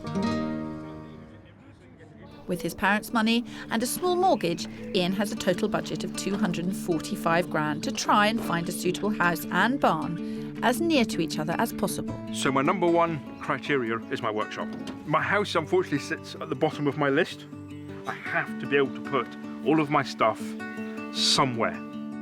This search is a first for us and will be far from straightforward. Much as I love classic Land Rovers, if we're not careful, we could spend a lifetime roving the Lothian countryside trying to find the ideal property for man and motor. So, Ian, how many bedrooms? Well, I use one. That in itself is not a big ask. 4 vehicles plus space for an additional 2. A place where you can elevate a vehicle. Yep. I don't fit under vehicles anymore. We all have that problem. And you've got to get to work every day in Edinburgh. You are realistic. It's the land that needs to come with it. Well, let's hope we can avoid a curbside breakdown with this very particular and very vehicular set of requirements. With his £245,000, Ian wants a large workshop with plenty of parking. The house must have at least 1 bedroom, a decent kitchen diner, and ideally be on the same plot. He wouldn't rule out doing work on the property, but this must be reflected in the price. Ian also works in Edinburgh, so would ideally like a 45-minute commute. We're kicking off Misha and Darren's West Midlands search to house all their stuff just south of Wolverhampton in Lanesfield. With their long wish list, I need to sort the must-haves from the wood likes. And I'm hoping this house will help me work out where, or in fact if, they're willing to compromise. This is the house. It's good. Quite cute. Access round the side. Come on in. So far, so good on the outside. Let's hope their enthusiasm lasts, because this house has a lot to offer them. The current owner has spent a great deal of money on the inside, so the finish is top of its game. There's an extended dining kitchen and a huge garden out the back, with more than enough room for Darren to build his studio, allowing him to work from home. There may only be 2 bedrooms, but they're both good-sized doubles and there is potential to extend. And, as requested by Miss Misha, the upstairs bathroom for soaking her toes after a gig. And at offers over £110,000, it's a healthy 20 grand under their budget. Now, this is one of the biggest kitchen diners that I saw on the whole search. Yeah, it looks good. Yeah, I like it. I like it. Coming into the kitchen, it feels really nice and open. Ah, she may not be trouble after all, Phil. But of course you haven't told her everything. The compromise, if there is one for here, is that it's a 2-bedroom house. It would have been nice if it was a 3. Because, we do have a lot of stuff. We need quite a bit of space. Space, Phil, quick, show them some space. Loads of room for a drum studio. How big do you anticipate the studio being? Double garage size. So you need a decent garden that it's not going to compromise the garden. Yeah, absolutely, yeah. Well, someone said the C word. Shame it wasn't them.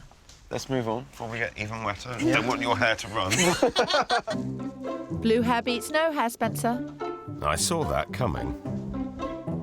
Well, Darren seems happy about the garden and the potential for his studio. Ah. But Misha's still struggling with the number of bedrooms. Would have been nice to have the other room, probably, so that this one could be, I can have my yoga mat here and leave my guitar there and But that's the compromise, isn't it? Yeah, it's one of those things. He said compromise, Phil. It's catching. I hope it's incurably contagious. How are they dealing with the fact that it's only got 2 bedrooms? I don't know. But I'm going to have to be a bit careful because Misha is so up and so positive. She can't be like that all the time. This is nice. Yeah, it's good. It's big. I like it. Yeah. I don't know, Phil. She's convincing me. Yeah, we like this. Yeah. Hi. Hello. How'd you get on upstairs? We got on well, Yes, didn't we? it was good, yeah. It feels nice. Obviously, the rooms are spacious, but is there enough room, because it's a 2-bed, for all our stuff? But other than that, we really like it. Good start, yeah. A good start. It is, yeah. But they're not saying you're finished yet, Phil. Well, let's just call this the warm-up act. I only hope the headliner's still to come. And up in Scotland, it's tricky terrain for Kirstie on her search for Ian's elusive cottage workshop combo, ideally in East Lothian. It hasn't been easy. We've contacted auction sites, councils, local farmers, the UK Land Directory and land and property agents. 142 in total. But the good news is our efforts have been rewarded with some rather impressive finds. And the first is just 15 minutes away from Ian's current home, so I'm hoping for a unanimous vote. We're taking a bit of a risk with 2 separate plots, and one of them is a rental, but that's to keep him in this area. A cottage in the pretty village of East Linton and a barn 6 miles away, near the bonny seaside town of North Berwick. As the barn is the most important to Ian, that's where we're kicking off. Does it say pilot custard? It does indeed. Right, pilot custard. Out you get. So. This is amazing. This amazing barn is the best part of 700 square feet, basically one massive room. We found it online, and the farmer's looking to rent it out for just over 200 quid a month. All of my tools could come in here with a single place to work on a single car. Right, in my pocket, Yes. I have the details of a very nice 3-bedroom house 10 minutes from here. Would you come with me to see this property? Absolutely. You're a man after my own heart, Ian. No, you're already married. Actually, technically not married. I do have 2 children. With the father of my children, I am rather devoted to him. But, you know, things can change. I think you're in there, Ian. Well, I did say I was partial to an off-roader. So we're piling into pilot custard and heading off into the sunset, or rather slightly overcast Scottish weather, to the 3-bedroom cottage for sale in East Linton. I think you could definitely get a couple of cars in here, couldn't you? Yeah. A lovely area, isn't it?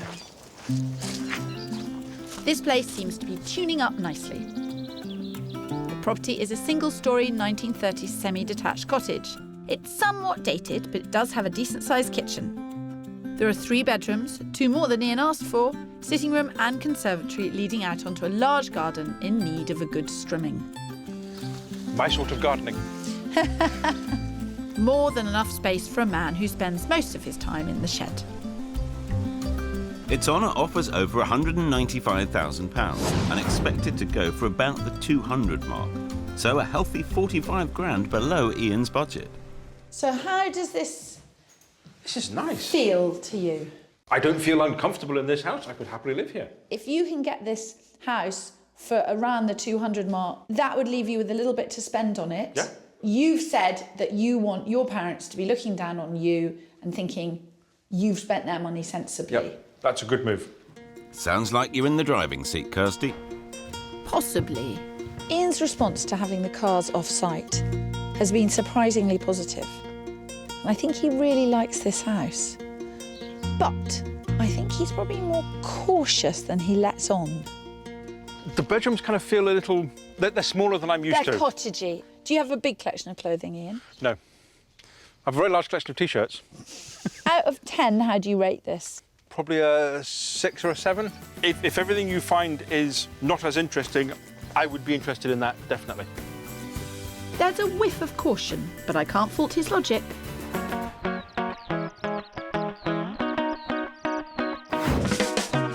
We're catching up with 2 sets of house hunters hoping to cram a lot into their new homes. Kirstie was with mechanically minded Ian, who was after a house for him and his motors. And my pair, singer Misha and drummer Darren, had musical kit and caboodle to house in their first home together. My initial offering in Wolverhampton's Lanesfield hit a slightly bum note with its size. We do have a lot of stuff, we need quite a bit of space.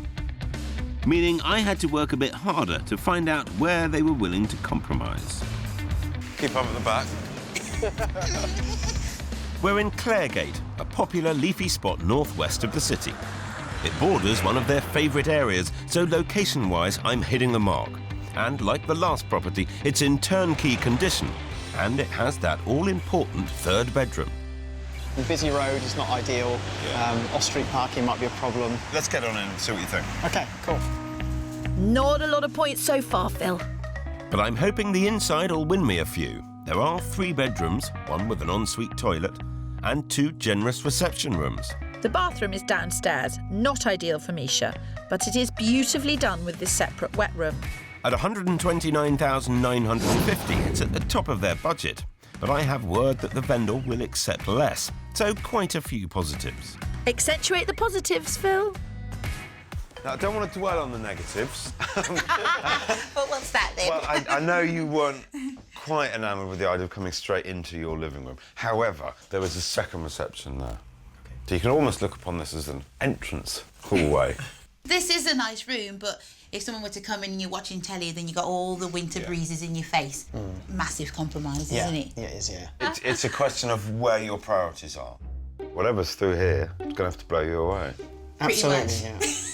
Yeah. Blow you away like the winter breezes in your face? Well, I did tell them I'd show them everything on their list, just not necessarily all in the same house. Big dining room. Yeah. And those are the stairs up to the 3 bedrooms. Oh, right. I just think right now the whole thing just feels a little bit like a walkway. Ouch. I hope you've got your hat and your rabbit, Phil. The kind of major piece here is a spectacular bathroom. It is downstairs, though, isn't it? It is downstairs. But to get a 3-bedroom house under budget in this location, it's going to have other issues. Ooh. Yeah. Having my bath downstairs, I'm not sure about that. Not sure about that, Phil. Nice, though. It's a very nice bathroom. It sounds like it might be somebody else's nice bathroom. It's OK, I've got broad shoulders. Face it, Pip, you're in the wrong house. Make a speedy exit. You're right, Kirstie. Time to pull the plug. Back in the Scottish countryside, motor-mad Ian quite liked the first barn-house combo Kirstie showed him. But it didn't really rev his engine enough. So, for our next viewing, we're stepping things up a gear with Phil riding shotgun. We're heading to the village of Elsrickle near Biggar, this time in South Lanarkshire, 50 minutes south of Edinburgh. Only 5 minutes more on the commute, but it has enabled us to find everything on the same plot within budget. But there's a fair amount of work to do. Oh, wow. So it's a big plot? Yeah. Oh, God, Phil, you're wearing those shoes again. Talking of feet, or should I say square feet, I'm hoping the size and layout of this croft house will be more suitable for Ian's lifestyle. It has a big kitchen breakfast room, sitting room, a large attic and just 1 bedroom. But that's OK because there's a massive barn next door which could be transformed into the most fantastic workshop and tool shed. All in all, a nice balance of barn to house. It's being marketed at offers over £160,000 and we believe it will sell for close to that figure, leaving Ian a potential 85 grand to fix it all up.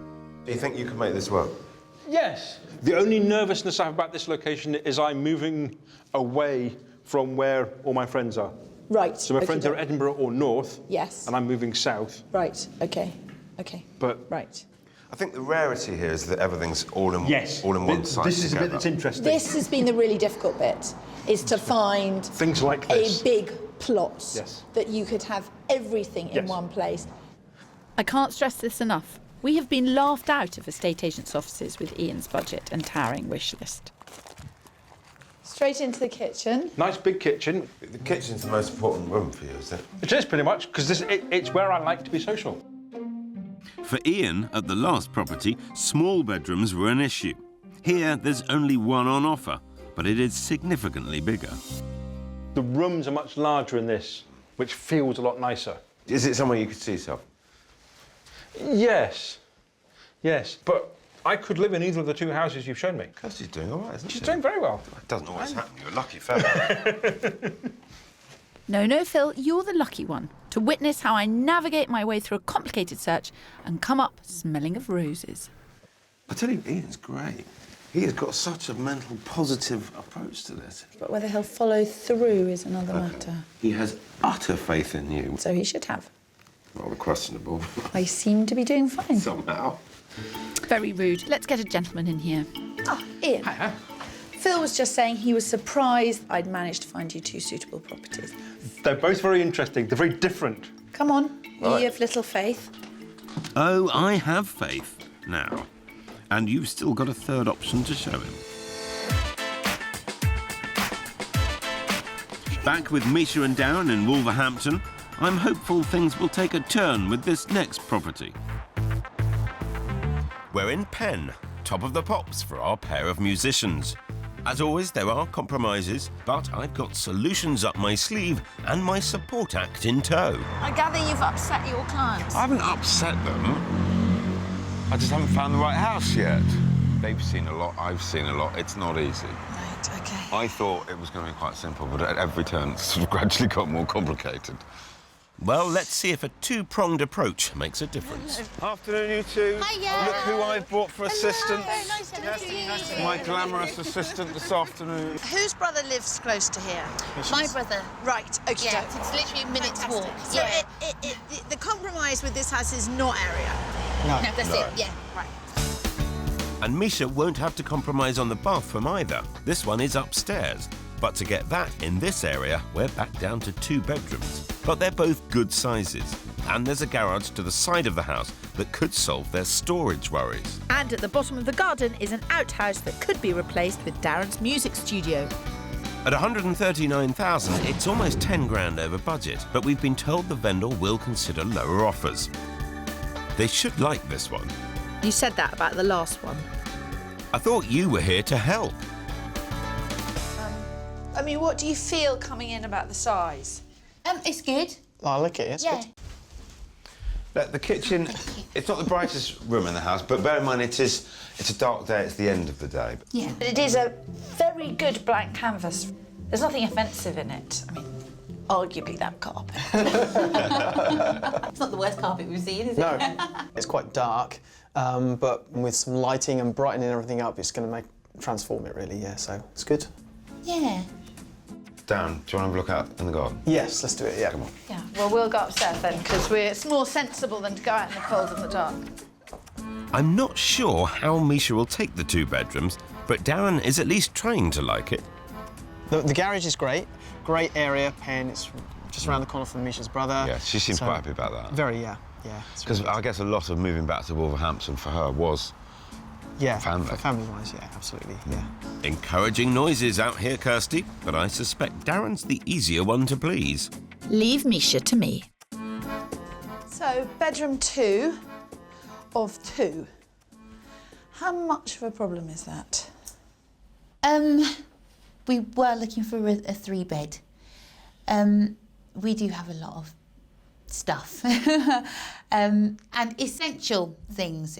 I know So that was what the 3rd bedroom was for, was stuff? Yeah, if the storage in the garage was sufficient, we could put some things Yes, down there. some Then that hanging would rails, help. yeah. That would definitely help. Nice work, Kirstie. So it sounds like after the 70 houses they've seen and the 40 we've discounted on our search, we might actually have a real contender on our hands. And a bath. It's always good to have a bath, isn't it?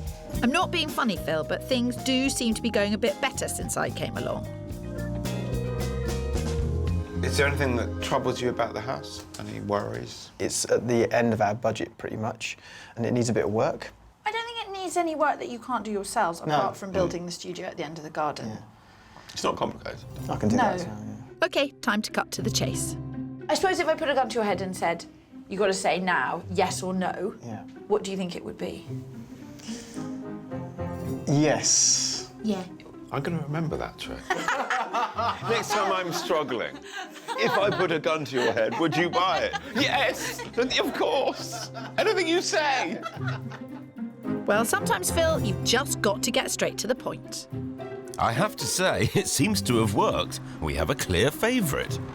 My work here is done.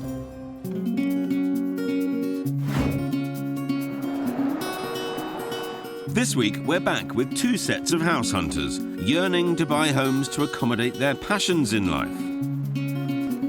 In 2014, musical duo Darren and Misha had 130,000 for a 3-bedder in Wolverhampton with space for a studio. And in 2015, 4x4 fancier Ian's priority was a 245 grand home to work on his beloved vehicles. So even though we gained traction on the last property in Elsrickle, the location didn't drive Ian wild. I'm moving away from where all my friends are. But I'm hoping my last property package will get him all jacked up. And for my final house-workshop combination, we're heading east towards the Berwickshire coast and the historic village of Coldingham. We're just over an hour from Edinburgh, about 15 minutes more than Ian would prefer, but I think it's worth it. This is interesting, yes. It is interesting. In fact, it's a fantastic two-storey workshop, around 1,200 square feet with boarded space upstairs and a large yard. Another private sale website find. It's on the market for just 70 grand. And literally, around the corner, there's a lovely 3-bed house for sale. In itself, it's more than enough to keep man and motor happy, but there are other possibilities, which I'm keen to run past Ian. This could be a remarkable place just for the cars. Absolutely. And with parks. a house across the road. Yes. On the other hand, you can invest a bit of money in making the most glorious flat upstairs, and you now could I see do where you're coming from. something else with the money. And that doesn't mean buy a load more tools. It could pay for the refurb upstairs and buy Ian a nice 1-bed flat in Edinburgh, which he could rent out or use a couple of nights a week so he gets to see his friends. Wow. You could actually make something quite nice up here. Really nice. If this was London, this would be worth 4 million quid. That's absolutely amazing. And the joy is not yet over. Round the corner, just 50 steps away, depending on how big your steps are, is the house, which I might add only came on the market this morning. This is much closer than what I've currently got, which is really nice. This stone cottage is very smart, and at 1,200 square feet, there's more than enough space for Ian. There's a fabulous contemporary kitchen diner, first floor sitting room, 3 bedrooms, and a sunny rear garden. Everything is immaculate. It's on the market at £185,000, but for a quick sale, they would accept 176 grand, meaning Ian could just about stretch to both workshop and house. This is a nice kitchen. It's a lovely kitchen. And perfect for the self-proclaimed non-house person. Ian has the option to spend 0% of his time on the house and 100% fiddling with axles or whatever he does in that workshop. So what you've got up here is this sitting room, which is incredibly light Yes, and again, cosy. this is a nice room. Are you feeling this is all very well, but it's too far? My gut is still going, this is too far, but this is a really nice house. I want to look around a bit more of it because it does draw me. Go, go, go. The prettiness Be my does draw me. guest. Be my guest. And although property 2 in Elsrickle is a great option, the one here is arguably the more financially responsible package. If Ian's circumstances change, it gives him much more flexibility. He could always sell one and keep the other. My worry is that I have to make sure he doesn't buy an entire property based on the cars. It has to be something which he can invest in securely, regardless of the future of the cars. And he wouldn't go far wrong with this place, but I just know what he's going to say about the location. So, A beautiful house. I think it's just too far. So it's a reluctant goodbye to Coldingham, which means we've only got property 2 in the running. It'll be interesting to see which road Ian takes from here. Down south in Wolverhampton, after wanting a 3-bed home, amazingly, Misha and Darren have decided they like the 2 2-beds. Property 3 near Misha's brother and the very first house I showed them. So with the last property still fresh in their minds, it's back to the 2-bed 1930s semi in Lanesfield. On the market for offers over 110,000, this place is 20 grand under budget, which could be used towards making it bigger. Wow. And I'm going to show them how they could do it. It still feels really nice. Yeah. It is actually quite good to be back. Yes. I've got my hands on the approved plans for the extension being built 2 doors up, a double storey to the side and a single extension to the rear. So the kitchen's got a lot bigger. Oh, Yeah. And then upstairs, they've got bed 3 and a study. Oh, wow. That's kind of more space than we needed if we ended Yeah. up doing that. Yeah. So that would be great. Finally, it feels like we're all singing from the same song sheet. La la la la! Wow, hidden talents, Phil. But maybe leave the singing to Misha. All right. But seeing the first property for the second time seems to have led to a decision. As soon as we went into one, it was like, this feels really nice and we'd like to make an offer on it. Fantastic. Fantastic. Hallelujah! The property had been on the market at 124,000 until last week, But with no one coming through the door, the vendor reduced the price to a more realistic 110. I'm keen to make sure Misha and Darren don't pay any more than what it's worth and save them as much money for that extension as possible. How about we open proceedings at 100 and slowly and painfully allow ourselves to be talked up? Hi, it's Phil. I've got an offer of 100,000 and a couple who are raring keen to get into it as soon as possible. Could you just let me know? Bye. So he's going to ring the vendor now and get back to me. Okay. There are more viewings of the house scheduled for tonight, but I'm hoping to get things tied up before then. Fingers crossed, everybody. But it all depends on how low the vendor's willing to go. What news? I don't see the house worth that kind of money. Our opening offer of 100 grand has been rejected. The vendor was expecting his asking price. He wants 110. I think it's worth putting your best foot forward and having another bid. You can only say no. I think we should go in again, yeah, for sure. 105. Yeah, because it is a two-bed at the end of the day. Richard, hi, it's Phil. I have to hide now. They do very much like the house, and they are very happy to pay what we perceive to be a fair market price, 105,000, but that will be as far as we'll go. All we can do is wait. In Edinburgh and the Lothians, my man, 4x4 obsessive Ian, is contemplating whether to accelerate towards property 2, the Croft and Barn combo in Elsrickle. But there's a lot to weigh up. Property 2, maybe. Property 2 maybe. It's kind of down a room. And property 3, too far. I think so. What I would like to do is I'd like to try the drive from here back to Edinburgh. Well, that's very good news then. My heart is still kind of with number 2. I need Yeah. to find out the feasibility of working on the garage. Yeah. So I need to get that cost. I need to look at the cost of a kitchen in that house. Assuming the research goes well, I will buy either number 2 or number 3. And I would have found neither of them if I'd been left on my own. Fantastic. Right, here's my house. Thank you very much. Before too long. Before too long. Back in Wolverhampton, and poor Misha's on edge. As we wait to hear back on our best and final offer of 105,000. Hello, Phil here. Hi, Lynn, how'd you get on? To know. Well, let him know the offer still stands, but we won't be increasing it. Bye. It is disappointing that there's absolutely no denying that, but let him have his other viewings, and who knows, he might come back to us. That's it? Yep. Thank you. We can't even raise a glass. Oh. Damn. We'll have a cry. Best of luck. Best of luck. Thanks, Phil.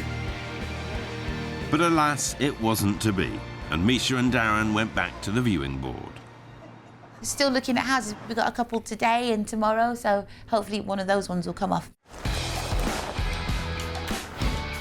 And Ian's search also continued, but not for long. Deciding to follow up on a tip from Kirstie about a property beyond his area remit, southwest of Edinburgh, he found his forever home and offered 210,000 for it, which was accepted. I wouldn't have found it without Kirstie. I chose east. I should have gone west. Ian's been in his 4-bed farmhouse in the small Lanarkshire village of Forth for just under a year. It gives him multiple outbuildings, offering over 220 square metres of space. And he's still reeling from owning his very own home. The first night, there was nothing in here. I knew there'd be nothing in here. I came down with an airbed and I spent the Friday night in here with just a kettle, just the airbed. But it was mine. It was brilliant. Since then, he's filled his home with a bit more than just a kettle and an airbed. But can it really accommodate his heap of car-related collections? I wanted a large workshop. I've definitely got that. I wanted somewhere to park 4 cars. Absolutely got that. Trailers, caravan, 400 books, nice kitchen to be sociable in, got all that. I needed somewhere to sleep. Well, I've ended up with 4 bedrooms, actually. One's a little office, one's got books in it. This is absolutely spot on. Ian is a bit further from work and friends than he originally wanted, but location doesn't seem to be a drawback. It's a very friendly place, actually. Hi, Billy. Not bad. And I think I'd rather be here with what I've got than closer to Edinburgh without being able to do what I can do here. Right, see you later on. So I think, actually, Kirstie was right. And don't tell her. Oh, I rarely like to tell Kirstie when she's right, Ian. Look at that. Certainly a view like that would more than make up for any extra distance friends now have to travel. I never tire of that view. Unsurprisingly, the house itself has not been the focus of attention. Done no work in the main house. But his beloved workshop's certainly been tailored to his needs. One of the things I wanted was a vehicle hoist to get the cars off the ground. So I have paid other people to do quite a lot of work. My little workshop. The 80 square metres of old byre floor was dug out and concreted. The roof's been raised, a wall was knocked down to create a huge doorway, and Ian's even gone green. Because I'm going to retire here, I need to be aware of my fuel bills. So one of the things I did when I had the money to do it was I fitted solar panels. The green energy investment, the bookshelves and the workshop overhaul cost Ian around 27 grand. But including the price of the property, he still spent less than 238,000 of his 245 budget. Inheritance money well spent, I'd say. My father would have loved this place. He would have absolutely loved just having one of the rooms out there in the workshop, just to have his tools, to have his stuff. My mother would have redecorated by now, probably twice. They would have liked to have been here as well, which is quite a nice feeling, actually, is that they've given you somewhere that they would have liked themselves. So, absolutely top marks for finding this. Just superb. Straight to the top of the house-finding class, Kirstles. And nearly 2 years on, I'm hoping to find that my pair, Misha and Darren, found a home they're equally cock-a-hoop about. I'm back, finding out how some of our house searches have worked out. It wasn't easy finding Ian a property big enough for both him and his vehicles, but they're now all settled in idyllic Lanarkshire. And almost 2 years ago in Wolverhampton, having viewed over 70 properties, musicians Misha and Darren loved the 2-bed with potential to extend that I'd found them, but reluctantly let it go, and they couldn't agree on a price with the vendor. Despite being disappointed, they remained as positive as ever. And I'm delighted to say they did eventually find their first home together. And they picked the keys up a year ago today. So guess what? I'm here for a visit. See what kind of property and price convinced them to finally do the deal. Hello! Hi, Phil! Hiya! Good to see you. Very nice. And this is it, a 1950s semi in suburban Cosley. Just a hop, skip and a jump from Misha's mum and brother. It has the 3 bedrooms Misha desperately wanted, an upstairs bathroom for foot soaking, and they even have 2 living rooms. It's positively palatial. This is the back. Oh, it's a huge room. Really big room. That's so much bigger than I was expecting. It's quite handy, you know, we could practice songs in the corner. Darren warms up for his gigs just there on the pad. Yeah, we can eat dinner there. It's really nice, actually, to have the spaces kind of defined. Yeah. It's good. And it's lovely and light. It's fantastic. What's that? That's the garden. It's like a municipal park. It's vast. It's pretty big. Darren's got to mow it. I definitely spy space for Darren's all-important music studio, something the pair haven't got round to just yet. And no wonder, they needed to totally overhaul the space first. I was going to say, why did you choose this house after all of the, whatever it was, 70-something that you saw? maybe that answers my question. One of the reasons why, yeah, It absolutely, helps. yeah. But the biggest surprise for me is that this house has been a massive project, not an option the pair had previously considered.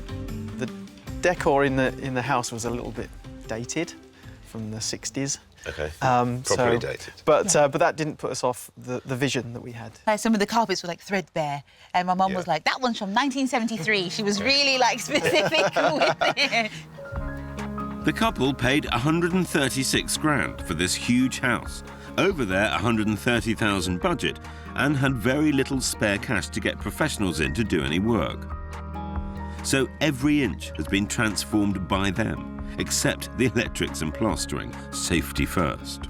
And what changed in your mindset? Because it wasn't as though taking on a project was kind of part of the game plan. I think because we had seen so many houses, we could see, you know, the potential of this one, and we thought, well, you know, let's go for it, and we've ended up with a fantastic house.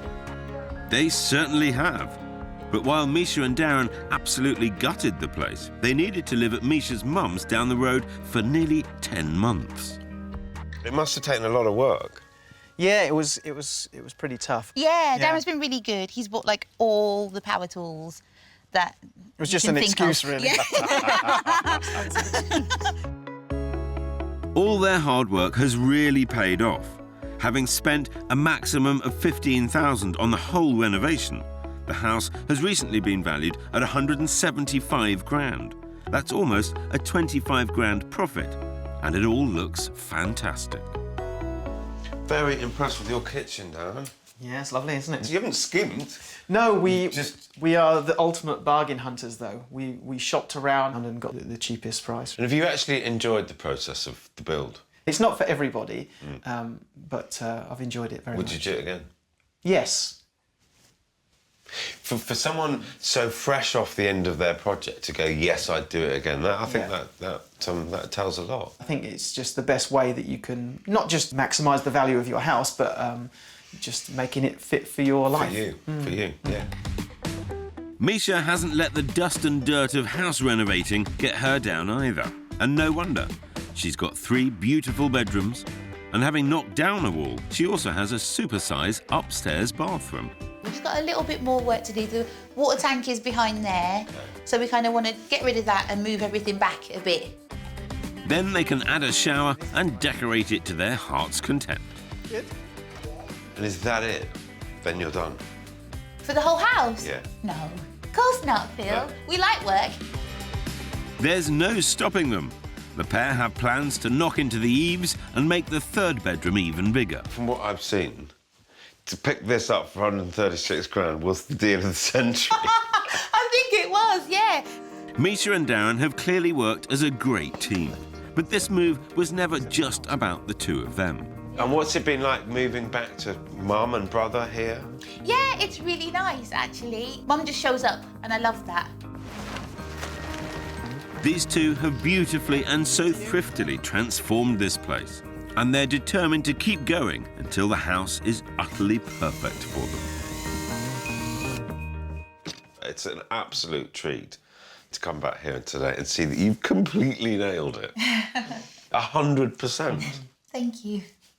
But you've made it brilliant. We put a lot of hard work into it, and it's really paid off. It has. Well done, both of you. Thank you very much. Many congratulations. Great to see. There's no doubt that in this property they now have everything they wanted, and perhaps a little bit more. Well, it's just excellent that Darren and Misha did eventually find somewhere to call home after about 75 viewings. But they've also been really gung-ho about transforming it and making it suit themselves. Look at that. Ian, too, got a fantastic place for him and his Land Rovers. Seconds from his kitchen table to his workshop. That was what it was all about for him. So I guess it does prove that sometimes good things come to those who carry on searching.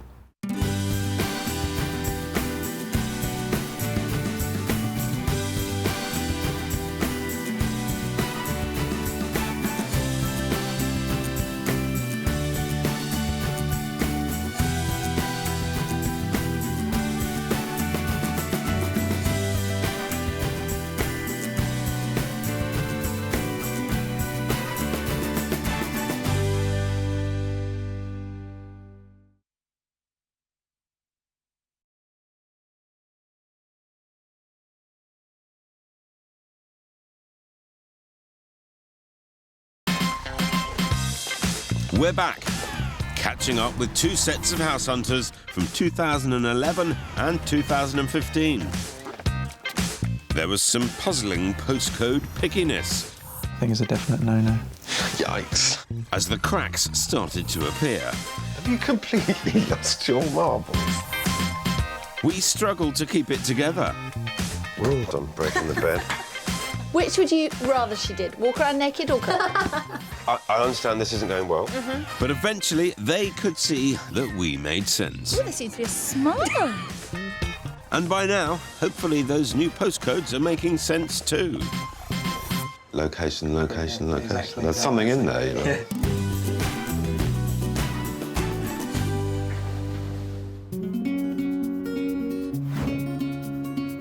This week, we're back to catch up with two sets of house hunters who were struggling to step over the threshold of their first marital homes.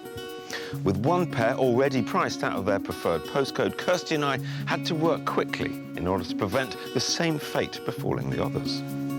Just over a year ago, Ellie and Paul were being pipped to the post on their favourite properties in Bristol. Very exciting. It is so exciting. And over 5 years ago, Sandeep and Rupreet had a touch of postcode prejudice, which was hindering their search. Both were working in financial services and living in London's Harrow. They met on a blind date in a coffee shop on the appropriately named Love Lane. And from there, it was just a hop and a skip to the temple and a life of wedded bliss. Don't you just love a fairy tale ending? You look stunning there. That's probably my favourite shot of you. Steady on, Prince Charming. The wedding was only the beginning. 18 months on, Rupreet and Sandeep are still struggling to take the next step across the threshold of their first family home together. We're living at the moment with my mum and dad and my brother and his wife because it's the tradition in Indian culture for the boys to stay with their parents at least for a year. Upholding family tradition has come with some sacrifices. Rupreet's cookbook collection is gathering dust as the most she gets to make in her mother-in-law's kitchen's a cup of tea. We're really ready to just start our lives together and just to be able to do the normal couple things.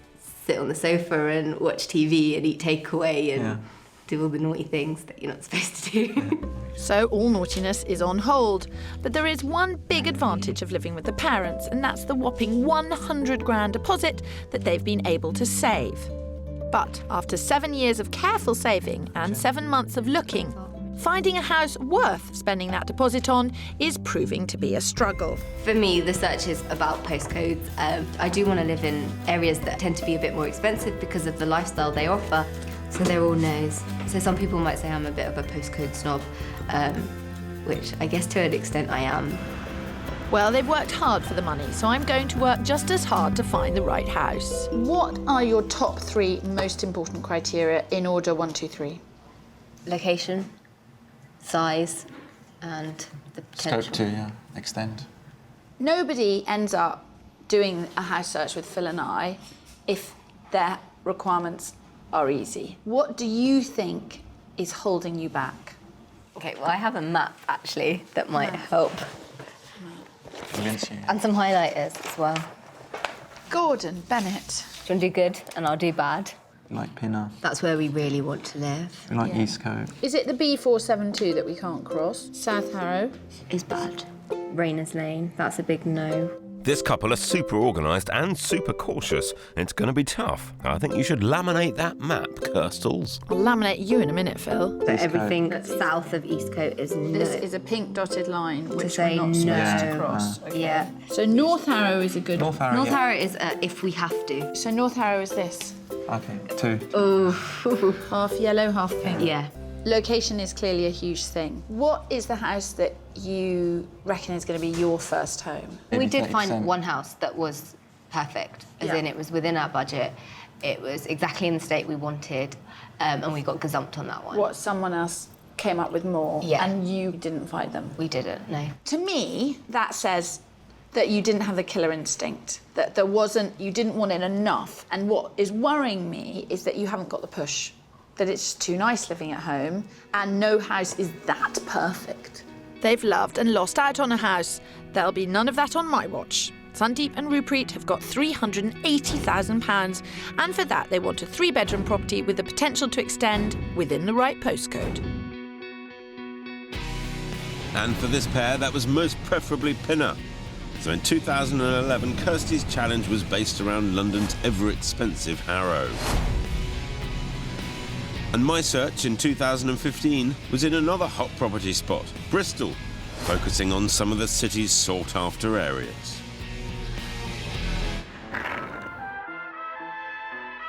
Married couple Ellie and Paul were both working in economic and social research in Swindon and living in Cheltenham.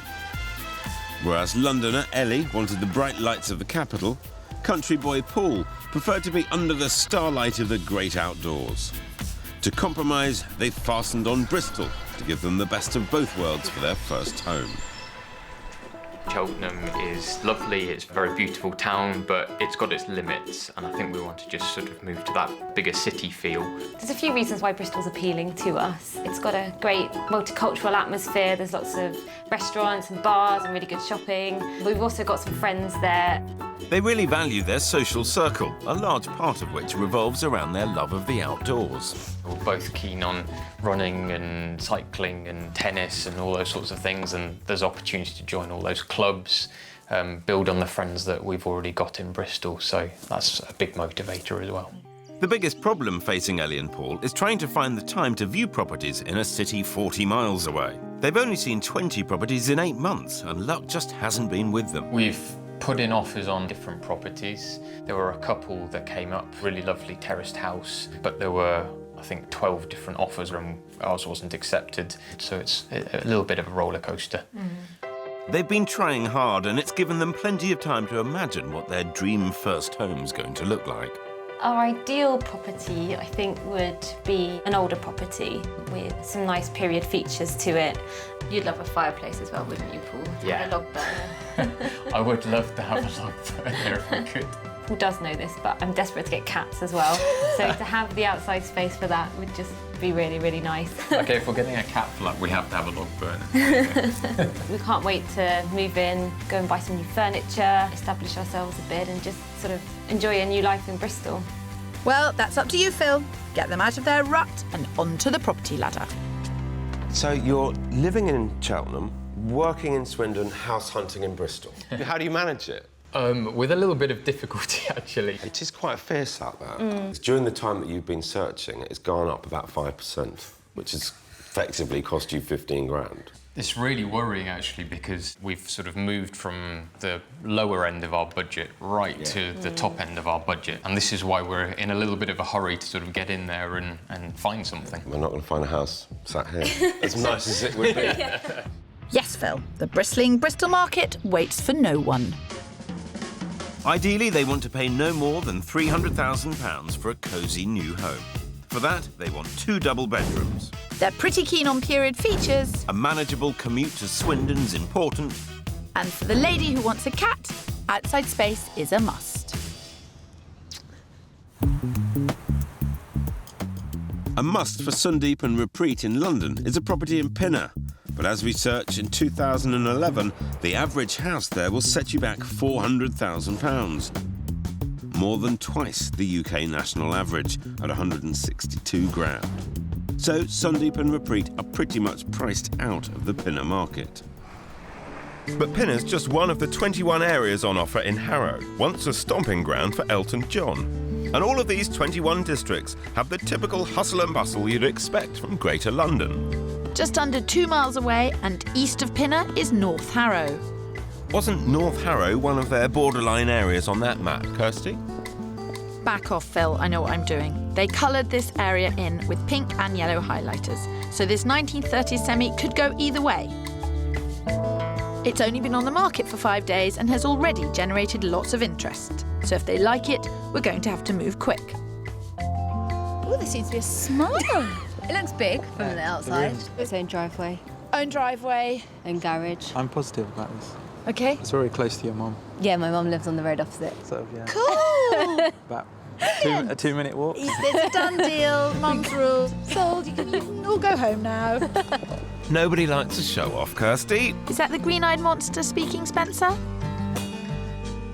This house is even better inside. There's a large open-plan sitting room, 3 bedrooms, plus a huge garden with potential to extend, and it's 50 quid shy of their maximum budget of £380,000. This is currently the main room. That's fine. They've done nothing to the kitchen. It's a decent ceiling height, but as you know, it's what you can afford to do. How much is this on for? Before I tell you that, you tell me what you would be prepared to pay for this. Probably 330. Now, that's quite interesting. It's on for 365, isn't it? It's on for more than that. Really? Yeah. It's on at 379,950. Due to lack of experience, it seems our first-time buyers might have a problem with undervaluing. It's got lots of really nice original features, this house. Yeah, it has nice bay windows. What's your gut feeling right now? I like the size of the rooms. Yeah. I like the garden. It's just the borderline area, isn't it? And you could pop into your mum's and pick up some food. It's all bagged up. Would she really do that? Yeah, she would. She does I that thought now. you were moving out to, be more independent. Yeah, but independence great. What you want to be able Yeah. to is walk around with no clothes on in the middle of the night, not have to cook your own food. Which would you rather she did? Walk around naked or cook? Probably both. Cook naked. That's food for thought. 7 months of looking, and you might just have nailed it straight off. You knocked it into the single toilet. You could probably put a bath and a shower in here. Yeah, definitely. I'm not complaining, but I wasn't expecting our sensible couple to love the first thing I showed them. I'm positive about this. I mean, you've shown us exactly what we want. Like the size of the rooms, the hallway's big, Yeah. the landing's big. I think this is probably the best house you're going to show us. Sounds like Sundeep's thrown down the gauntlet there, Kirstie. Red rag to a bull, Phil. I will find them an even better house. I'm kicking off the Bristol search with luckless couple Paul and Ellie, who've already offered on 3 properties here without success. They both work in Swindon, so being close to Temple Meads train station is important for their commute. And here on Spike Island, we're only 1.5 miles from their transport hub. Come on in, keep up at the back. Quite a busy road, isn't it? It is a fairly Yeah. popular road. A popular road. Nice save, Phil. Thanks, but inside, I don't think this place needs any help. This 2-bed flat across 2 floors is great value for its size. Upstairs, the open-plan living space suits Paul and Ellie's entertaining needs perfectly. They're also after period features, which this place has in abundance. The show-stopping spiral staircase takes you downstairs to 2 decent-sized bedrooms and a nice bright bathroom. It's on at £290,000, so 10 grand under their ideal budget. Now, the reason I wanted to show you this one is simply because it's the biggest flat that I could get you that's the closest to the station. What it doesn't have, or to any great extent, is a garden. I was wondering where the garden was. That's the rub. Okay. I quite like the this sort of period feature, the spiral staircase going down, but the busyness of the road and the outside space, I think, is going to be an issue for me. There's limited space for the cats Ellie wants, but at £290,000, this close to the station, you can't have it all. Downstairs to 2 bedrooms and a bathroom. I think my immediate reaction walking in is how dark it was. A small window, and because it's low down, I guess, you're losing a lot of light. I understand this isn't going well. I can take that on the chin. But what I would just say is, OK, 960 square feet for 290 is value for money. If there's enough that's wrong with it for us, then it doesn't really matter sort of how good value it is. That's fine. Perfectly understandable. Whoops, I'm breaking the bed.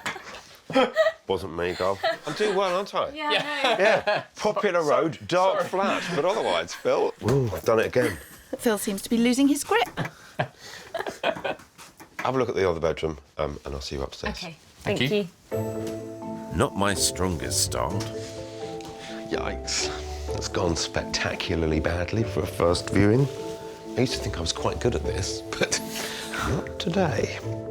I can take them to lots of other flats, but they're all going to get smaller and further away from the station, which were 2 of the key things that they absolutely wanted to get right. It's not really got the outside space that we were after, has it? No, a barbecue for 2 maybe. Yeah. Phil is playing the blues. Don't mind me, I'm just cheering myself up. It's beautiful. Look at the name on this. Oh, it says Spencer. It is Made beautiful. for you. Yes, it's meant to be. But clearly this flat wasn't quite meant to be, or not for you anyway. No, maybe not. We came, we saw, we moved on. You certainly didn't conquer, Phil, that's for sure. Help. We're catching up with two married couples who were looking to get onto the property ladder. Ellie and Paul were living 40 miles away from their search area of Bristol, so making the time to find their dream first home was nigh on impossible. The first place I showed them in Spike Island was an absolute no-go. I was wondering where the garden was. And cautious first-time buyers Sundeep and Rupreet had their hearts set on living in London's pricey Pinner, so we needed to broaden their postcode horizons. They loved the first property they saw in Harrow, but they weren't alone. Other viewings had proved equally popular. To try and give them a fighting chance of securing it, Kirstie put in a call to the agent. If there's any kind of activity in the next 24 hours, whether you could keep us posted. Expressing interest means the agent's far more likely to keep you informed of any developments. If you like somewhere but are struggling to reach a decision, it's a useful way of gaining thinking time. But Rupreet and Sundeep had to keep their options open. And as two heads are better than one, I'm joining Kirstie to lend a hand this time round. We're in Northwood Hills, an area that's already had approval from postcode precious Rupreet. This 1930s semi is bigger and cheaper than Property 1, but it also needs more work. There are 3 good-sized bedrooms and a massive garden, which offers the perfect solution for updating and extending the small kitchen. At just under $350,000, it's well within budget. But is all this enough to supersede Property 1? What you've got here is a really nice-sized front room. What was going through your mind as we came up the road? I think I was concerned that it's quite a busy road. Every house has a compromise, but because you're opposite a playing field, not a house, the noise is not bounced into the house. This is on at just under 350. That's quite surprising. If it wasn't on the road, if it was on the street behind, it would be £30,000–40,000 more. This is what would be your dining area of your kitchen. Because you take down that wall, you'd have a kitchen diner across the back here. Should I take Sundeep upstairs? You do that, lucky man. Oh, Phil, you are so smutty. You just make it too easy for me, Kirstie. So, this is the larger of the 2 rooms. It's a good size. But it's not doing it for you, this house, is it? I'm not falling in love with it, no. This is the existing kitchen for a girl with 100 cookbooks, I understand. She needs a pretty special kitchen. You must be pretty keen to get that part of your life from marriage underway, isn't it? Yeah, it's the fun part. As in, you know, we did all the hard work, like finding him, getting to know him and marrying him, and now the kind of fun, enjoying our lives together bit needs to start. Ah, love's young dream. The master bedroom and the second bedroom is big. The kitchen's still okay, but I think it'd be too much work. Whereas the first house, we could probably get away with kind of knocking a wall down and putting the conservatory on. It's not a definite no, but definitely at the moment, house 1 is just, I think, gone up a notch. I'm heartened by the fact that I've come along, I've seen something that I think is fantastic, but Kirstie's found something that you prefer. So that's actually a great, great position to be in, and I can be comforted that she's performing okay. I'm comforted that you're comforted. But in the meantime, are we fiddling while Rome burns? Should we just get on and buy house number 1? Steady on. You do still have one last property to show them.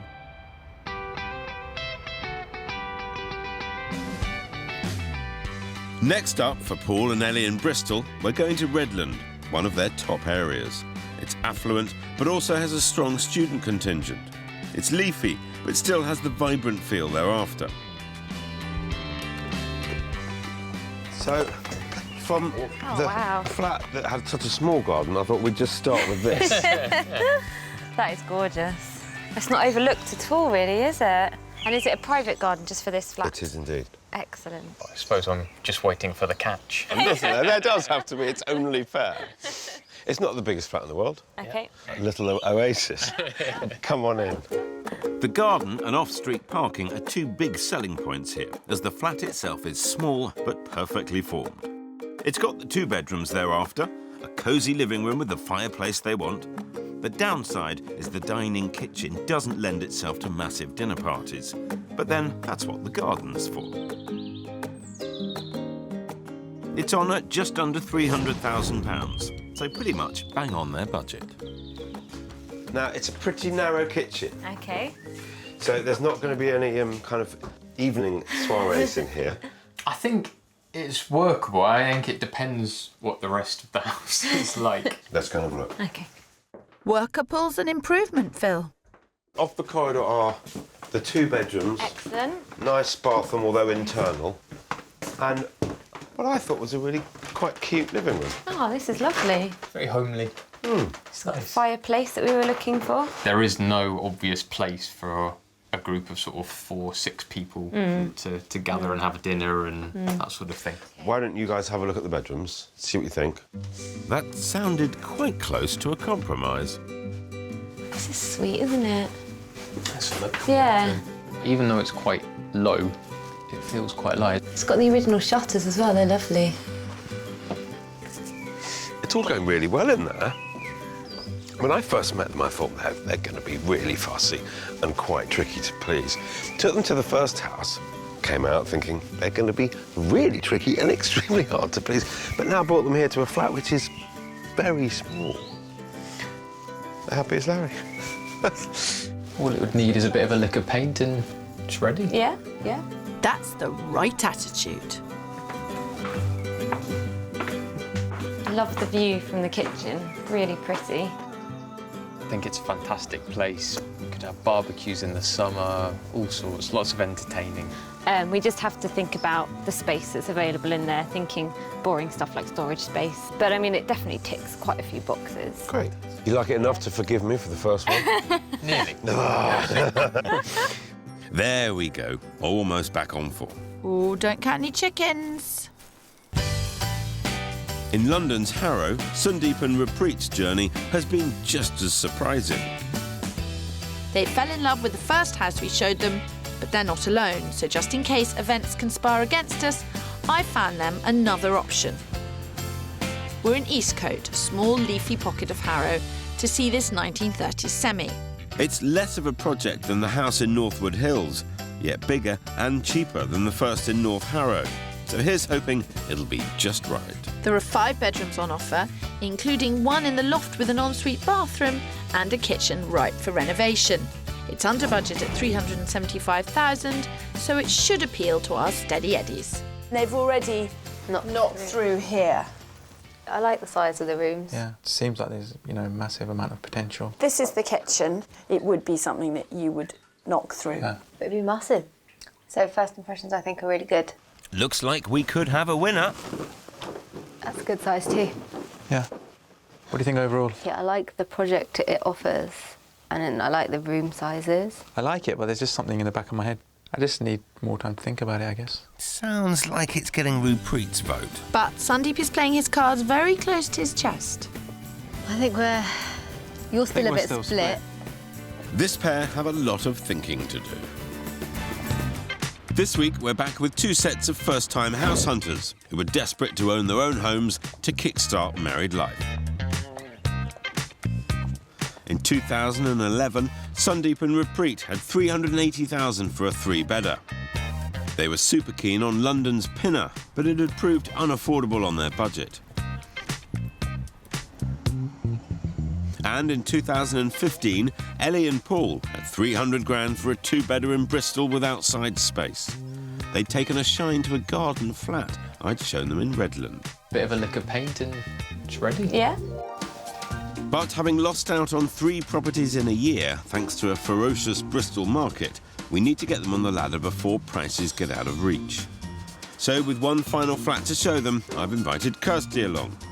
I'm staying in Redland, near the vibrant White Ladies Road. And for this tennis-loving pair, there's 3 clubs within a 15-minute walk of the property. So I hope we're about to serve an ace. How are you? you? I'm good, thank you. This two-bedroom flat comes with a parking space and a garden. Inside, the space has been used extremely well. The kitchen opens out to a large living room, giving them plenty of the entertaining space thereafter. The bathroom and both double bedrooms are a good size, and the master has fitted wardrobes. And in this dog-eat-dog market, we've hit the bullseye. This place has been kittened out with a cat flap, which is one of Ellie's wants. It's priced at just under £280,000, so it's 20 grand under their ideal budget.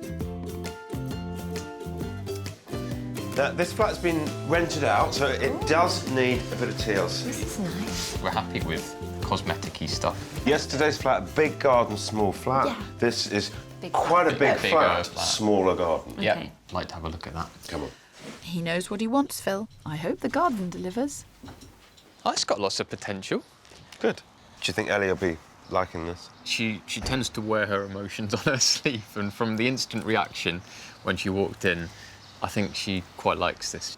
So this would be Paul's domain. Yeah. Paul would be here, washing up, cooking, and you would be putting your feet up on the sofa. Yeah, with a glass of wine. And that lovely view.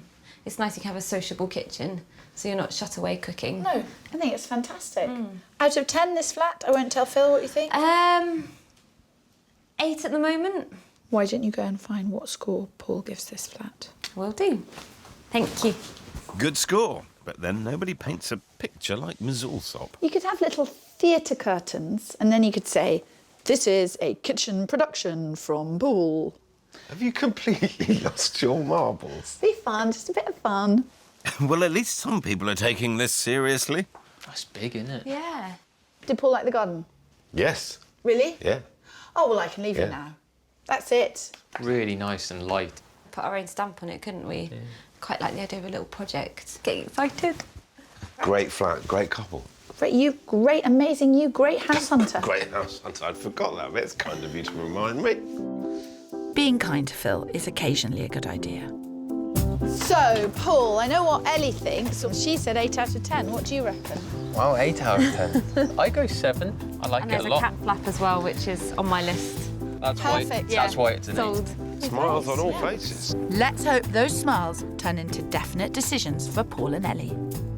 If we keep waiting for the absolute perfect place, then we will be priced out completely of where we want to be. So we need to think about that as well. How do you both feel about the level of work, though? There's enough scope to put your stamp on it. Which leaves me asking the question, what would you like to do about it?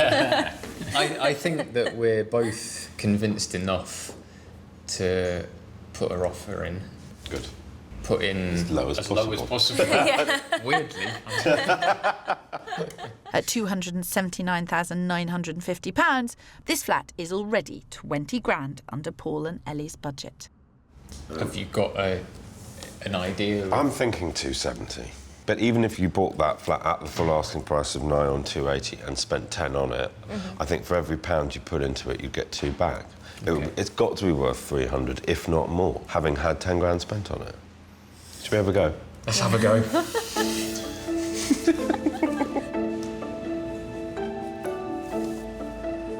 Adil, hi, it's Phil. We've just been having a lengthy chat here, and they do very much like that flat. So the offer that I've got for you is for 270,000. First offer and 10 grand under the asking price. They could complete that within a month of receipt of all your paperwork. OK. They've been at this point 3 times before, but this time, Phil's in charge. Thanks. Cheers. Bye. Hope that wasn't rude. Being penny wise is never being rude. I think we made a reasonable pitch. I think it's a sensible offer. Yeah. Time will tell if I've sealed the deal. And in London, Rupreet and Sundeep can't get the first property in North Harrow out of their heads, and they want it. On the market at just shy of 380 grand, we've discovered an offer has already been made. So Kirstie needs to think smart and move fast. There's probably nothing to be gained from coming in low because we're going to get the offer turned down. I wanted to go in at 360. 365, Yeah, we could go to 365. 366. Weirdly, 366 is probably a really good idea because it sounds psychologically you've pushed it. Yeah, we want it for 366. Yeah, we want it. Lauren, it's Kirstie. How are you? They have instructed me to make an offer on their behalf of 366,000. Are you able to tell me whether that I have put clear blue water between us and the other offer? Thank you so much, Lauren. I really appreciate it. Okay, bye. When I said, have we put clear blue water between us and the other people, she said it's in the same region. Now Sundeep and Repreet just have to patiently play the waiting game. In Bristol, things are progressing quickly for Paul and Ellie. Yes. Hi, Adele. Hi. Our offer on the table is 10 grand under the asking price at £270,000. OK. Paul and Ellie have been in this position before, more than once. Right, fair enough. I just hope this is the last time. We're in with a shout. The vendor's abroad, so it might just be a case of no news is good news. Well, I mean, as soon as you hear, ring me. Cheers, Adele. Bye. The good news is he thinks the vendor is looking for something closer to the asking price, but he's there to do business, he wants to sell it, and you're in a great position. Given that the flat is empty, to offer to complete within a month is a really strong card. OK, that's interesting. But... Empty properties cost people money. Yeah. So I'm afraid, I think for now, we're going to have to leave that there. Fine. I will be on the phone to you as soon as I hear anything. Thank you. I'm not sure I can handle it. Thank you. Cheers. Cheers. Thanks for all your help. Pleasure, great pleasure. Cheers. In Harrow, Sundeep and Repreet aren't being kept hanging on for much longer. Lauren? Hello.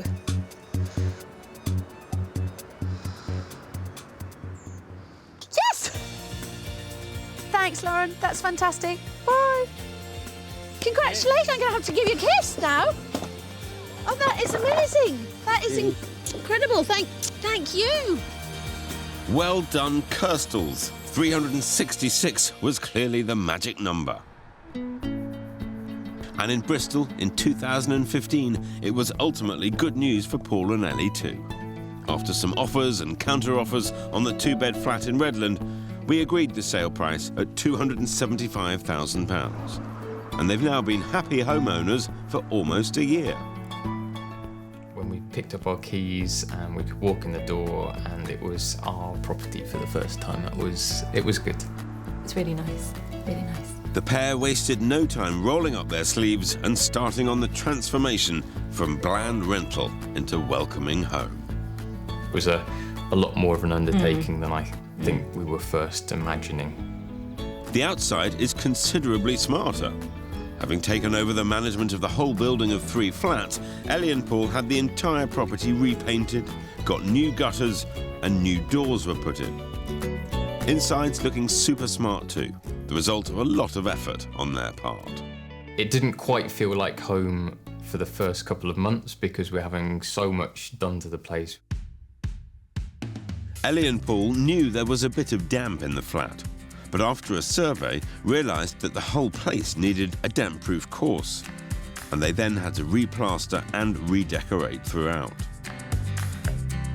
You kind of don't want to spend your money on boring stuff like that. You want to buy nice furniture and pictures, but we knew it would be worth doing. Not just that, they've also redone all the windows, got new curtains and carpets, and they've revamped the bathroom. Feels really, really nice and cosy. I just feel really comfortable here. Love being in the bedroom and looking out into the lovely garden and the birds are singing, there's lots of trees. The whole place was overhauled in under 2 months for about 17 grand, but the couple couldn't have done it alone. And we should say, definitely at this stage, thank you to lots of our friends and family for coming in and being an amazing help over that first 6-week period, because that was a huge, huge effort. And it was great to have that help. The pair were pretty insistent on having some outside space, so hopefully this little slice is living up to expectations. We've had it done up almost now, and it's been great. And we've had a couple of barbecues now out there.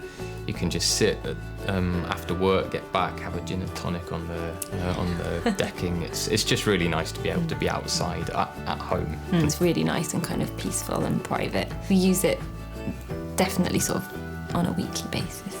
After a gruelling 8-month search, Ellie and Paul are delighted their house hunt is finally over. It is a huge relief not to be doing property searching, and we can have our weekends and our evenings to actually just enjoy the place that we're living in, because Bristol has been fantastic. It's quite quiet as a property, as the street and the area of Bristol, but we're right in the heart of things. In fact, I'd say there's probably too many restaurants and pubs for us to try out. Life's very sweet. Life's good. Looks like they have it all. Well, almost. So, we haven't been able to get a cat yet, but I'm still working on Paul. You can keep trying, but it's not going to happen. Maybe one day, Ellie, but for now, Paul wants to save your pennies. Yeah, I think there's a real reality to moving into a property, particularly one that needs doing up a little bit. And you have to kind of budget, and that's probably something that's really hit me quite a lot, that you have to... Everything is more expensive than you budget for. So you just have to do it bit by bit. This go-getting pair took on a bigger project than they bargained for, and having hit the ground running with the work, now have a home to be utterly proud of. I don't think we would have found or gone for this place if it hadn't have been for Phil. I honestly don't. And he helped us negotiate. He did. That was really, really good as well. All part of the service. Ellie and Paul have certainly put their stamp on their new flat in Redland, and it's looking lovely. And for Rupreet and Sundeep, it was also a labour of love, turning their new house in North Harrow into their dream first marital home. We caught up with them a year after they took possession, and they'd actually spent that whole year transforming it. Initially, we started gutting out the house ourselves, so ripped out. More like you started gutting it out yourself. Ripped out the carpets, took down the wallpaper, took off the plaster, extended out onto the garden, changed all the windows, replumbed the whole house, rewired. The project took them twice as long as expected, but their attention to detail definitely paid off. The black and white theme we kind of wanted to do from the beginning, because it was very 1930s Art Deco kind of feel, and then we chose sort of 3 colours that we thought we'd just run through the whole house. We're happy with the result, which was the main thing. And with the house just as they wanted, Rupreet had even made peace with the postcode. We couldn't have had the house that we have now if we got the location we wanted. We would have run out of money. I don't think the postcode really made much difference in the end.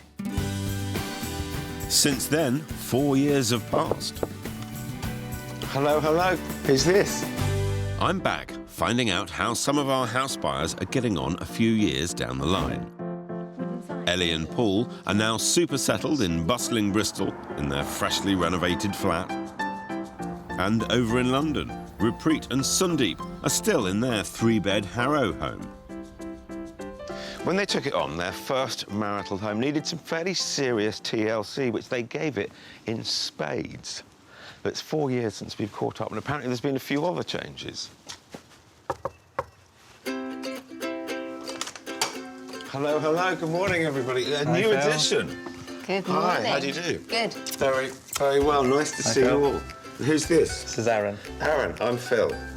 Good man. Can I come and see your lovely house? Say come in. Say come in. When Rupreet and Sundeep first viewed this house with Kirstie, it felt dark and cramped. But having knocked down walls, it's now light and spacious.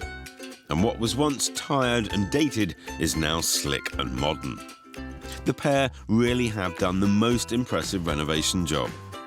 But it's great for me to be able to finally see all their hard work in the flesh. Goodness me, this is a pad. Thank you. Wow. Thanks, Phil. It's very sleek and chic. Since their huge renovation, the last few years has been about making the house a family home for little Aaron, who's nearly 2. And what a home he has. It's absolutely stunning. So this is an extension by the looks of it. Yeah. So we've gone out 3 metres at the back and 1.5 metres on the side. So it creates a really lovely family room, really light. I bet you spend all of your time here, don't you? Yeah, so Aaron's normally playing while we're like cooking and... Yeah. And then we'll eat together as a family. Yeah. And when you kind of designed it, were you thinking of his arrival? Not really. no. We wouldn't have done a white house, I don't think. But it's worked out fine, actually. Everything's wiped clean. It's quite baby-friendly. The couple spent $366,000 buying the house, well below their 380 grand budget, so had a few bob left over to add the wow factor. And budget for the build? Oh, We didn't have a budget. I think the budget was long gone. Yeah, we didn't have a budget. It was a case of, right, this is what we want to do, let's do it. Yeah, and we were thinking long term. And also we had a lot of help from family. So my dad's got a plumbing and heating merchants. Okay. So he did all the bathrooms, underfloor heating. Rupert's dad does kitchens, bedrooms. and bedrooms. All the So furniture. it wasn't as expensive as it could have been. Yeah. So we were lucky like that. Very lucky. Creating the ideal family home was very much a family project. Is it as you hoped it would be on that first morning with Kirstie? Is this what you pictured? Yeah, definitely. Because that's great vision. In the end, they spent around 135 grand creating a slick house, which is now a child-friendly home. And the front room is clearly Aaron's domain. Because this space is so great, we didn't use the front room, but now that's become Aaron's playroom. Yeah. Superb. Yeah. Which to some extent enables you to keep this nice and clean and tidy. On some days. Yeah. Superb. You put an awful lot of thought and care and money into this as well, and it shows. Some rooms may be a little more cluttered than when they first renovated, but they still look incredible. Upstairs, their signature black and white style with pops of colour continues. And the second bedroom has been given a raison d'etre. And the all-important Aaron's room. Yes. Aaron Right. room, yeah. Was this always planned as eventually the nursery? Yeah, we sort of left this room empty. We didn't do anything with it because we knew that eventually it would turn into nursery. Yeah, so this was the last room that you did? Yeah. Yeah, terrific. Just the job. And you've still got a bit of room if there's any future additions? Yeah, we can still potentially go up into the loft and do a loft extension. So you've got a house that suits you brilliantly. It suited you brilliantly as a couple. Yeah. It's working well with Aaron, but you can see yourself here long term. Yeah, I think so. That was the intention. The location is great. You know, we're close to family and friends, close to the tube station, close to work. Location. Exactly. There's something in there, you know. Yeah. Even with Aaron here, Rupert and Sundeep still have a space just for them. So this is our dressing room where we get ready and keep all our clothes. And a designated dressing room. It's huge. Yeah. How absolutely lovely. It's quite decadent. Lots of storage, lots of space for everything. Yeah. As you can see, it's all very full already. I would have expected nothing less. Lots of handbags, lots of clothes, makeup, everything a girl needs. Now this is right up Kirstie Street. And all of these cupboards were made to measure by Rupert's dad. Does Sundeep get a little bit? He has man drawers, yeah. He has a man drawer? He has a few man drawers. Every man needs a man drawer, or two. And the couple have even installed separate his and hers sinks in their super slick bathroom. There was a lot of sort of planning and thought went into the search for the house and what you wanted and why you wanted it. And then to have got it done and Aaron arrives, it all feels very neat. Yeah. We've had definitely a lot of fun over the last 4 years. We've enjoyed the house. Rupert was initially hesitant to move to Harrow, but her beloved Pinner is just around the corner, and that's not the only plus of this postcode. Your parents are pretty close. Yeah, they're just on the road opposite, actually, so that's been really handy after having a baby. So they look after him a lot. That makes such a difference. It does. But, I mean, they must love it. Aaron loves it, you guys love it. Yeah, he loves them. He prefers being there than at home, I'd probably say. Ah, good old grandparents. One of the last spaces that Rupert and Sundeep transformed was the garden, and now it's the perfect play park for Aaron.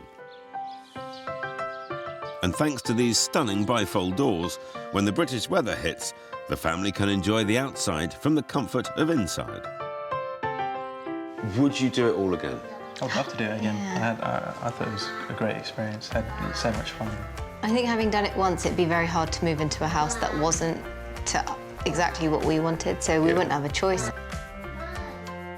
Home for a long time? Yeah, definitely. Definitely. No plans to move away. I can see. Why would you? Yeah, it's a great family house. Yeah. So thank you very much for having me. Terrific. Well done. Thanks very much. Congratulations on everything. Thank you, Bill. Well, it's just fantastic to see how both couples' vision has paid off in bucket loads. Rupreet and Sandeep's home here in Harrow's made such a easy transition into a proper family home with the arrival of young Aaron. And Ellie and Paul, they're loving life in Bristol, and of course they've turned what was a fairly bland rental flat into a welcoming haven. And I'd say that is what home's all about.